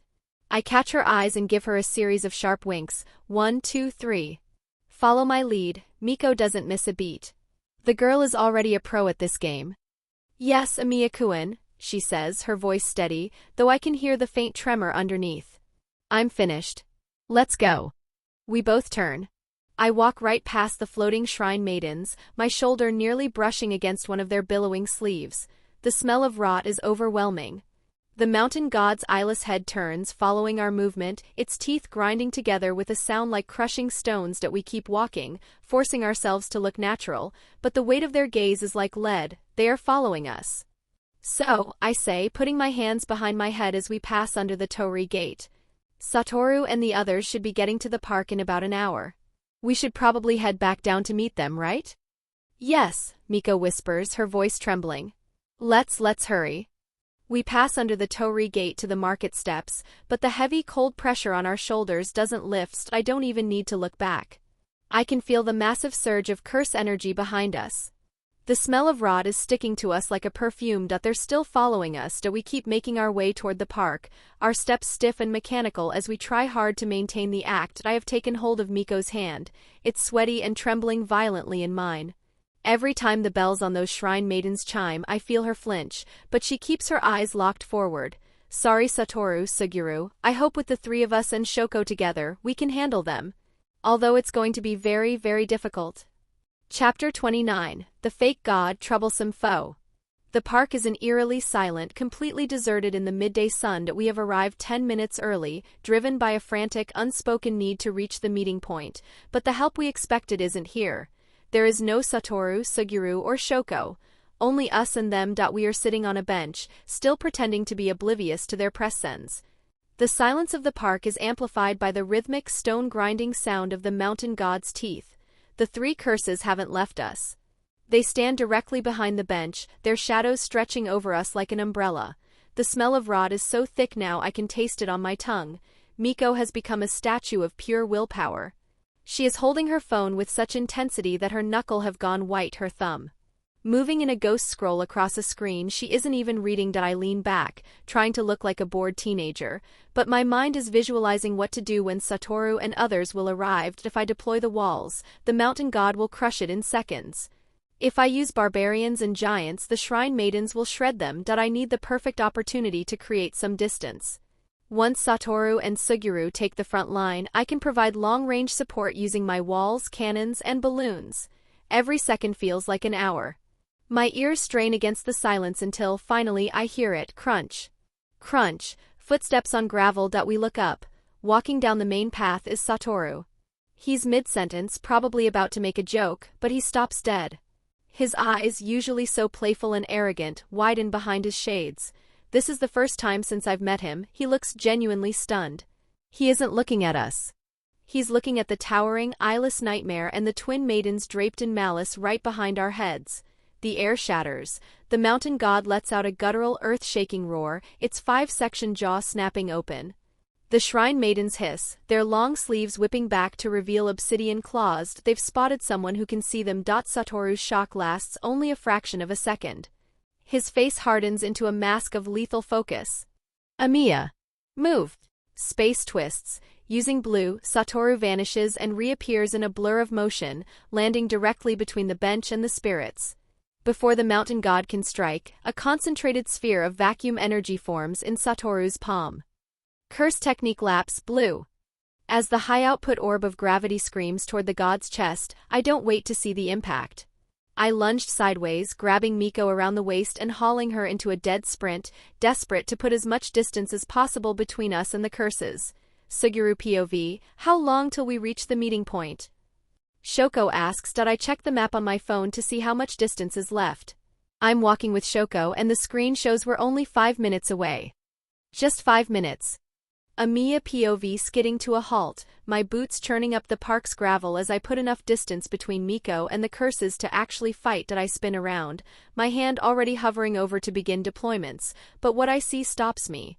The two shrine maidens are hovering in front of the mountain god, their long sleeves outstretched. They've projected a shimmering yellow barrier that is vibrating violently, straining against Satoru's vacuum sphere. It's clearly taking everything they have to hold it back, but they've blocked it. I feel Miko's hand gripping my sleeve, her knuckles white and her breathing shallow. She's staring at the nightmare unfolding in front of us, her statue mask finally cracked under the pressure. Miko-chan, move at the back. I tell her, my voice firm. Don't come near us. She nods frantically, her face pale, and stumbles back. She retreats to the very edge of the park, staying directly behind me. It's the safest spot available. If the curses want to reach her, they have to go through Satoru and my entire defensive line first. Now that she's clear, the crushing weight on my chest lightens slightly. I can focus entirely on the monster. Then the mountain god moves. From behind the maidens, its massive clawed hand reaches out and grabs the blue sphere. With a sound like grinding tectonic plates, the beast flexes its hand and crushes the high-output energy into nothingness. The feedback shatters the curse's hand into a spray of golden worms, but in the blink of an eye the flesh knits back together. It's fully repaired in seconds. Satoru skids back across the gravel, landing in a crouch beside me. He isn't scared. That playful air is still there, but his posture is lethal, showing he is taking this seriously. Adjusting his shades, he fixes his gaze on the curses that just tanked a direct hit. "Emiya," Satoru says, his voice inquiring. "Where did you let such incomplete curses latch onto you too?" I don't have time to explain the complex god lore. I just need to set the stage. It's from a shrine. I said, "Let's exorcise them first, I will tell you later in detail." He gives me a nod, his grin returning as he cracks his knuckles. "All right, leave them to me. You just sit back and watch," Satoru says. "I will." Hell. Before I can finish, he vanishes. He reappears instantly in front of the curses. The shrine maidens has drifted back behind the fake god to provide support. As soon as Satoru appeared in front of the mountain god, the maidens raise their hands, deploying a technique that locks him firmly in place. Satoru tries to break free, but the restraint holds. The fake god doesn't give him a second to breathe and swings a massive fist at him. "Deploy!" I drop a dark gray wall right in front of Satoru. The wall is crushed instantly by the impact, but it has bided just enough time for a wall breaker that has appeared near the god's leg to latch on and blow up. Boom. The explosion disrupts the monster's balance, and then the two level 5 cannons that has appeared beside me and fire at the shrine maidens. They jump back to dodge the blast, which is enough to break their concentration and cancel the technique, freed from the restraint. Satoru vanishes using blue just as the fake god swings again. He reappears beside me, exhaling a breath of relief. Phew. That was a hair's breadth. I raise an eyebrow at him, not lowering my guard for a second. "What happened back there?" "You have infinity. That punch shouldn't have even touched you." "My infinity isn't automatic," he explains, sounding a bit annoyed. "When I'm attacking physically, I have to deactivate it for my own fists or kicks to connect. If it's on, it just creates an infinite distance between us and my hits won't land. I turned it off to attack and those maidens caught me off guard." He glances back at the floating spirits with a newfound caution in his eyes. "Their technique solidified the cursed energy in my body temporarily, so I couldn't move or use any techniques. If infinity was active, it wouldn't have reached me, but they timed it perfectly." Chapter 30, The Fake God Boxer Emiya. Satoru's eyes narrow as he watches the shrine maidens reposition themselves. With those two hovering around, it's going to be a pain to exorcise the big one. They're too good at covering his blind spots. We need to take them out first. "All right," I say, mentally cycling through my deployments. "I'll draw the big guy's aggro and keep you clear of their restraints. You just focus on taking out those maidens." Satoru glances at the towering monster, then back at me. "Are you sure? One hit from that thing and you're paced." I take a deep breath, focusing every ounce of my energy. My barbarians and giants are useless here. Against a special grade like this, they're just paper targets. They wouldn't even buy us a second. If I'm going to draw his attention, I need them to keep their distance and have sudden explosive impact. So wall breakers and deploy balloons. Above the fake god, the air ripples as 5 massive skeleton-piloted balloons materialize. They hover directly over him, the shadows of their wicker baskets swinging over the park. It's my highest firepower. They can rain destruction from the sky where the fake god's massive fists can't easily reach. "Satoru, go." I roar. My signal, the skeletons in the baskets tilt their crates. The first round of black iron bombs whistles through the air. Boom. Boom. The explosions rack his broad shoulders. The shells are more of an annoyance than a lethal blow, barely chipping away at its massive frame, but they're doing exactly what I need. Boom. Boom. The fake god let out a deafening shriek, its 5-section jaw snapping at balance upward. The fake god reaches upward, its massive rot-slicked claws grasping at empty air. My balloons are perfectly positioned, hovering out of its reach. It keeps trying to leap, its powerful legs cracking the park's pavement as it lunges toward the sky, but the balloon are very high in the sky. Because of the distance, they have those precious few seconds to adjust their trajectory every time it leaves the ground.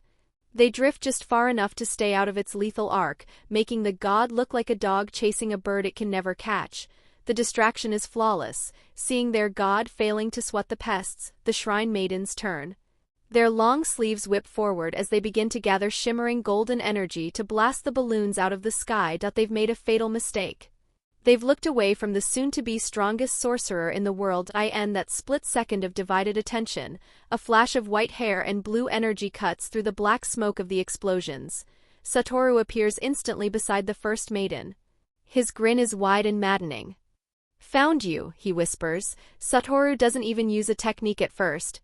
He reaches out, his hand blurring as he grabs the face of the first maiden, and with a single fluid motion he slams her into the pavement, the impact shattering the concrete in a crater. The second maiden has already spun around, her eyes bleeding with malice as she raises her hands. She's trying to trigger that same solidification technique, aiming to lock Satoru's cursed energy before he can finish her sister. Boom, boom, my cannons roar from the side. The shells hit her head-on, the explosive force flinging her backward before she can completely use her technique. "Nice timing, Emiya," Satoru shouts. Still pinning the first maiden to the ground with one hand, Satoru raises his other arm high above his head. A high-output screaming sphere of vacuum energy forms in his palm, twisting the very air around his fingers. Curse technique lapse, blue. He doesn't throw it. He leaps into the air and slams the blue down directly onto the maiden pinned in the crater. The gravitational pressure is absolute. There is a deafening sound of imploding stone and cursed energy as the maiden is crushed into the earth. She doesn't just die, she unravels. Under the absolute pressure of the lapse, blue, her form shatters into a writhing, chaotic spray of golden worms that dissolve into the shattered crater. Seeing his priestess erased, the mountain god lets out a sound that is a roar as its focus snaps away from the balloons and lock onto me. It has identified me as the heart of the technique, the anchor holding those flying annoyances in the sky. It slams both massive hands into the ground and begins to sprint. It's a terrifying quadrupedal charge that cracks the pavement with every stride that I frantically cycle through my reserves. Wall. Wall. Wall. Wall. Wall. A row of dark gray fortifications rises between us, but the god doesn't even try to dodge. It rams straight through them, the stone shattering like glass as it maintains its lethal momentum. My balloons are too high and too slow to track its sudden burst of speed. Boom. Boom, my cannons fire point blank, the shells exploding against its chest, but it doesn't even flinch. It's a juggernaut of rage. In a heartbeat, the monster is on me. Its massive rot-slicked fist is already mid-swing, filling my entire vision. The world slows down to a crawl. In that split second of pure adrenaline-fueled terror, my brain stops thinking and my body just acts. By pure instinct, drilled into me from every training session with Toji this past week, I throw my own fist forward to intercept his instead of jumping away. It's a suicide mission, like a pebble trying to stop a landslide. I watch as my eyes widened in a horrifying slow-motion blur as my knuckles travel toward that massive mountain of a hand. I can see the individual cracks in its white skin, the way the air ripples around its knuckles from the sheer force of the swing. My eyes widen, my heart hammering against my ribs like a trapped bird. What the hell am I doing? Emiya. Satoru's voice cracks like a whip from across the park. He vanishes, but the fist is already inches from my face. I can smell the rot. I can feel the wind of the impact. I can feel the atmospheric pressure beginning to crush the bones in my hand before the impact even lands. Oh crap. Have you guys started without me? A voice sounded. Then the world stretches. Suddenly, the space between my knuckles and the curse's fist distorts, warping like a reflection in a funhouse mirror. The 0-meter gap, the point of certain death, violently expands to 10 meters in the blink of an eye. I blink, my fist punching nothing but empty air. My momentum carries me forward, and I nearly stumble, staring at my hand in disbelief. I'm alive. Satoru reappears directly beneath the god's lunging form, his eyes glowing with a manic intensity. Using the momentum of his teleportation, Satoru drives a blue-enhanced flying punch straight into the god's gut, lifting the multi-ton nightmare off its feet and sending it hurtling toward the trees. Well, it doesn't look like a horse at all. We both turn our heads back. Standing at the edge of the clearing are Suguru Geto and Shoko Yeri. Suguru has his hands tucked casually in his pockets, while a 2-meter-tall gorilla curse looms behind him, gripping a massive wooden ruler like a disciplinary rod. Chapter 31, The Fake God Battle of Attrition. Are you alright, Emiya? Satoru yells, his eyes scanning me for injuries. I'm alive. The realization hit me so hard my knees nearly buckled. My heart was still hammering against my ribs, the phantom wind of the god's fist still cooling the sweat on my face. Are you alright? Satoru asks again. I just nodded, my throat too tight to speak. I looked down at my hands, they were shaking, the adrenaline still coursing through my system like a live wire. Suguru stepped toward us, his gaze fixed on the clearing where the mountain god had been thrown. Satoru, why are you picking a fight with a shy curse? Aren't they supposed to be left alone? He paused, his eyebrows shooting up as he spots the girl at the edge of park. And who is she? She's with us, Satoru says shortly. So she's the one whose house the spirit is attached to? Suguru asks. But how are you even fighting this thing? He looks at Satoru, then Satoru looks at me, then both of them are staring at me. I'll explain later, I say, taking a deep breath to compose myself. Shoko interrupts with a heavy sigh, glancing up at the balloons circling overhead. You guys haven't even put up a veil. Do you want the whole city watching this air raid? She doesn't wait for an answer. Stepping forward, she chants, emerge from darkness, blacker than black. Purify that which is impure. A thick, oily black wall of the curtain rippled down from the sky, swallowing the park and sealing us away. The sounds of the city died instantly, replaced by the heavy, stagnant air of the curses. As the curtain settled, Satoru briefed them, his eyes never leaving the god. The god is a brawler and a tank, but the maidens are the real problem. They can solidify cursed energy, project barriers, and fire those golden blasts.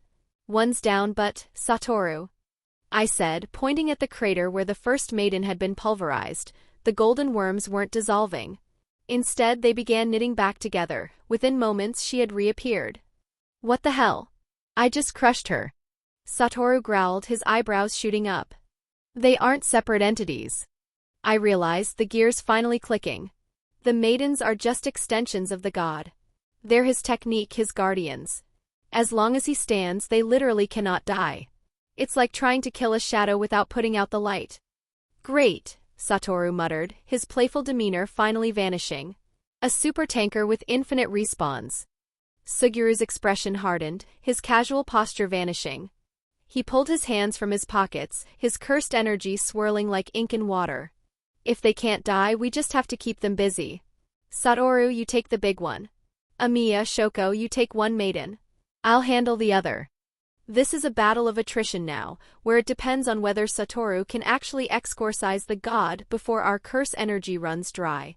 The curses have regrouped, standing in a defensive formation. The maidens flank the fake god, one on each side, their hands raised and ready to use their techniques to support him. Boom, boom. My cannons roared, sending cursed energy projectiles screaming toward the maidens.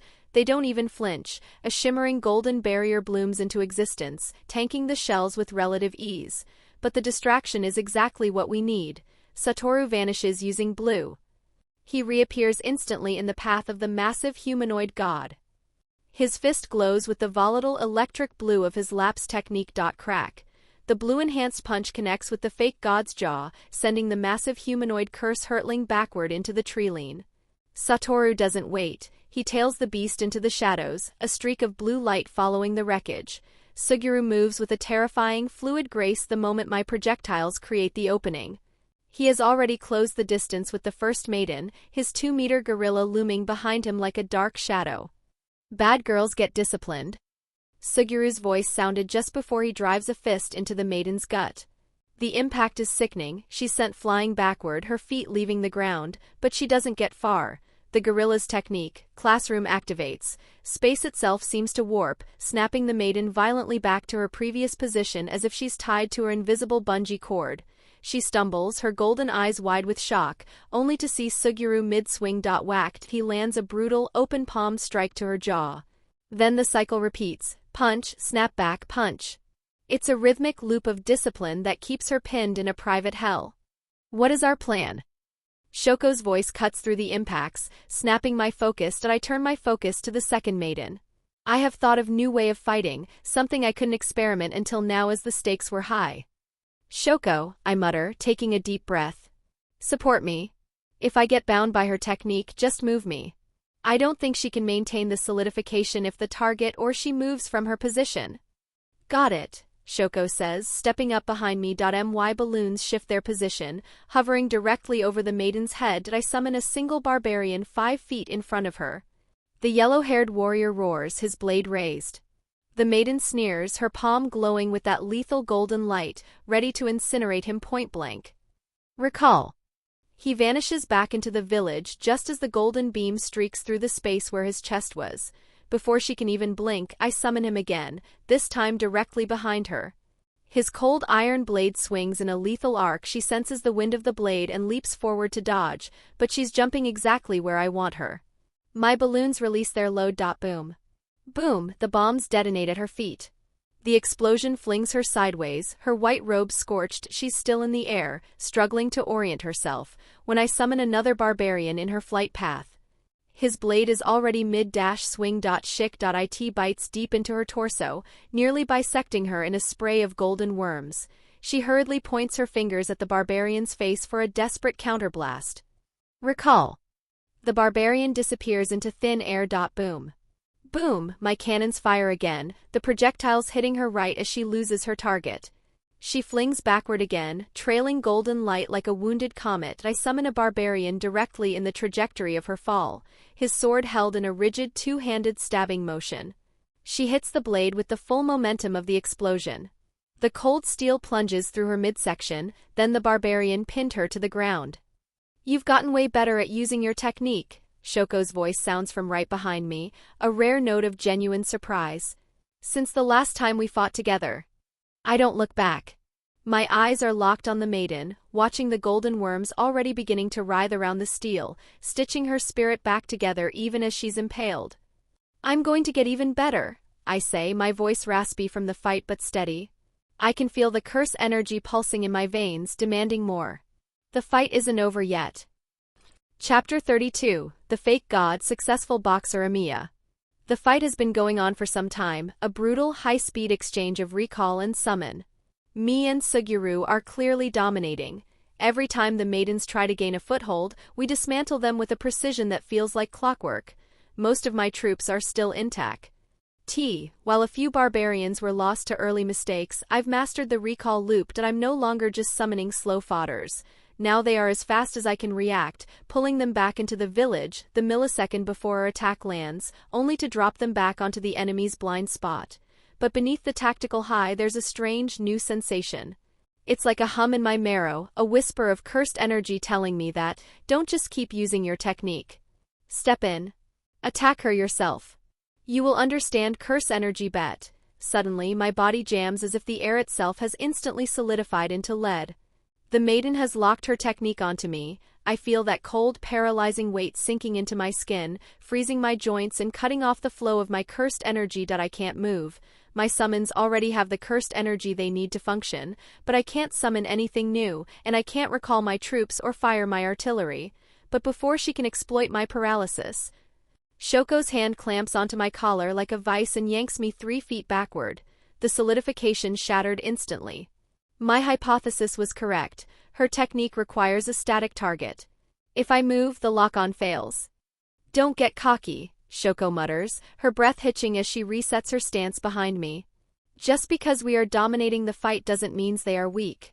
One moment of carelessness is all it takes for the whole balance of the fight to shatter.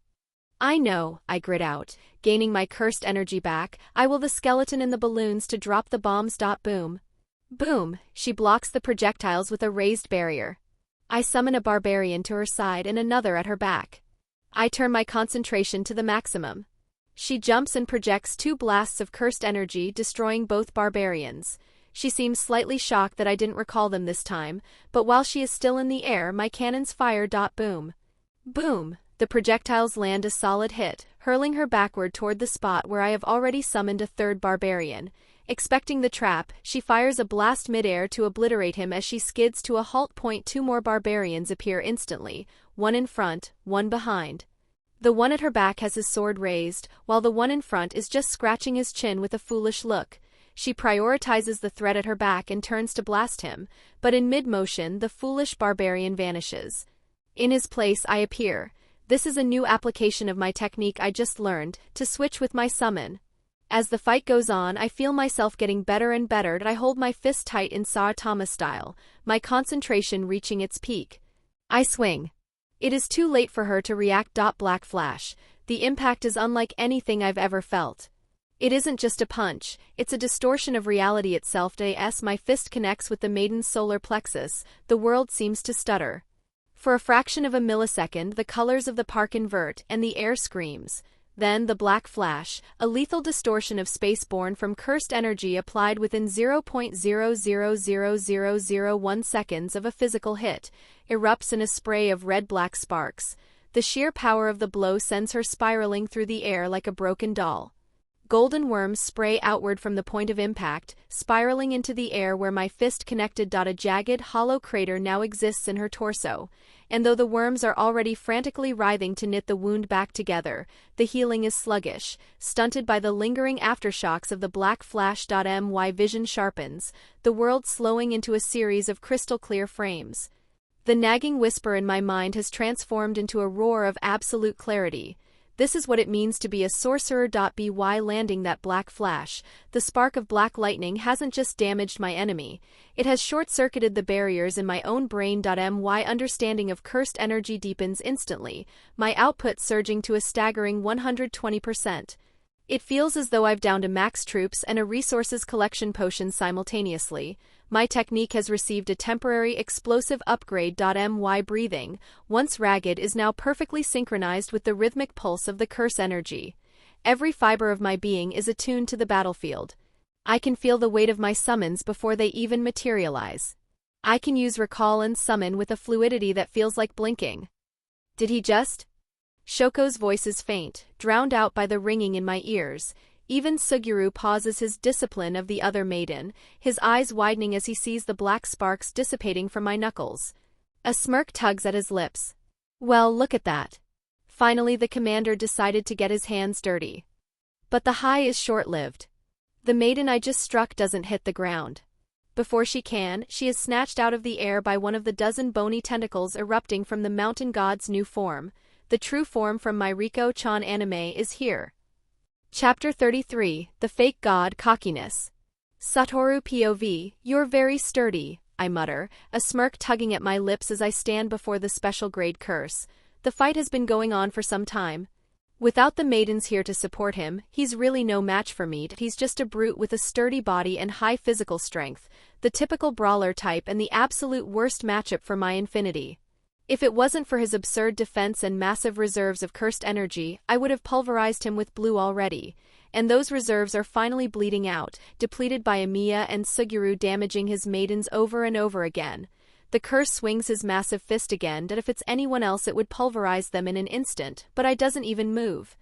The fist hits the infinity, stopping a fraction of an inch from my nose. The kinetic energy ripples outward, shattering the trees behind me, but I don't even feel a breeze. My turn. I snap my fingers. Lapse, blue, the blue orb flares into existence at the tip of my finger for the 10th time, the air around it screaming as space begins to fold. I launch it again, the same move. But each time it gets harder and harder for him to stop it as his curse energy is depleting. The orb streaks forward, a sapphire blur aiming squarely for his stomach. The vacuum it creates is terrifying, an implosion that tries to condense the massive white-skinned curse into a single point. His bones groans, a sickening, grinding sound like a high-speed drill biting into thick steel, amplified 100 times over, and he lurches forward, his footing finally betrayed by the sheer gravitational pull. In act of defense, the curse reaches out his massive hand to crush the orb, to snuff out the singularity before it can swallow him whole. But he's too slow for me. I'm already there before he can even close his fingers. I don't just step into his guard, I rewrite the distance between us.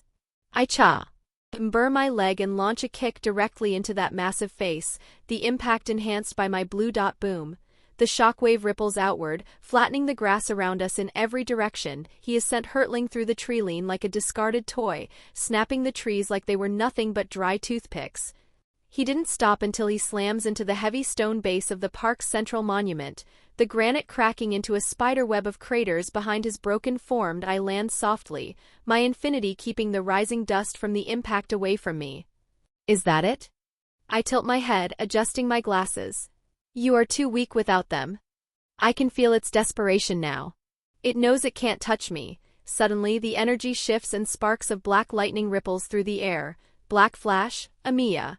A smile breaks out on my lips. He's just landed a black flash. That's a massive milestone for any sorcerer. The difference between one who has experienced the black flash and one who hasn't is a literal mile apart. And he's managed it in less than 3 months of being a sorcerer. I knew he'd get stronger. Not as strong as me, obviously, because in this heaven and earth I alone am the Han. Swoosh. The thought is cut short as the air pressure drops so sharply my ears pop. The special grade in front of me is suddenly undergoing a violent metamorphosis. Its 5 sanctioned mouths tear open like a grotesque cocoon, shedding its hide in wet, heavy slabs. That old skin didn't just fall away, it hardens, twisting into a dozen sharp, bony tentacles, and 3 of them lash out instantly towards Suguru and Emiya, while a third strikes at me. Although its sudden transformation and new speed are a surprise, I've already flickered away using blue to appear out of their reach. But the 2 tentacles that has lunged toward Emiya and Suguru don't actually attack them. Instead, they coil around the maidens and yank them back into the main body. Their forms merge with the special grade as he absorbs them. Its curse energy recovering and surging past its previous limits. Its pale face grinning toward us. Emiya POV, a maiden I just punched is gone, yanked towards the fake god by those bony white tentacles. I watch as the mountain god undergoes its true form, straight out of the Miyaruko-chan anime. And its energy isn't just replenishing, it's skyrocketing. Then it rotates its neck with a series of wet rhythmic snaps, the massive pale face tilting to grin at each of us in turn. I'm currently standing in the spot where I landed a black flash just a second ago, my switch summon having placed me perfectly on the 3rd point of the perimeter. We're forming a triangle. Satoru is at its apex, Suguru is anchored to the right with his gorilla, and I'm holding the left flank. The curse is trapped in the dead center, but with its cursed energy skyrocketing, the trap feels more like we're standing in the splash zone of a ticking bomb. Satoru, I call out, my voice tight as I mentally tally my remaining housing space and structures. You couldn't even finish him? You actually let him go Super Saiyan. I have about 35 housing space remaining, with my 5 balloons still in the air. I haven't used many walls, archer towers, or mortars yet, and my cannons are still intact. Satoru doesn't look back at me. His white hair is whipping in the sudden violent wind created by the fake god's surging cursed energy. My bad, Emiya, he says, though his voice doesn't sound sorry at all. It sounds thrilled. I guess I gave him too much room to breathe. Don't worry, I'll take the Super Saiyan out of him. He disappears, using blue that places him instantly in front of the monster. His fist is already glowing with a sapphire intensity, ready to cave in the curse's skeleton chest. But just as he follows through with the punch, the curse's manic gaze locks onto him. He jams. The cursed energy around Satoru suddenly solidifies. The maiden's solidification technique, which previously required them to raise their hands and channel, now triggers with nothing more than a lock of its gaze. What? Satoru's eyes widen behind the glasses. Satoru! Suguru and I yell, our voices raw as we hurriedly try to use our techniques to save him. But the god doesn't miss the opening. In a fraction of a second, a thick, bony tentacle whips forward with a speed that breaks the sound barrier. Crack. The impact is sickening. The tentacle slams into Satoru's midsection. He's launched backward like a cannonball, his body a white streak that shatters through the trees and slams into the reinforced concrete wall behind it. A spray of crimson hits the pavement. Satoru Gojo is down, and for the first time since I met him, he's bleeding. Chapter 35, The Fake God END. Satoru! X3. The scream is a 3-part harmony of pure disbelief. Shoko's voice is sharp with terror, Suguru's is a raw, guttural roar, and mine is a choked, stunned sound, unable to process how Satoru could lose so easily and so suddenly. The dust from the impact hasn't even begun to settle. The reinforced concrete wall at the edge of the park is spiderwebbed with deep craters where Satoru, the man who is supposed to become the strongest, is buried in the rubble. The fake god can now utilize the maiden's techniques, and it can use them instantly unlike the maidens, making it far more deadly. The curse doesn't even look back at the carnage. It knows the strongest among us is neutralized. Instead, it tilts its pale, elongated head toward the sky, its gaze scanning my balloons. Then, with a crack of its neck, it snaps its focus toward me and Suguru raises its tentacles, the bone spikes beginning to glow. It's channeling the maiden's other ability, the Golden Blast. Walls. I hurriedly prepared myself for the incoming attack. 3-meter tall, dark gray walls slam into the pavement back-to-back, just as the god fires. It isn't the orb-like projectile from before. The attack has evolved into a barrage of high-temperature, laser-like bullets. I crouch behind my barrier, sensing the attack's arrival. The first two walls don't crack, they melt. High-temperature, laser-like bullets bore a half-meter hole through the 2-foot-thick stone as if it were wax. They whistle through the gaps, slamming into my final barrier. I can hear the rock screaming as it liquefies halfway through, the sizzling heat stopping just inches from my face. To my right, Suguru doesn't bother blocking the attack like I do, he simply jumps out of the way to avoid the impact altogether. I've got it! I yell, bracing against the heat, but the god is smarter than we thought. The primary beams were a feint to keep us pinned. Its tentacles has also fires leading shots into the sky. Boom. One by one, my 5 balloons vanish in a series of violent fiery pops. Suddenly, Suguru's samurai spirit lunges forward, aiming to bisect a tentacle while it is still in its firing motion, but the blade simply bounces off a shimmering golden barrier. The god raises a secondary tentacle and fires a concentrated beam. The samurai manages to deflect the blast with its rusting sword, but a third tentacle pierces through the spirit's stomach. With a sickening flick, the god flings the samurai aside. Ignoring us entirely, the curse swivels its gaze toward Miko and Shoko. No! I gasp, getting a bad premonition. The god's torso twists, its dozen tentacles weaving together into 2 massive, pulsing limbs. They begin to gather a large amount of energy, preparing to fire 2 massive blasts which are many times stronger and bigger than before. The walls won't be able to defend against it. One targeted at Miko, who stands paralyzed in terror. The other at Shoko, who is positioned beside the barbarian I have earlier switched places with. The dilemma hits me like a physical blow. If I jump for Miko, Shoko dies. If I stay to shield Shoko, Miko is erased from existence. Shoko is a friend, but I like Miko-chan. Emiya, protect Shoko. Suguru roars. He doesn't wait for an answer. He throws himself into a sprint toward Miko. I spin, heart hammering. The blast is almost ready to fire. There's no time to run. I use the switch on myself, switching places with the barbarian right next to her. PEW. The ultra-golden blasts fire.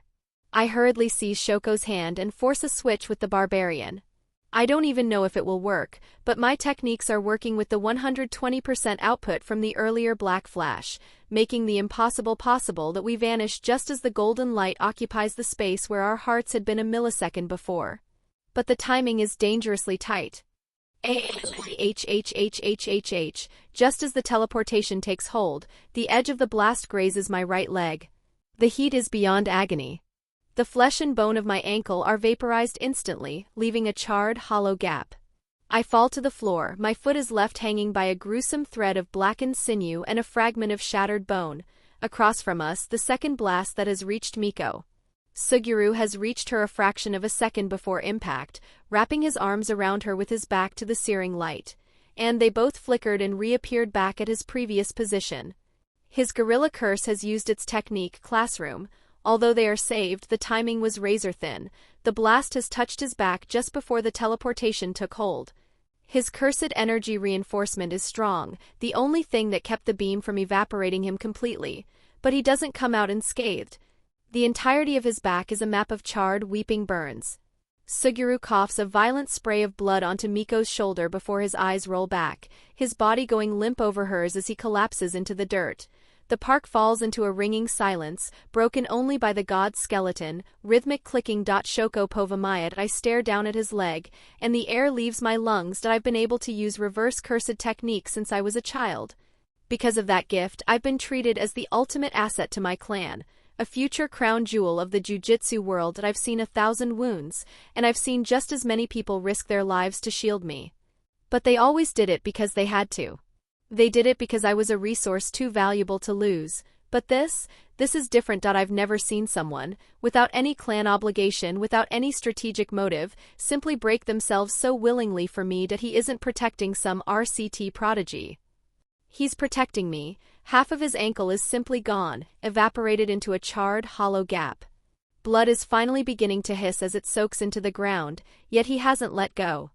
His fingers are still clamped around mine, the same hand that reached out to snatch me from the path of certain death. He's not a hero. He isn't some knight in shining armor from the stories. He's just a teenager who, 2 months ago, was living a normal life. I can see the jagged edges of terror in his eyes every time we face something powerful. He's human and he's afraid, but he fights anyway. He fights bravely whenever it matters, and now he's saved me twice. Did I reach out, my own fingers shaking as they hover over the ruined mass of his ankle. Emiya. A profound, shocked realization washes over me, something that goes far deeper than simple gratitude or concern. I'm looking at a boy who is terrified to die, yet he still has reached out to me knowing he can die. Miko POVIM pinned. The weight of this boy body is unbearably heavy, and the heat of the blood soaking into my school uniform is a terrifying, sticky warmth. Ever since I first started seeing them, my life has been a silent, waking nightmare. I lived every second behind a mask of glass, pretending I couldn't see the rotting faces in the crowd or the many-eyed horrors clinging to the ceilings. I knew, with a cold and hollow certainty, that one day the glass would shatter.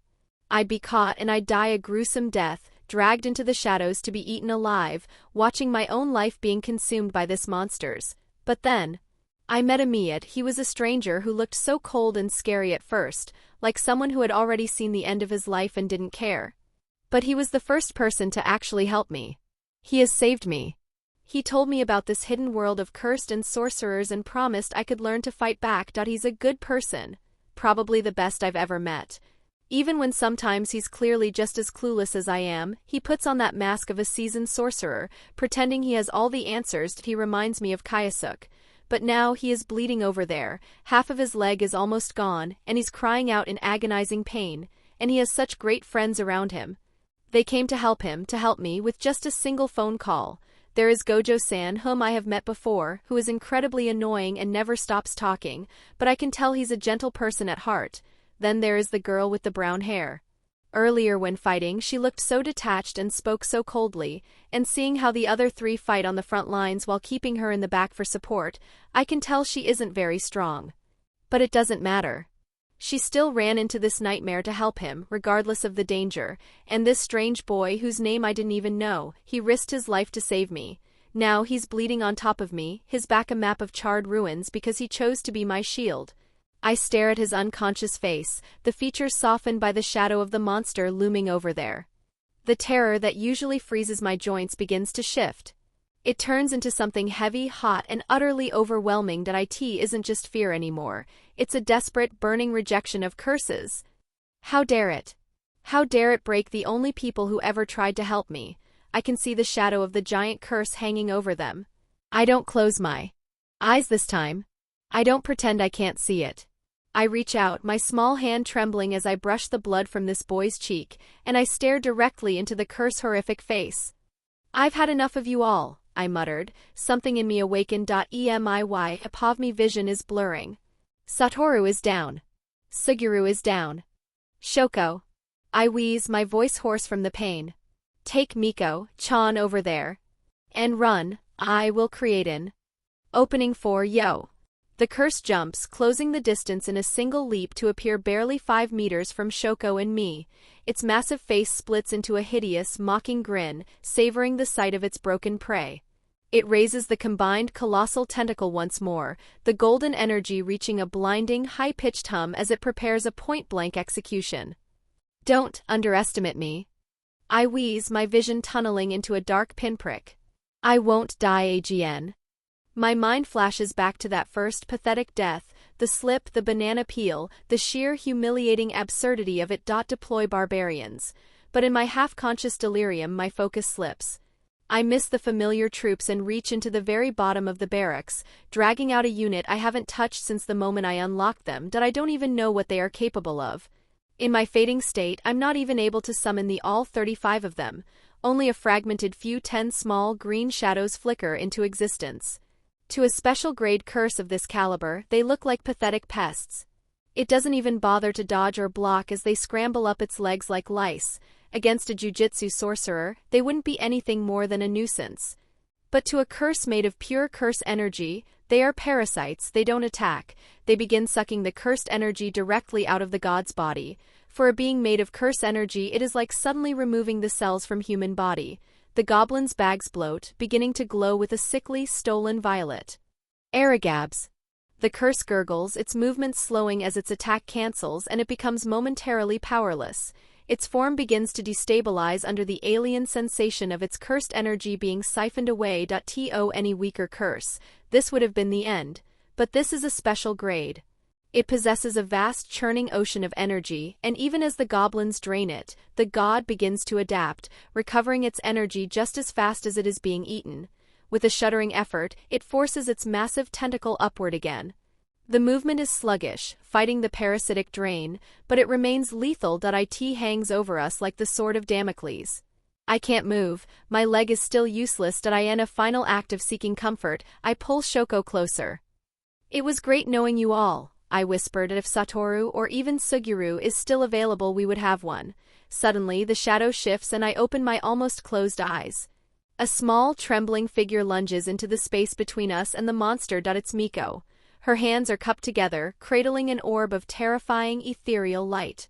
I have had enough of all of you. She screams, her voice shaking the very foundations of the curtain. She throws her hands forward and the god's mass begins to distort, its physical form being dragged toward the light she holds. It struggles, fighting the suction while simultaneously recovering from the goblin drain. Seeing the opening, I muster the last of my strength, a reservoir I didn't even know I possessed. I force my mind into the housing space one last time, summoning the remaining 25 goblins. All 35 goblins are now latched onto the fake god, their violet glowing bags pulsing in a frantic rhythm. The energy drain accelerates, rendering the god completely powerless, with Miko's and my final synchronized scream of "De!" The god's form collapses. It is sucked entirely into the light in Miko's hands, vanishing into it. The silence that follows is deafening. My consciousness begins to slip, the world fading to a dull gray. Emiya. Shoko's voice is the last thing I hear before the darkness takes me.